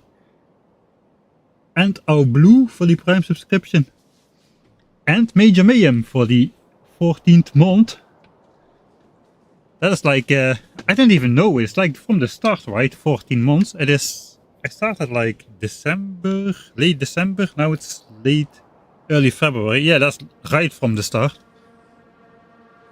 Thanks for being here from the very start. You saw the Factorio then, right? The very first stream I did was Factorio 2. And that was even Oh yeah, it was my very first stream. I didn't even save every episode.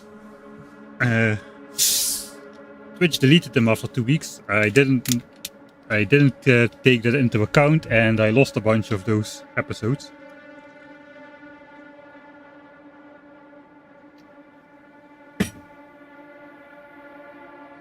All right.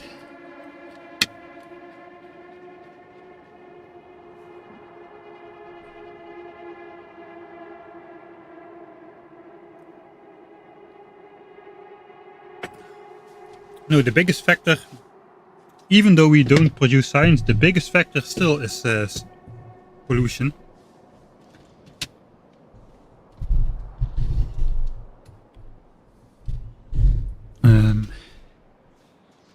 Let's actually look because we've had a pretty consistent ammo production.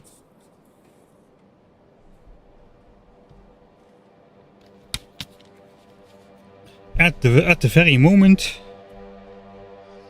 if you look at the last hour, in terms of pollution, and we count everything up, all the pollution that has been produced last hour, that is 60, 70, 80, 100, 103k of pollution.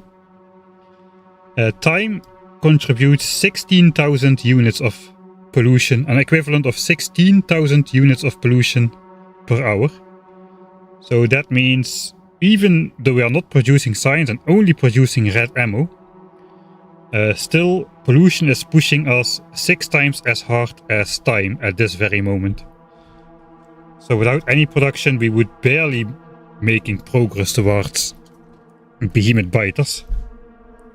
We could probably last another 100 hours if we just deconstructed the base and just stood around doing nothing. Overall, I think time is still a little bigger. Not that big anymore. It used to be like 60% or so until big biters. Now it's gone down to a sixth of overall progress.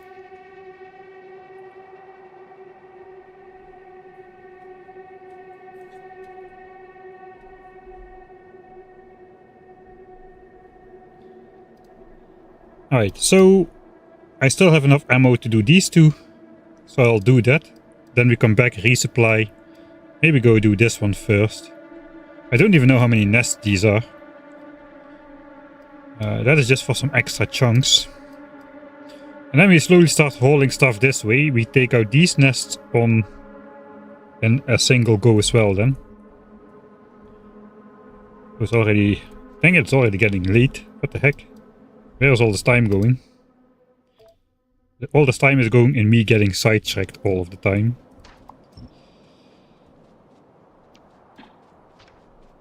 Let's put more seconds in a minute.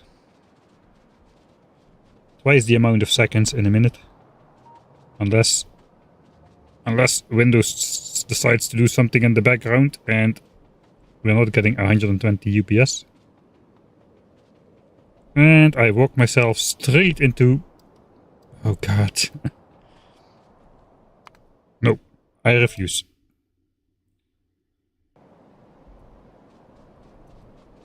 We'll just walk at twice the speed.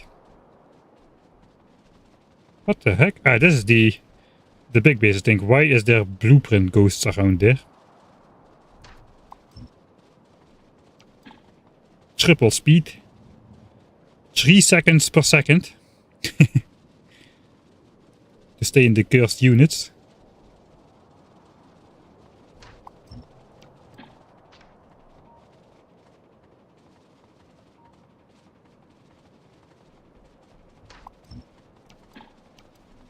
Alright, where are we now?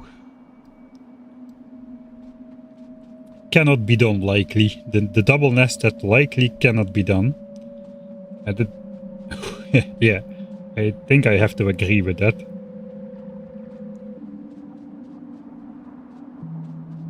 The forests around it make stuff a lot harder because I would have to come in.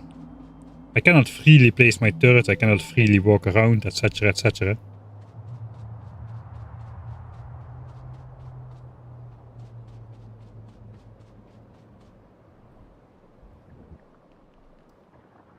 Yeah, that's not gonna happen.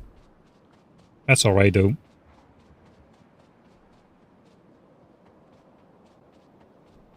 Alright, here's already our belts installed. Dozens of hours ago we installed these belts to hopefully somewhere in the future bring resources back to the base, over the lake, into our base. Which resources? I like this nice 24 million iron patch over here, that would be nice. Some more iron, some copper, etc, etc. Right now though we are interested in this expansion and the other expansion. And not really quite interested just yet in the giant battle. You can also walk around here a little bit and see if more expansions popped up, because you never know.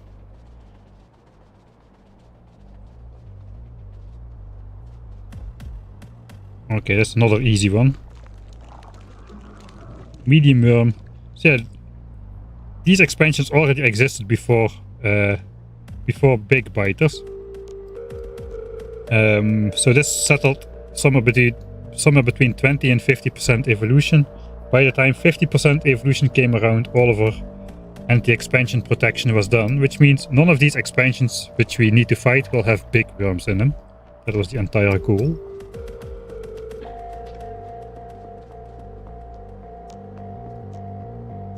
Yeah, seconds per second, belts per tile, existential crisis per day. All those units make sense.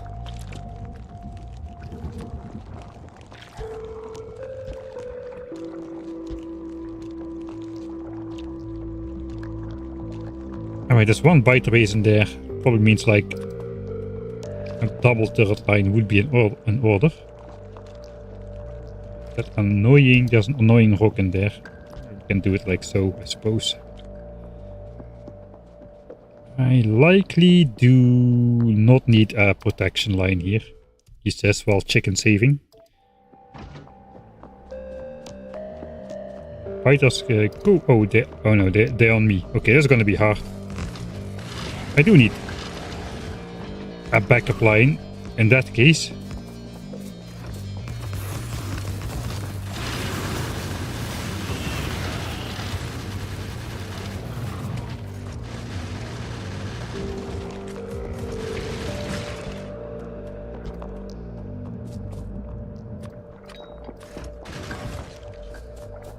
Let's do the biter base first. That's a sensible thing.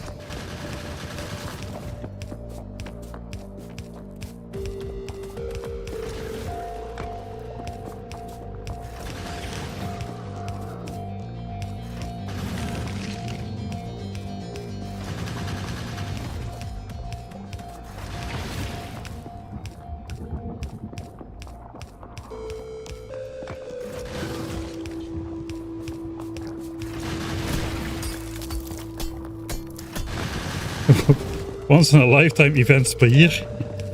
They're starting to push it a little bit with logical sounding units. I missed one wall for the biter spawner, it looks like.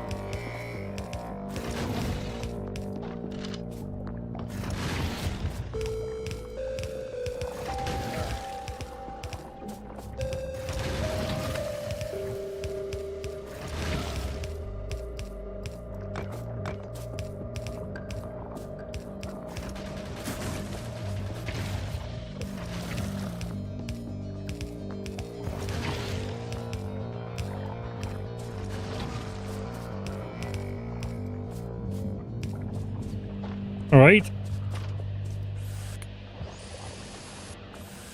I'm at least glad that the early game strategy part is working out so nicely. All the preparation has been worth it.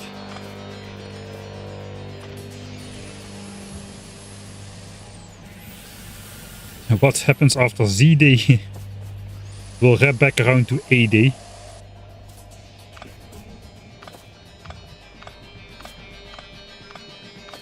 I think there's gonna be a G-Day still. Okay, that's 1236 gone. There's gonna be a G-Day.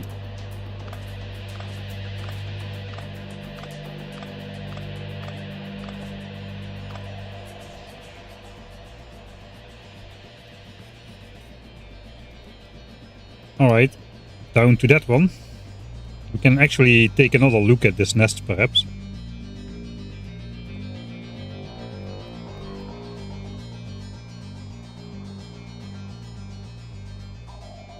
We don't. We did a test fight against this nest in editor mode as well. This one turned out to be pretty possible, so... And these nests were located in such a way, this does not have nests, this does not have nests, this one does have nests, but all the chunks without nests have a lot of forest, so the most distant chunks away from the iron patch are pretty forested before hitting the biters, which is excellent. That means it's pretty hard for pollution to actually penetrate through far enough to be an issue. I'm feeling not super safe standing here, I must say.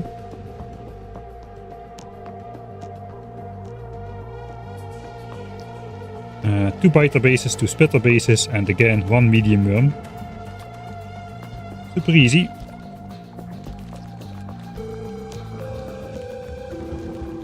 Yeah, I think that pattern is going to be easy enough to recognize.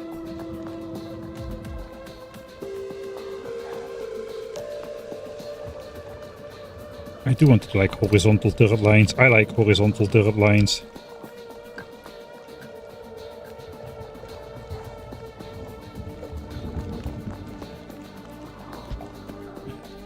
Double line like that, I suppose.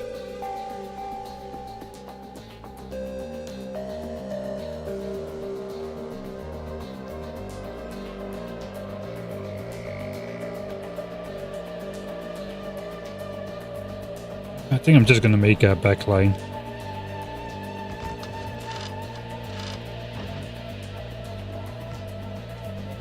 Hello? Anybody home? Okay, there we go. Medium worm is on me anyway.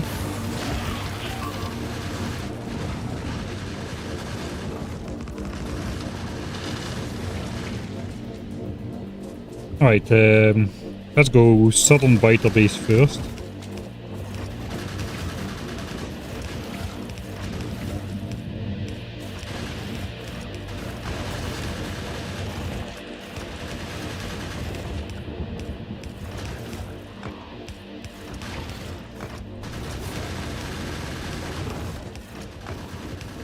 Would be nice if I can stop misplacing every second wall or so.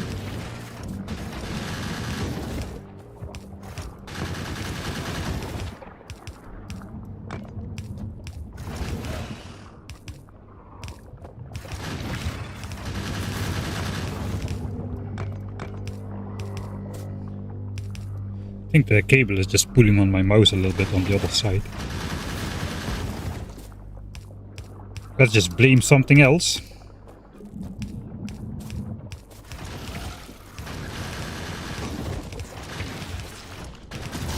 Ow.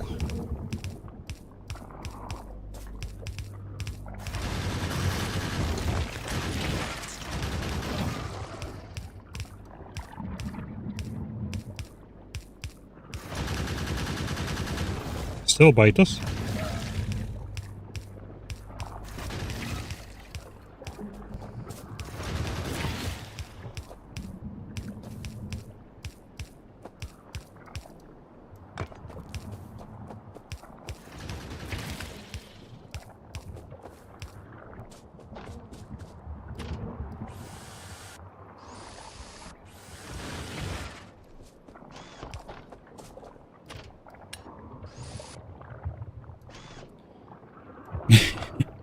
You think one DD is enough for Germany? Maybe it's long enough ago that the pain has been forgotten by everybody still alive.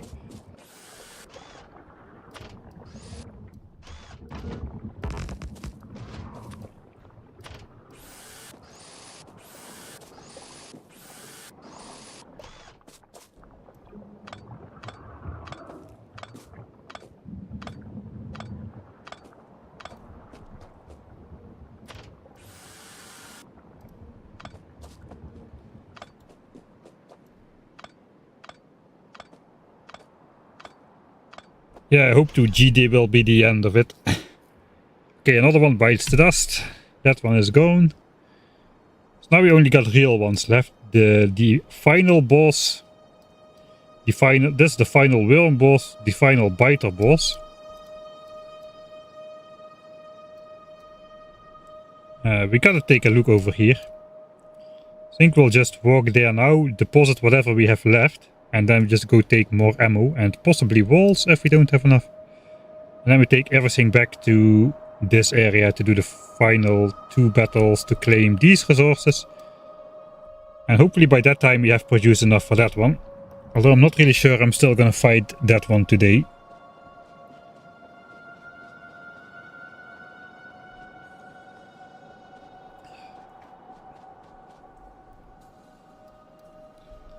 Alright. Only real fights left.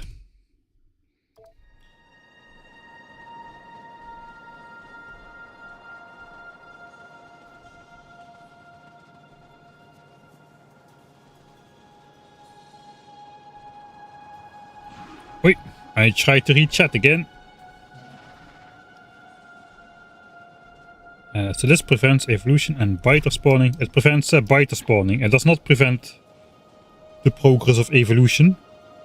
We are stalling progress of evolution by not having a base. By not really having a base. We have a base now, but the base isn't doing anything except producing ammo. We are not researching at the moment. Or for the last 10 hours. Or 16 hours or something like that. Let's actually have a look at it.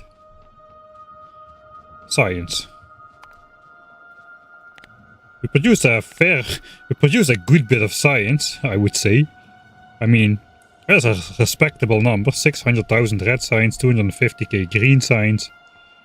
But yeah, that was 15 hours ago, right? 15 hours ago, before the last science had been produced and consumed. Where are we going? I know, we're going over here. So, yeah, no more danger. We can go fast. Thanks, Jujuteux. I assume that's a Français.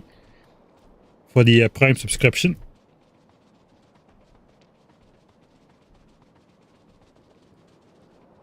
Oh, and watching on YouTube as well. Perfect. Nice. At least school French taught me something. What kind of cliff is this again?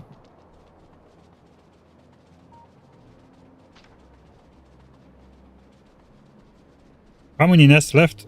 1, 2, 3, 4, 5. Oh hey, Colonel Will. Thanks for the raid. What are we doing? Why is there no signs going? And why am I just walking around at double speed? Yeah, it's that time again. We did build a base since the last time you were here, I think.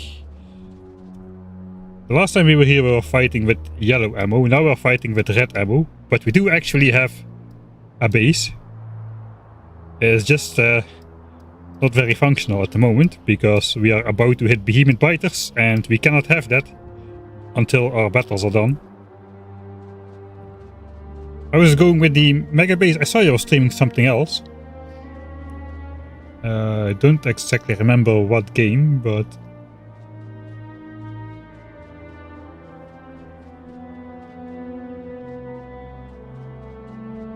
if you want to watch the anti-this game, you should watch Colonel Will's stream as well. He was doing like he's over a million signs per minute in normal Factorio settings, I suppose. I don't actually know what kind of settings he's playing with, but he's doing a normal game, a normal mega base game. UPS limited as always. All right. But he's gone to the point where, like, this tile of iron is so funny. This tile of iron has 199 iron in it. And Colonel Will's mega base, all the bonuses stack up multiplicatively in such crazy ways that by the time this amount goes down to 198, that's like enough resources to launch like probably roughly 100 rockets or something. It's crazy like that. It's crazy like that.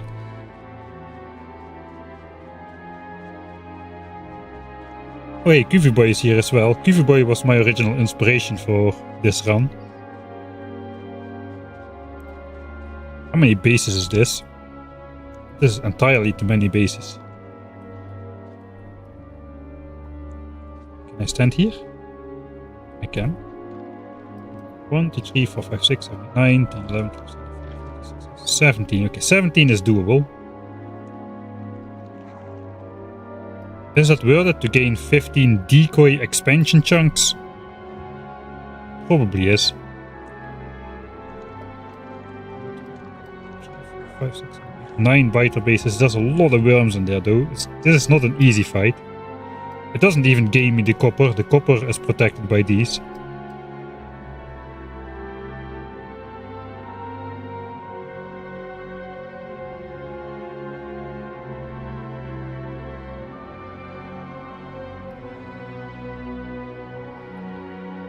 Kinda wondering if I should just not let this one be. Oh, we're gonna need an entire inventory of magazines. We do have enough walls, so we can just pick up an entire inventory of magazines. Let's take a look how this would look.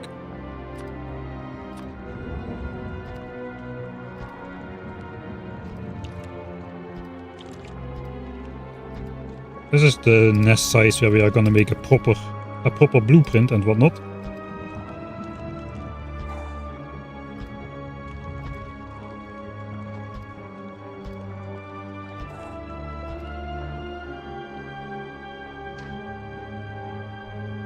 One ore on the ground makes 36 rockets, alright.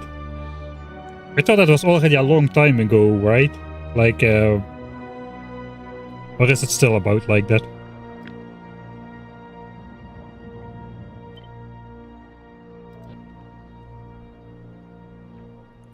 Let's plop this down somewhere where there is space.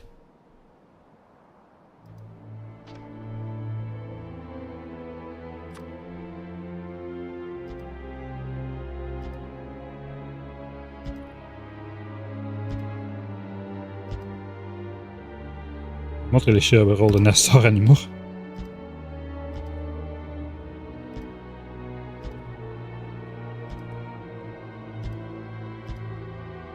It's not really a problem if I like miss one or two, as long as I got the majority in here.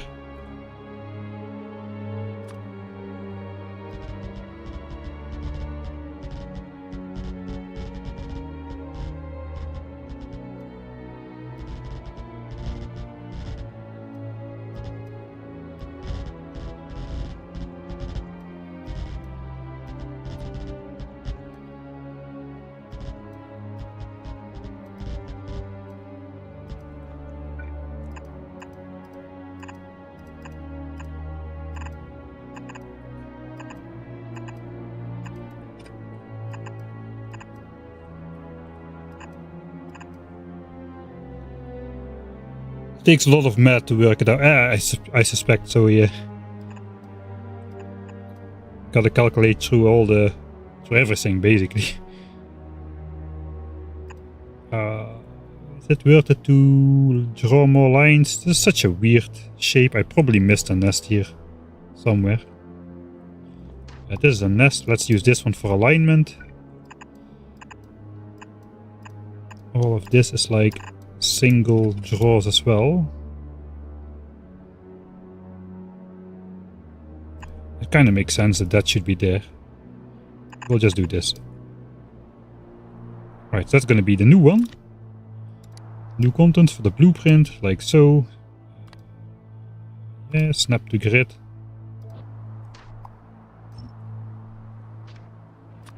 Align it with this grid. Control arrow keys for the win. Thank you Factorio devs for adding all the amazing features. Just gonna place that on top already.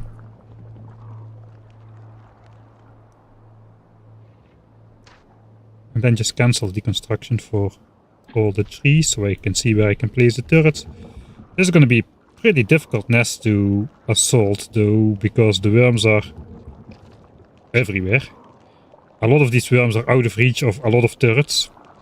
which means they can just keep shooting at turrets until I work my way around. It's gonna lead to a lot of destroyed turrets and a lot of missing, a lot of ammo gone. I don't even know what is the best way to approach this nest.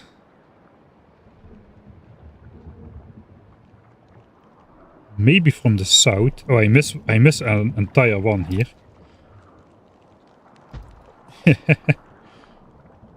I'll place that at the end. No, we'll place that now. Redo. Okay, there's a bunch of worms here. I think I'll just come in from here with turrets to take out these worms and then work my way around the left side. And once I'm here, I'm stuck and I need to go all the way back around to take out the last ones. This is not great, but coming in from the top is not great either, because all the biters are just gonna run in the lines where I need to place the turret because there's water here. At least here I can like lead them off to the side a bit. We're gonna need to take more ammo though to assault this one. I gotta also be careful that I don't walk too far south. I don't really have a lot of space here to leave my stuff.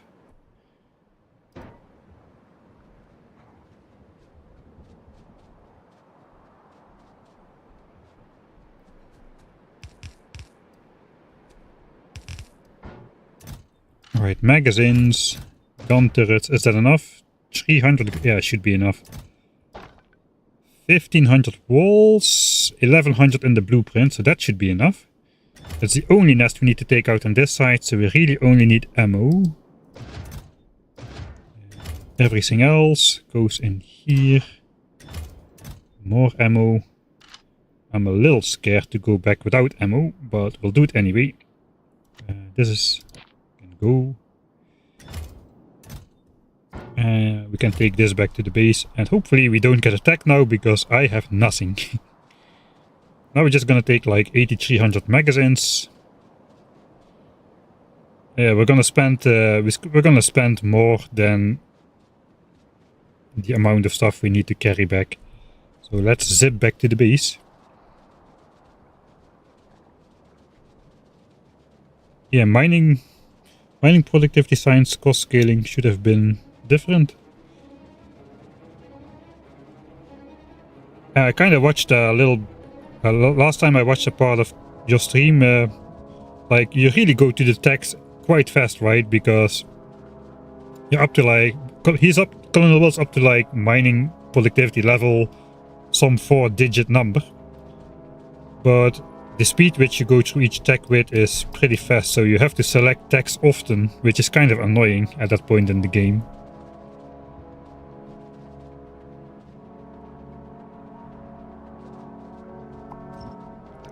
I'm kind of wondering where this playthrough will end up though, because, well, we are starting at 1000 times science cost, but if you can get 1,000,000 SPM in the late game, that is like 1000 SPM normally. 1000 SPM is respectable. Was respectable in Factorio 1.1 perhaps.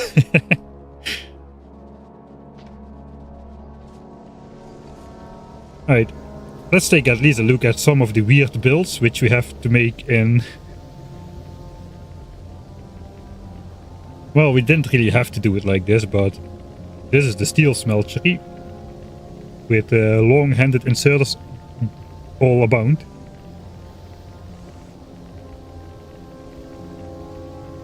If you want to know how it works, just pause and figure it out. I suppose.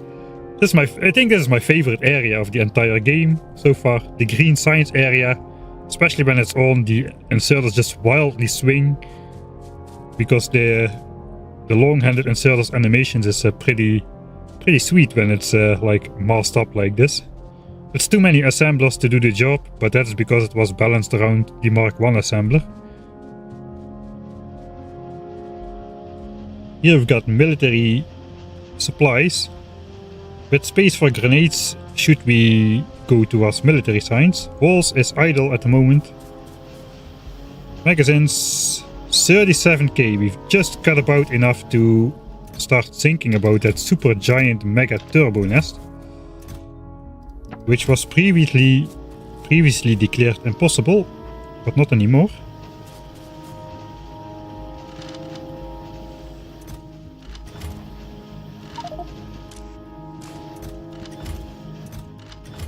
Okay, so all of these are full. 1, 2, 3. So we almost got 12 chests of ammo. Of course we're gonna take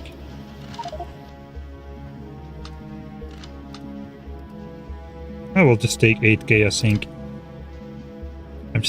I'm a little bit worried that I cannot carry everything. Let's just take the maximum. These are OG gun turrets. Yeah, let's just go like so. 1 minute per level. Oh, that is so annoying. Then there definitely it would be kind of solved if there was like a button in the game which I have only electric mining drill. Where's mining productivity? Where's mining productivity? Don't tell me you don't need electric mining drill for mining productivity.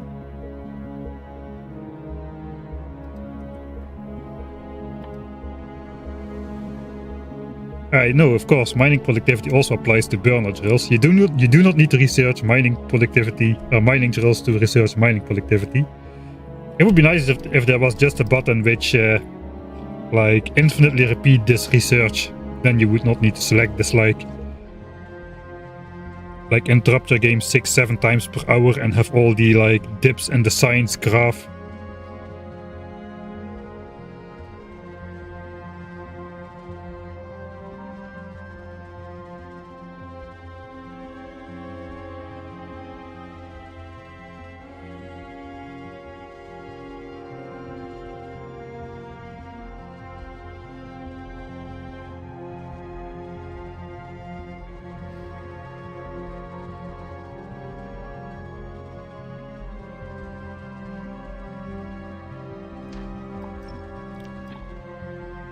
There's a nice mod called Ultimate Research Queue by Rayguard.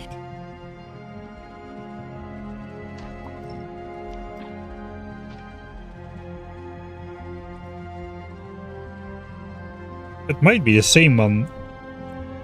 I know I use Advanced Research Queue. I did a playthrough where I just select in 1.1, where I just I use the Advanced Research Queue. In the beginning of the game, I selected Rocket Silo, clicked start research with all prerequisites, and that decided the entire tech order. So only the pure prerequisites for Rocket Silo were researched, which leaves things out like, you know, military or turrets or belts until after, like underground belts until after blue signs, those kind of things. I'm going the wrong way. What else is new?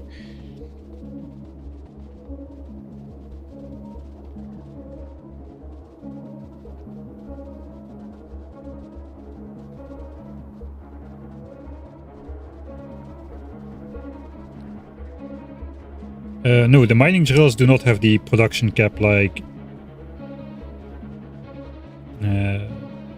productivity bonus on stuff like blue chips and such.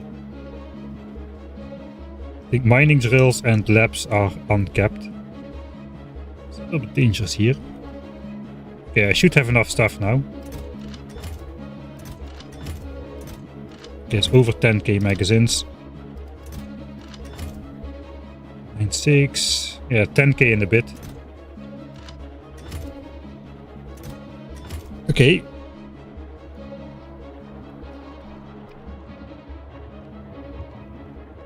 So if I come in from the south, let's just start placing turrets.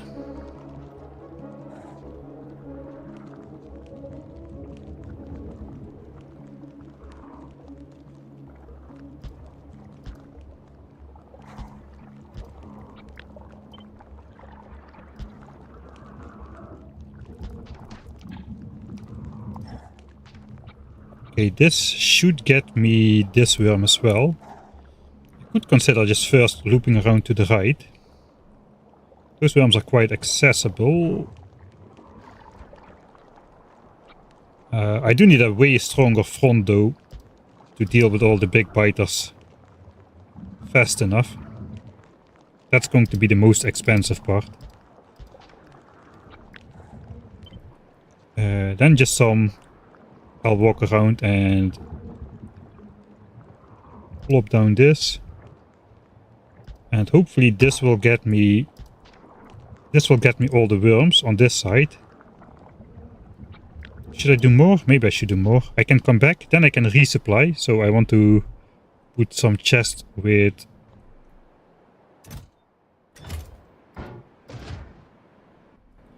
Put a chest with magazines not too far back here. So I can, on the way back, just pick those up. Oh, this one is going to be good practice for that ultimate battle where we are projected to need 40,000 magazines. I gotta wait for that biter to walk back a bit. If I trigger these biters now, then this fight will get infinitely harder, as the initial wave will consist of big biters instead of small ones. Alright. I gotta go back in the viewing chunk. And I like horizontal lines, so I think I'm just going to start putting horizontal lines in all these pockets when going up.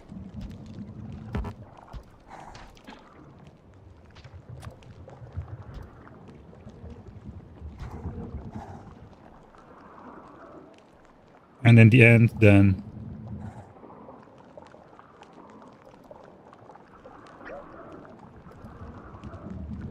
something like that. I've placed it in the void. That should be good enough. Unfortunately, it's getting night. So that is a bit hard. Or a bit not very nice for the viewing experience. So I'm going around here. I will have to reset up all the turrets. How many turrets are this anyway? 158. I got 300, so I have enough to repair the turrets by placing over them. And we've got the walls.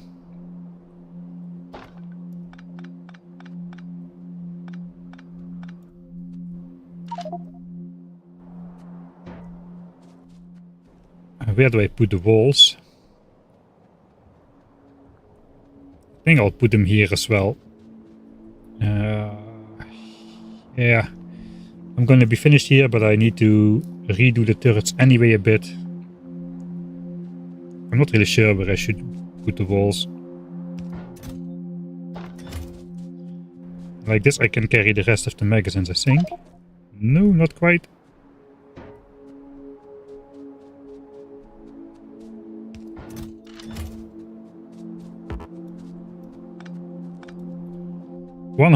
Oh, really?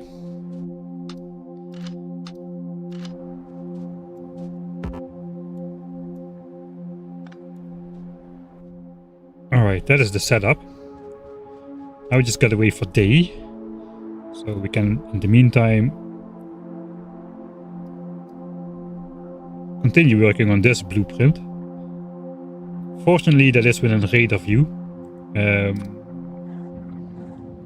Right, so we're gonna have a specialized version of this one, because here it kinda matters. We could place turrets like 10 wide, right?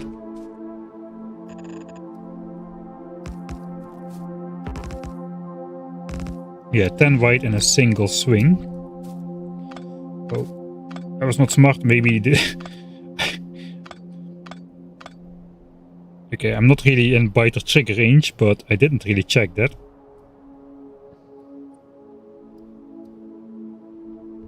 So a 10 wide blueprint would be good here.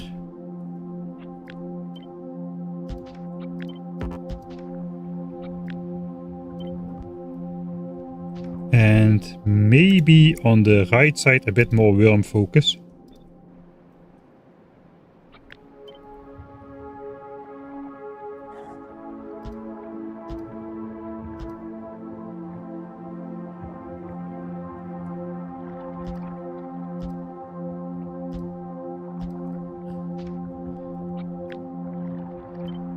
And if you think this is too many turrets, then you weren't here when we did the testing. This is not too many turrets. And I need the base of that when coming in.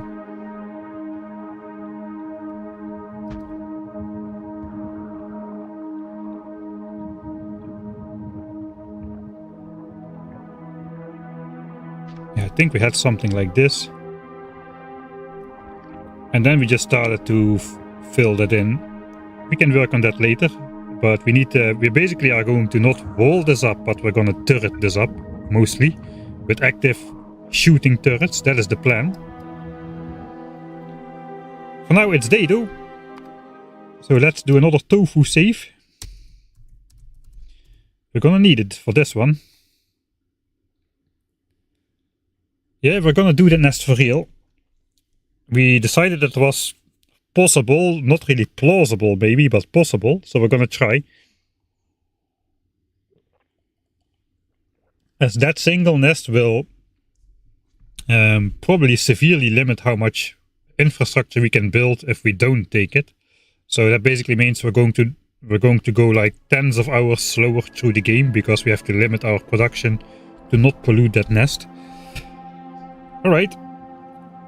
I'm not really looking too forward to this one. We gotta have something outside of the range of the mediums, like so. Hopefully they'll leave those chests alone. We're gonna do a double line back here, I think.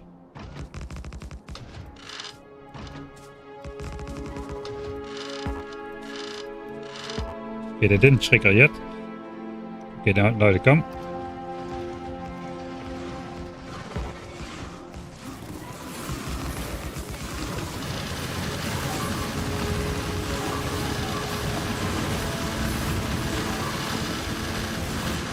Oh, this is harsh.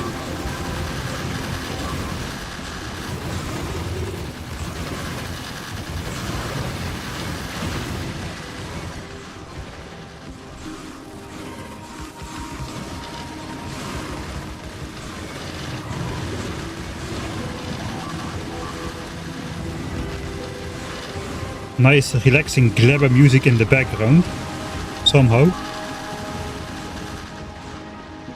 Okay, I'm gonna lose a lot of magazines there. That's okay.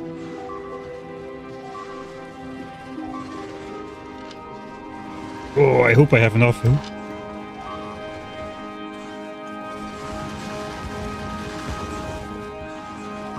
Oh, forgot to place distraction turrets.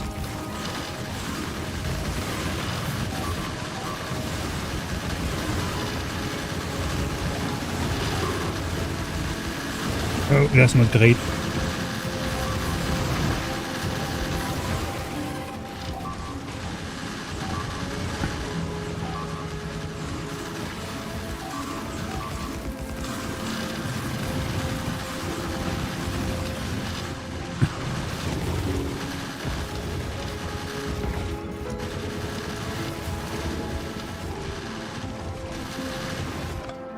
Okay. That's good. Now we can place this one on top, like so. Let's not stand in an acid pool and save. Oh, I don't know if I have enough magazines for this.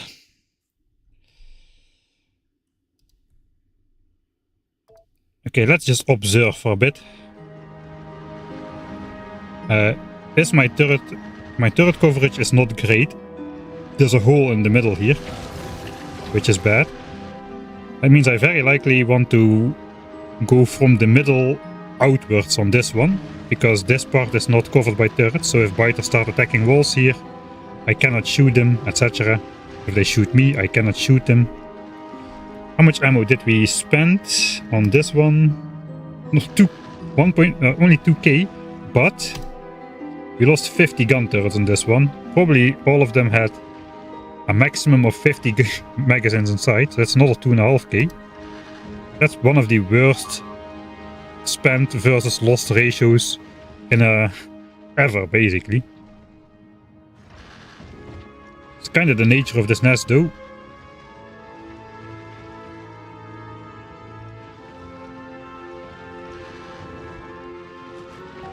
Alright, how much are we using? We are using 800 magazines a minute, and I've got 3k left in my inventory.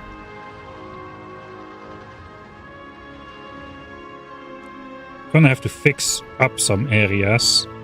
The most biter bases are at the top, so I want to start at the top here, I think.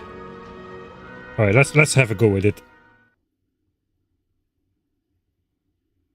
Oh yeah, we also need on the mining patches, we will need to replace walls with miners. It looks like we're trying to claim the copper, but we're not. This is just for some more decoy expansion chunks in the base later on. Alright, let's see what we need to do here. We need to pick up the walls at some point.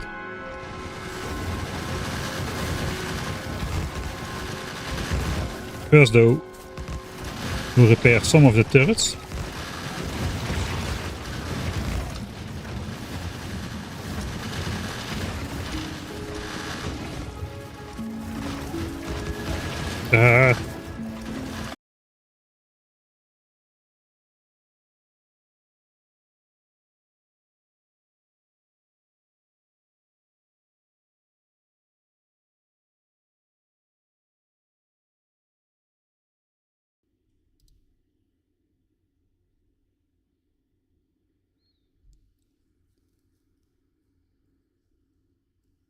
Looks like stream is back.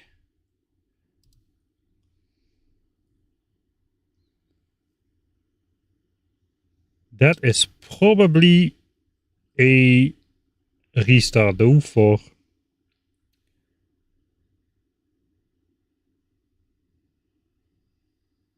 Okay, looks like back. I see a save dialog. Alright. Looks like we are back. Is sound okay on both sides, Twitch and YouTube?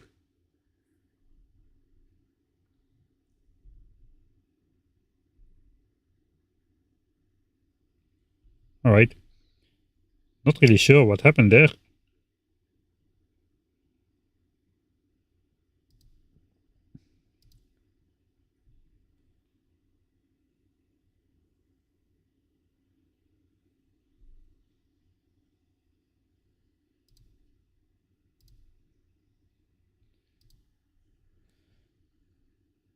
It has been stable all time. It just hard dropped to 0 for like a minute or two apparently, and then it just goes back up to 6k.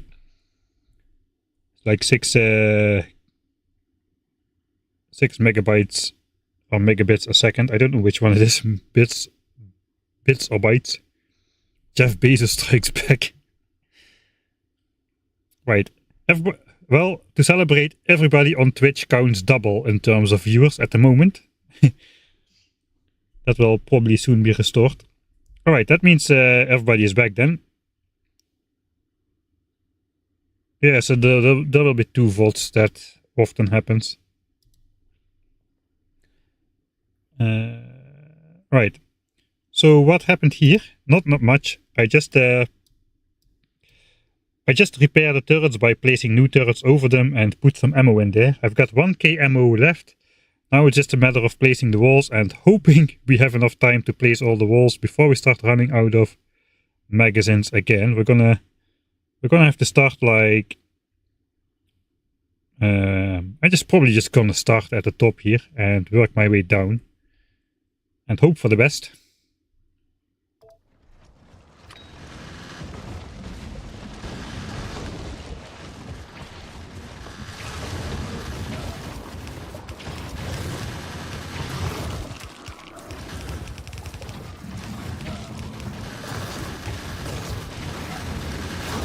Maybe I should care a little bit more.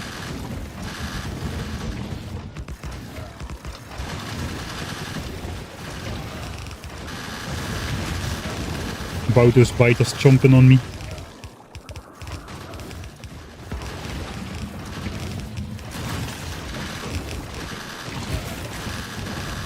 Oh, I locked myself in with the biters.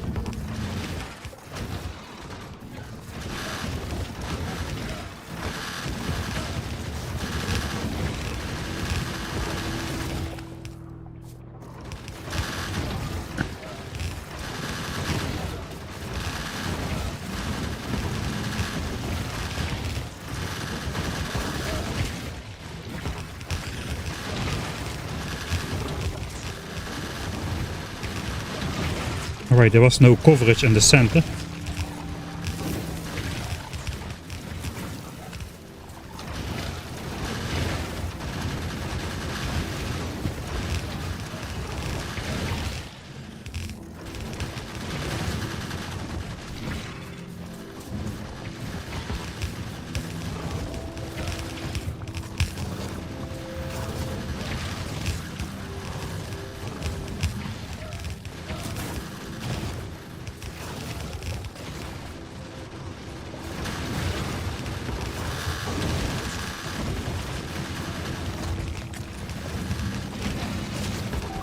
This will hopefully disable a bunch of those big biter nests.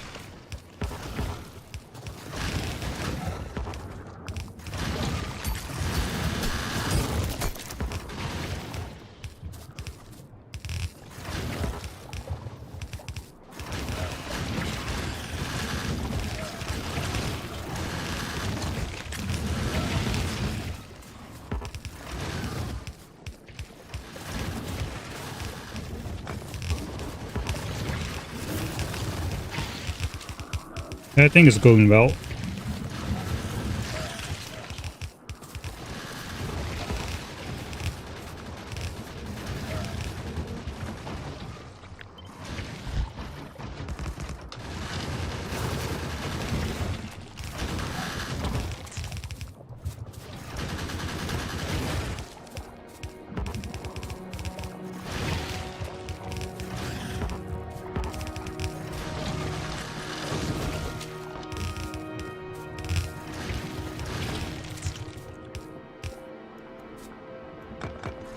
Did I zoom out for a bit? I think it's only the bottom still spawning. Oh, that was not too bad. That was not too bad. I thought that would go a lot worse.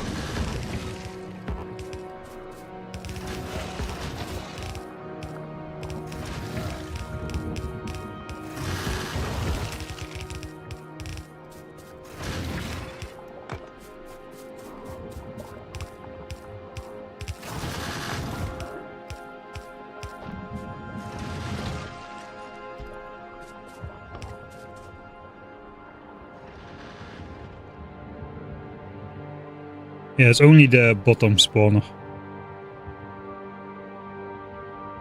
Sweet. Okay, there was a second one.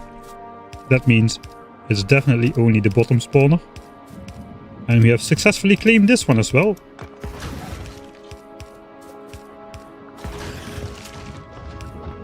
Alright.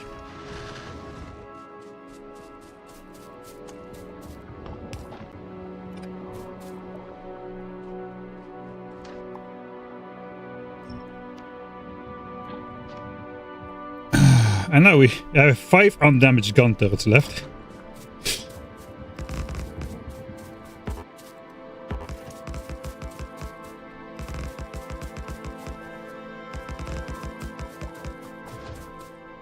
So that means we're gonna do another super speed up, triple quick repair. Oh, I lost chat.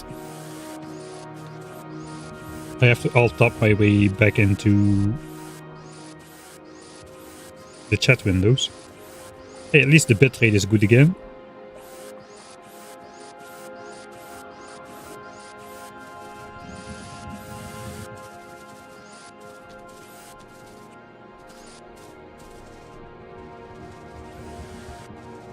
The repair pack might just have been worth it actually. I kinda had my doubts earlier on. But considering we either would have had to throw away every damaged gun turret or we would have lost a lot more ammo in damaged gun turrets by using them, I think going for the repair pack was a good move. We're gonna need to make another giant batch of gun turrets though before the last super big fight.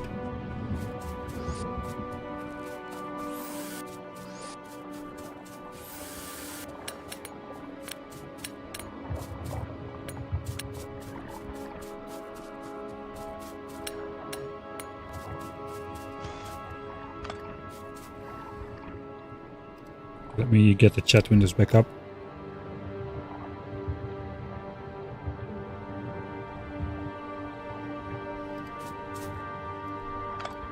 I'm gonna save because I'm gonna super fast deconstruct here. And if I unleash a biter, he will kill me at twice the speed as well.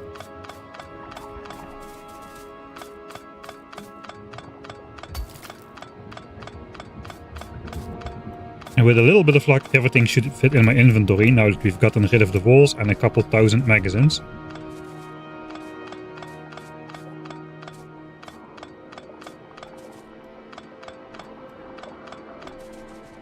Okay, we cannot go past there. Thanks, Jizzlewright, Jizzlewright, for the Prime subscription. Funny name. Good one.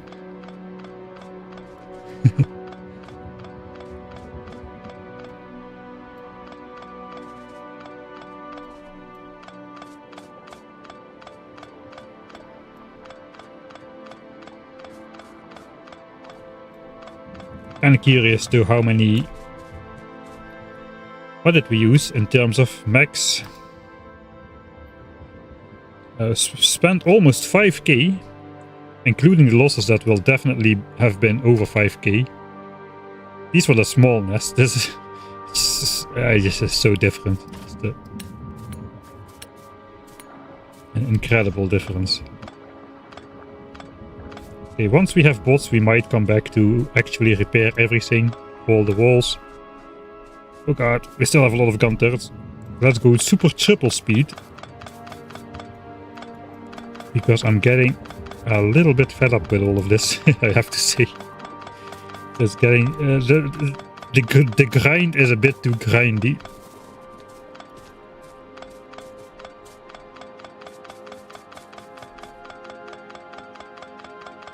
Alright, that's everything. Right, we can take everything in one go. That is this nest gone. Holy moly. So now we have 15 extra expansion chunks. So what was this nest for? This nest was to make 15 more shiny green chunks somewhere in this area later in the game. So we have more decoy chunks for the biters to expand into. Currently they are not attempting to expand into my base. That means they're probably expanding somewhere for real this time. Possibly in the invisible chunks. But all these chunks labeled exp were former expansion attempts into my base which all failed because of a certain new mechanic. Which we think is a mechanic.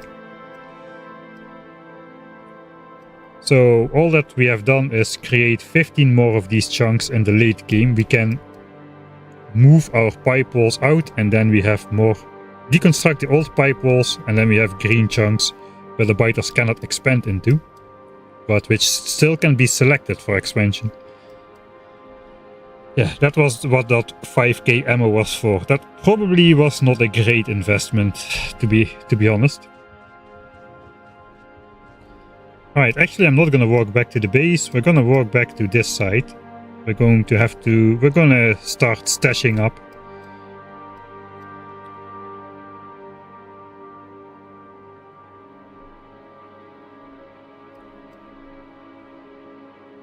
Four more fights left to do before we never have to fight again.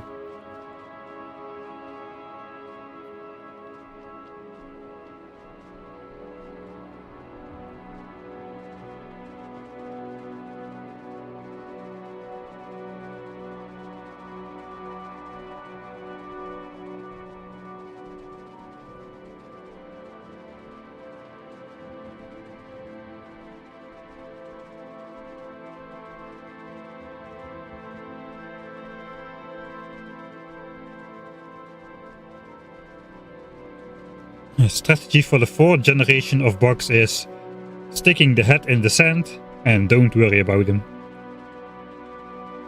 Not because there are no reason to worry, but because we cannot do anything against them anyway. So why bother worrying about them? I'm walking towards this arrow. I hope that's the right arrow.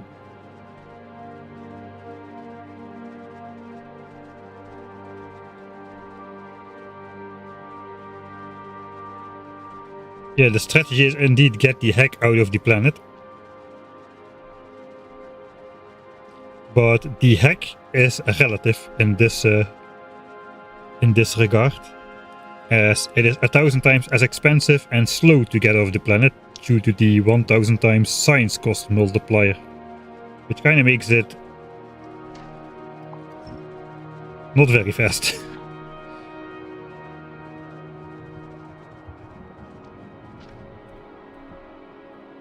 Okay, we are almost this nest. Is this going to be the next one? Am I going to do that today? What time is it now? It's probably already 1 o'clock or something.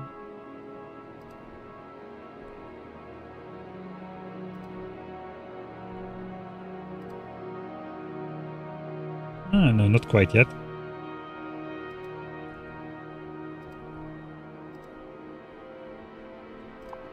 Ah. Oh yeah, turn off the expansion circles again.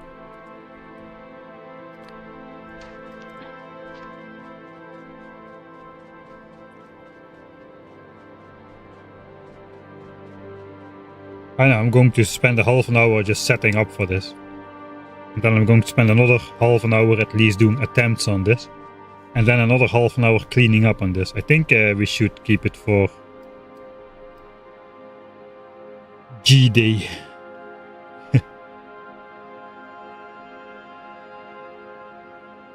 Yes, do it now or you will forget. That is a fair point, or I will forget all my practice from earlier.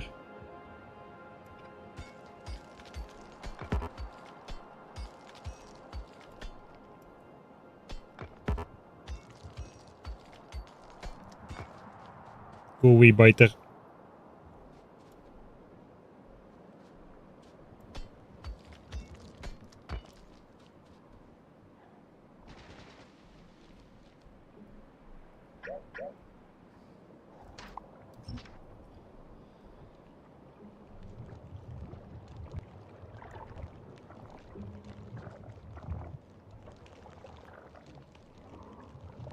Alright, so once we get this set up, is that a critical mass enough? There's going to be a ton of biters spawning from the top here. I think we want to make this a bit wider.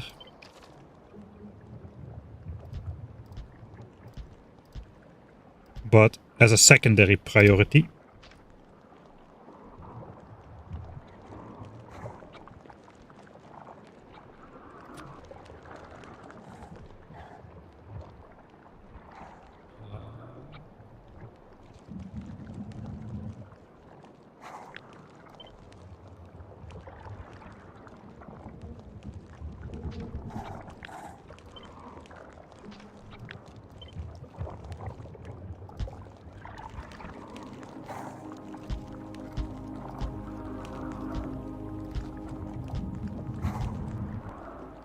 Alright, I gotta remember the strategy is to place the turrets inside.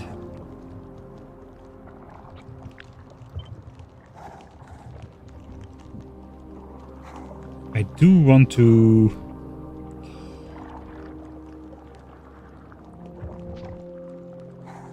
How did I snipe these worms like with turrets like randomly placed inside here, right? Yeah, that should do it.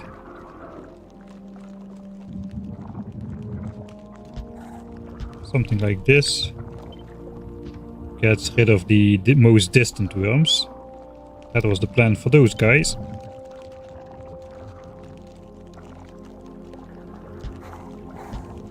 And this. And this.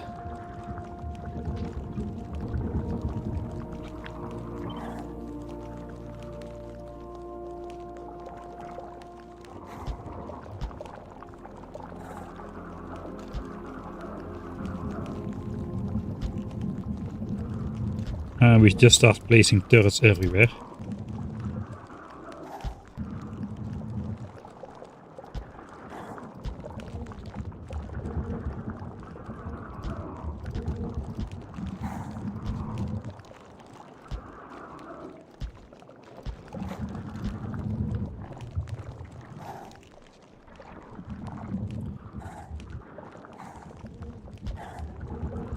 Alright, then we'll just grab these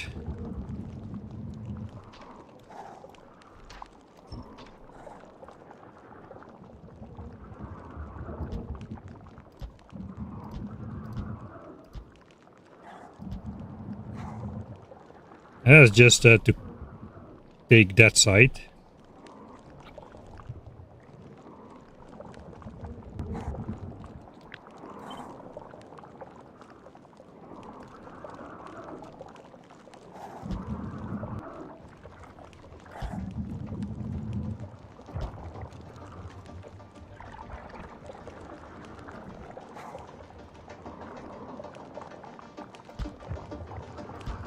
Oh, I forgot to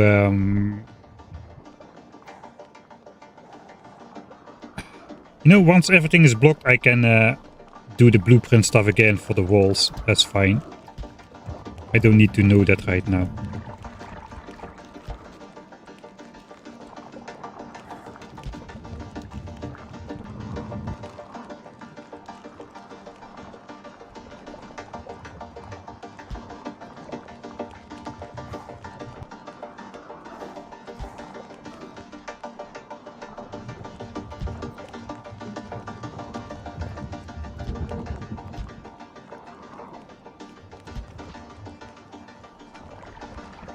Probably should not place those. I think this should be it. That should be it. How many is that? 550. That's about the amount I had before. No, I'm not gonna do it this stream. It is just so much preparation work still.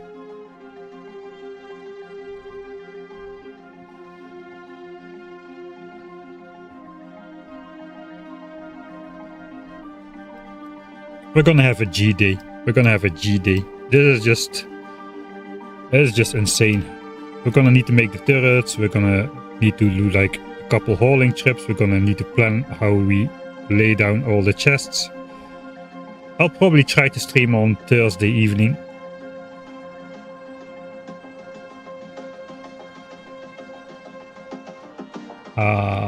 No, actually Thursday I cannot either. Maybe tomorrow then. See how it goes. Maybe tomorrow evening. If not, then it's just going to be Saturday. The first part on Saturday would be just taking on the big fights. Those are still quite interesting, I suppose. And then Sunday is going to be no more fighting, at least. Hopefully Saturday already. The second part of Saturday's stream. But after that is going to be no more fighting. It's going to be behemoth biters. That means we're going to ignore them. We're going to hope that we did enough during the entire early game. Early game being first 80 hours of the game. That's early game in this playthrough.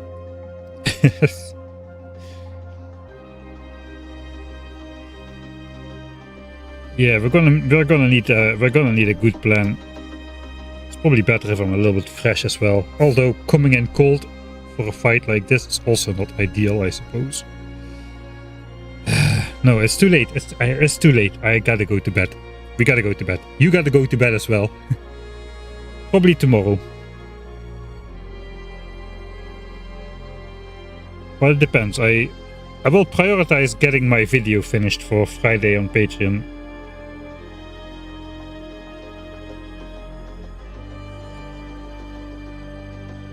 But yeah, most likely tomorrow another stream.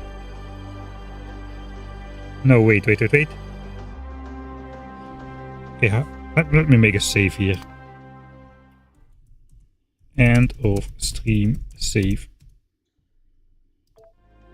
Yeah, this is a good opening for next stream. Just looking at it.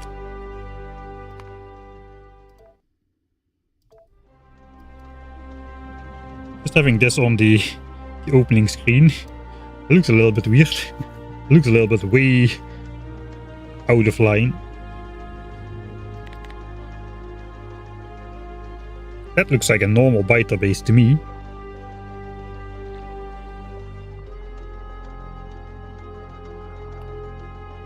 Probably fumble a couple more turrets in there, to be honest.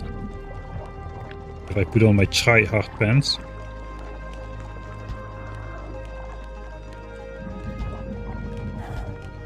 Like there.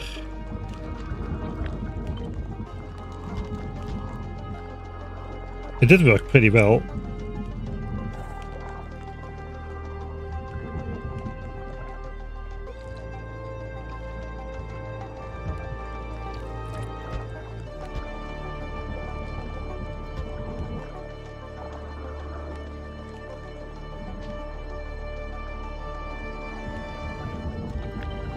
No, this is fine. Like, this is fine. Stop it. Stop it. Safe. Alright, totally normal biter base here, nothing to see. 6 PM, I'm not going to bed, alright. Yeah, I think so.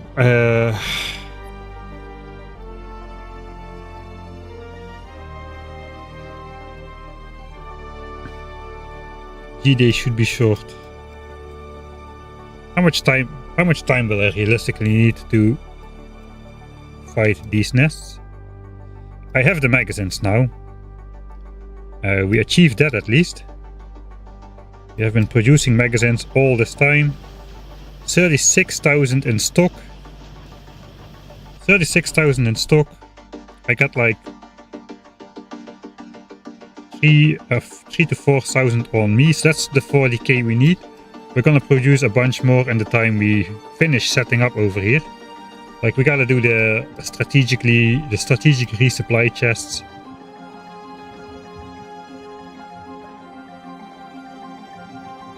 And all that kind of stuff.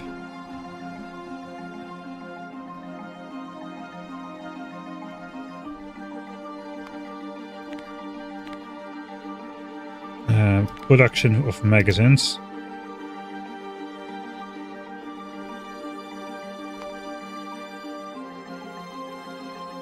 Yeah, basically we have mostly been producing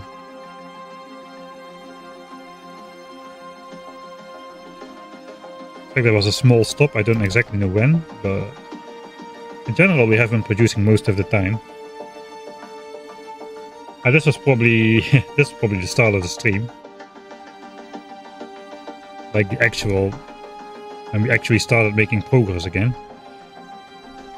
Alright, I will need an hour to an hour and a half for this one. An hour for these two. And this is probably gonna require a couple attempts. This is the final boss of worms, at least. This is the final boss of nests. I would say it's at least another 4 hours of streaming to get these nests neutralized.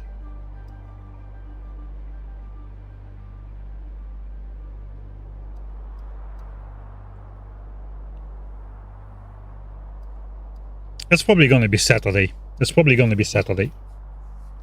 First half stream on Saturday, neutralize the nests. Second half, start research again. And then, yeah, Saturday, second half, and then Sunday is gonna be probably progressing through the game like a normal person, you know? Gotta figure out what is the first technology. I'm leaning towards solar panels at the moment. You know what? Let's just for the end screen, we're gonna go back to the base. Let's at least pretend we have a base. Where is it? My base. It shouldn't be such a small base that I cannot find it.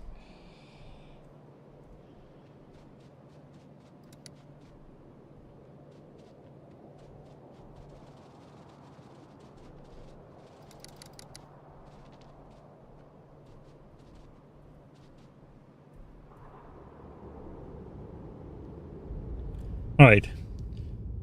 So what will be the first technology? I think solar panels. Either solar panels or landfill or steel furnaces. Steel furnaces not that important in terms of resource saving or pollution saving. Just nice to have. It would be nice to have this first if we immediately go build towards blue signs, for example. That means all our furnace stacks can be half the size. If we don't directly go for blue signs, then probably something which saves more pollution and resources, like solar energy first, would be good. Landfill, if we feel the need to quickly add on chunks on the water, but then again, we have plenty of green chunks to add on to land by moving the pipe border outwards. Oh god, more grindy stuff.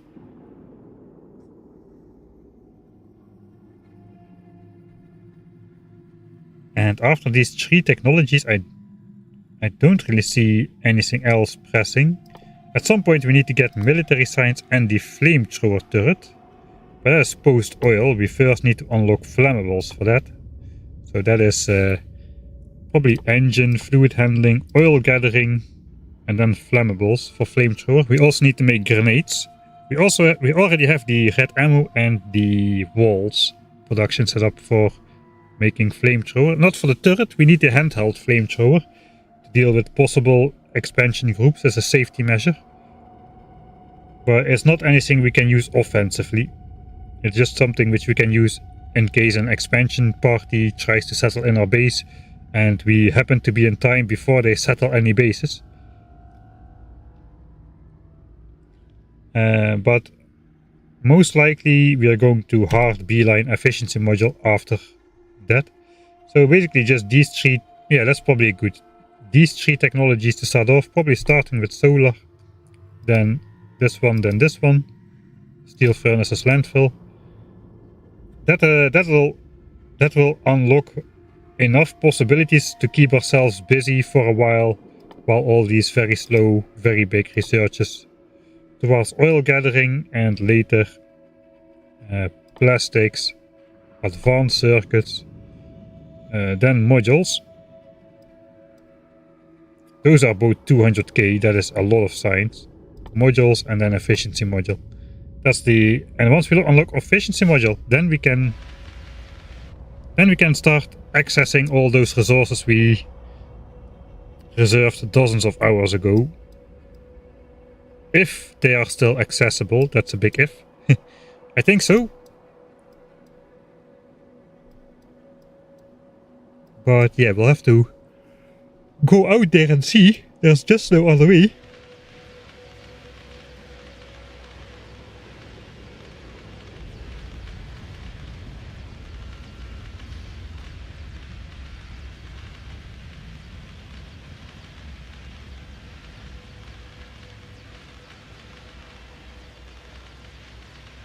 Kill the chest in the pacifist run. RIP.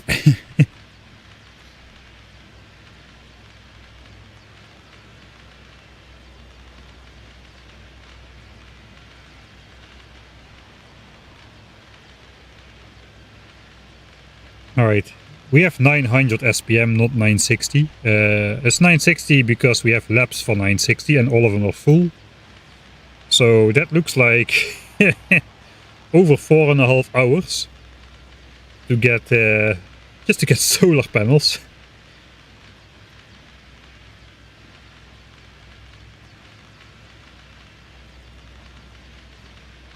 I could consider starting research just after the big fight is done and then just clearing up the other 3 fights while research is already ongoing. Because it looks like we have plenty of leeway before behemoth biters. Like 3.5% evolution, easy. 0.96 SPM. Yeah. 0.9 only, realistically. 2 big fights, yeah, 2 giant fights. But one is important. This is important to do as soon as possible. Because the cooldown timer for spawns goes down as pollution goes, or as evolution goes up. So the higher evolution is, the faster the biters spawn from the nests. Here we don't care about that. I cannot really show that, but here's only 8 nests and a lot of worms. The worms stay the same difficulty anyway. 8 nests is okay, we can deal with 8 nests no matter how fast the spawn rate is. But 38 nests, it's already a super hard fight, so 10% extra spawn rate on top of what is currently there. That is so much more difficult. Because the difficulty does not go up linearly with the amount of nests increasing, and 10% extra spawn rate basically is 4 extra nests, so yeah. I think we're already part of the 10%, since it was between 83% evolution and 90% evolution that it was 10% extra spawn rate, so probably already we have done 5% of those extra spawns. It's already unlocked, unfortunately.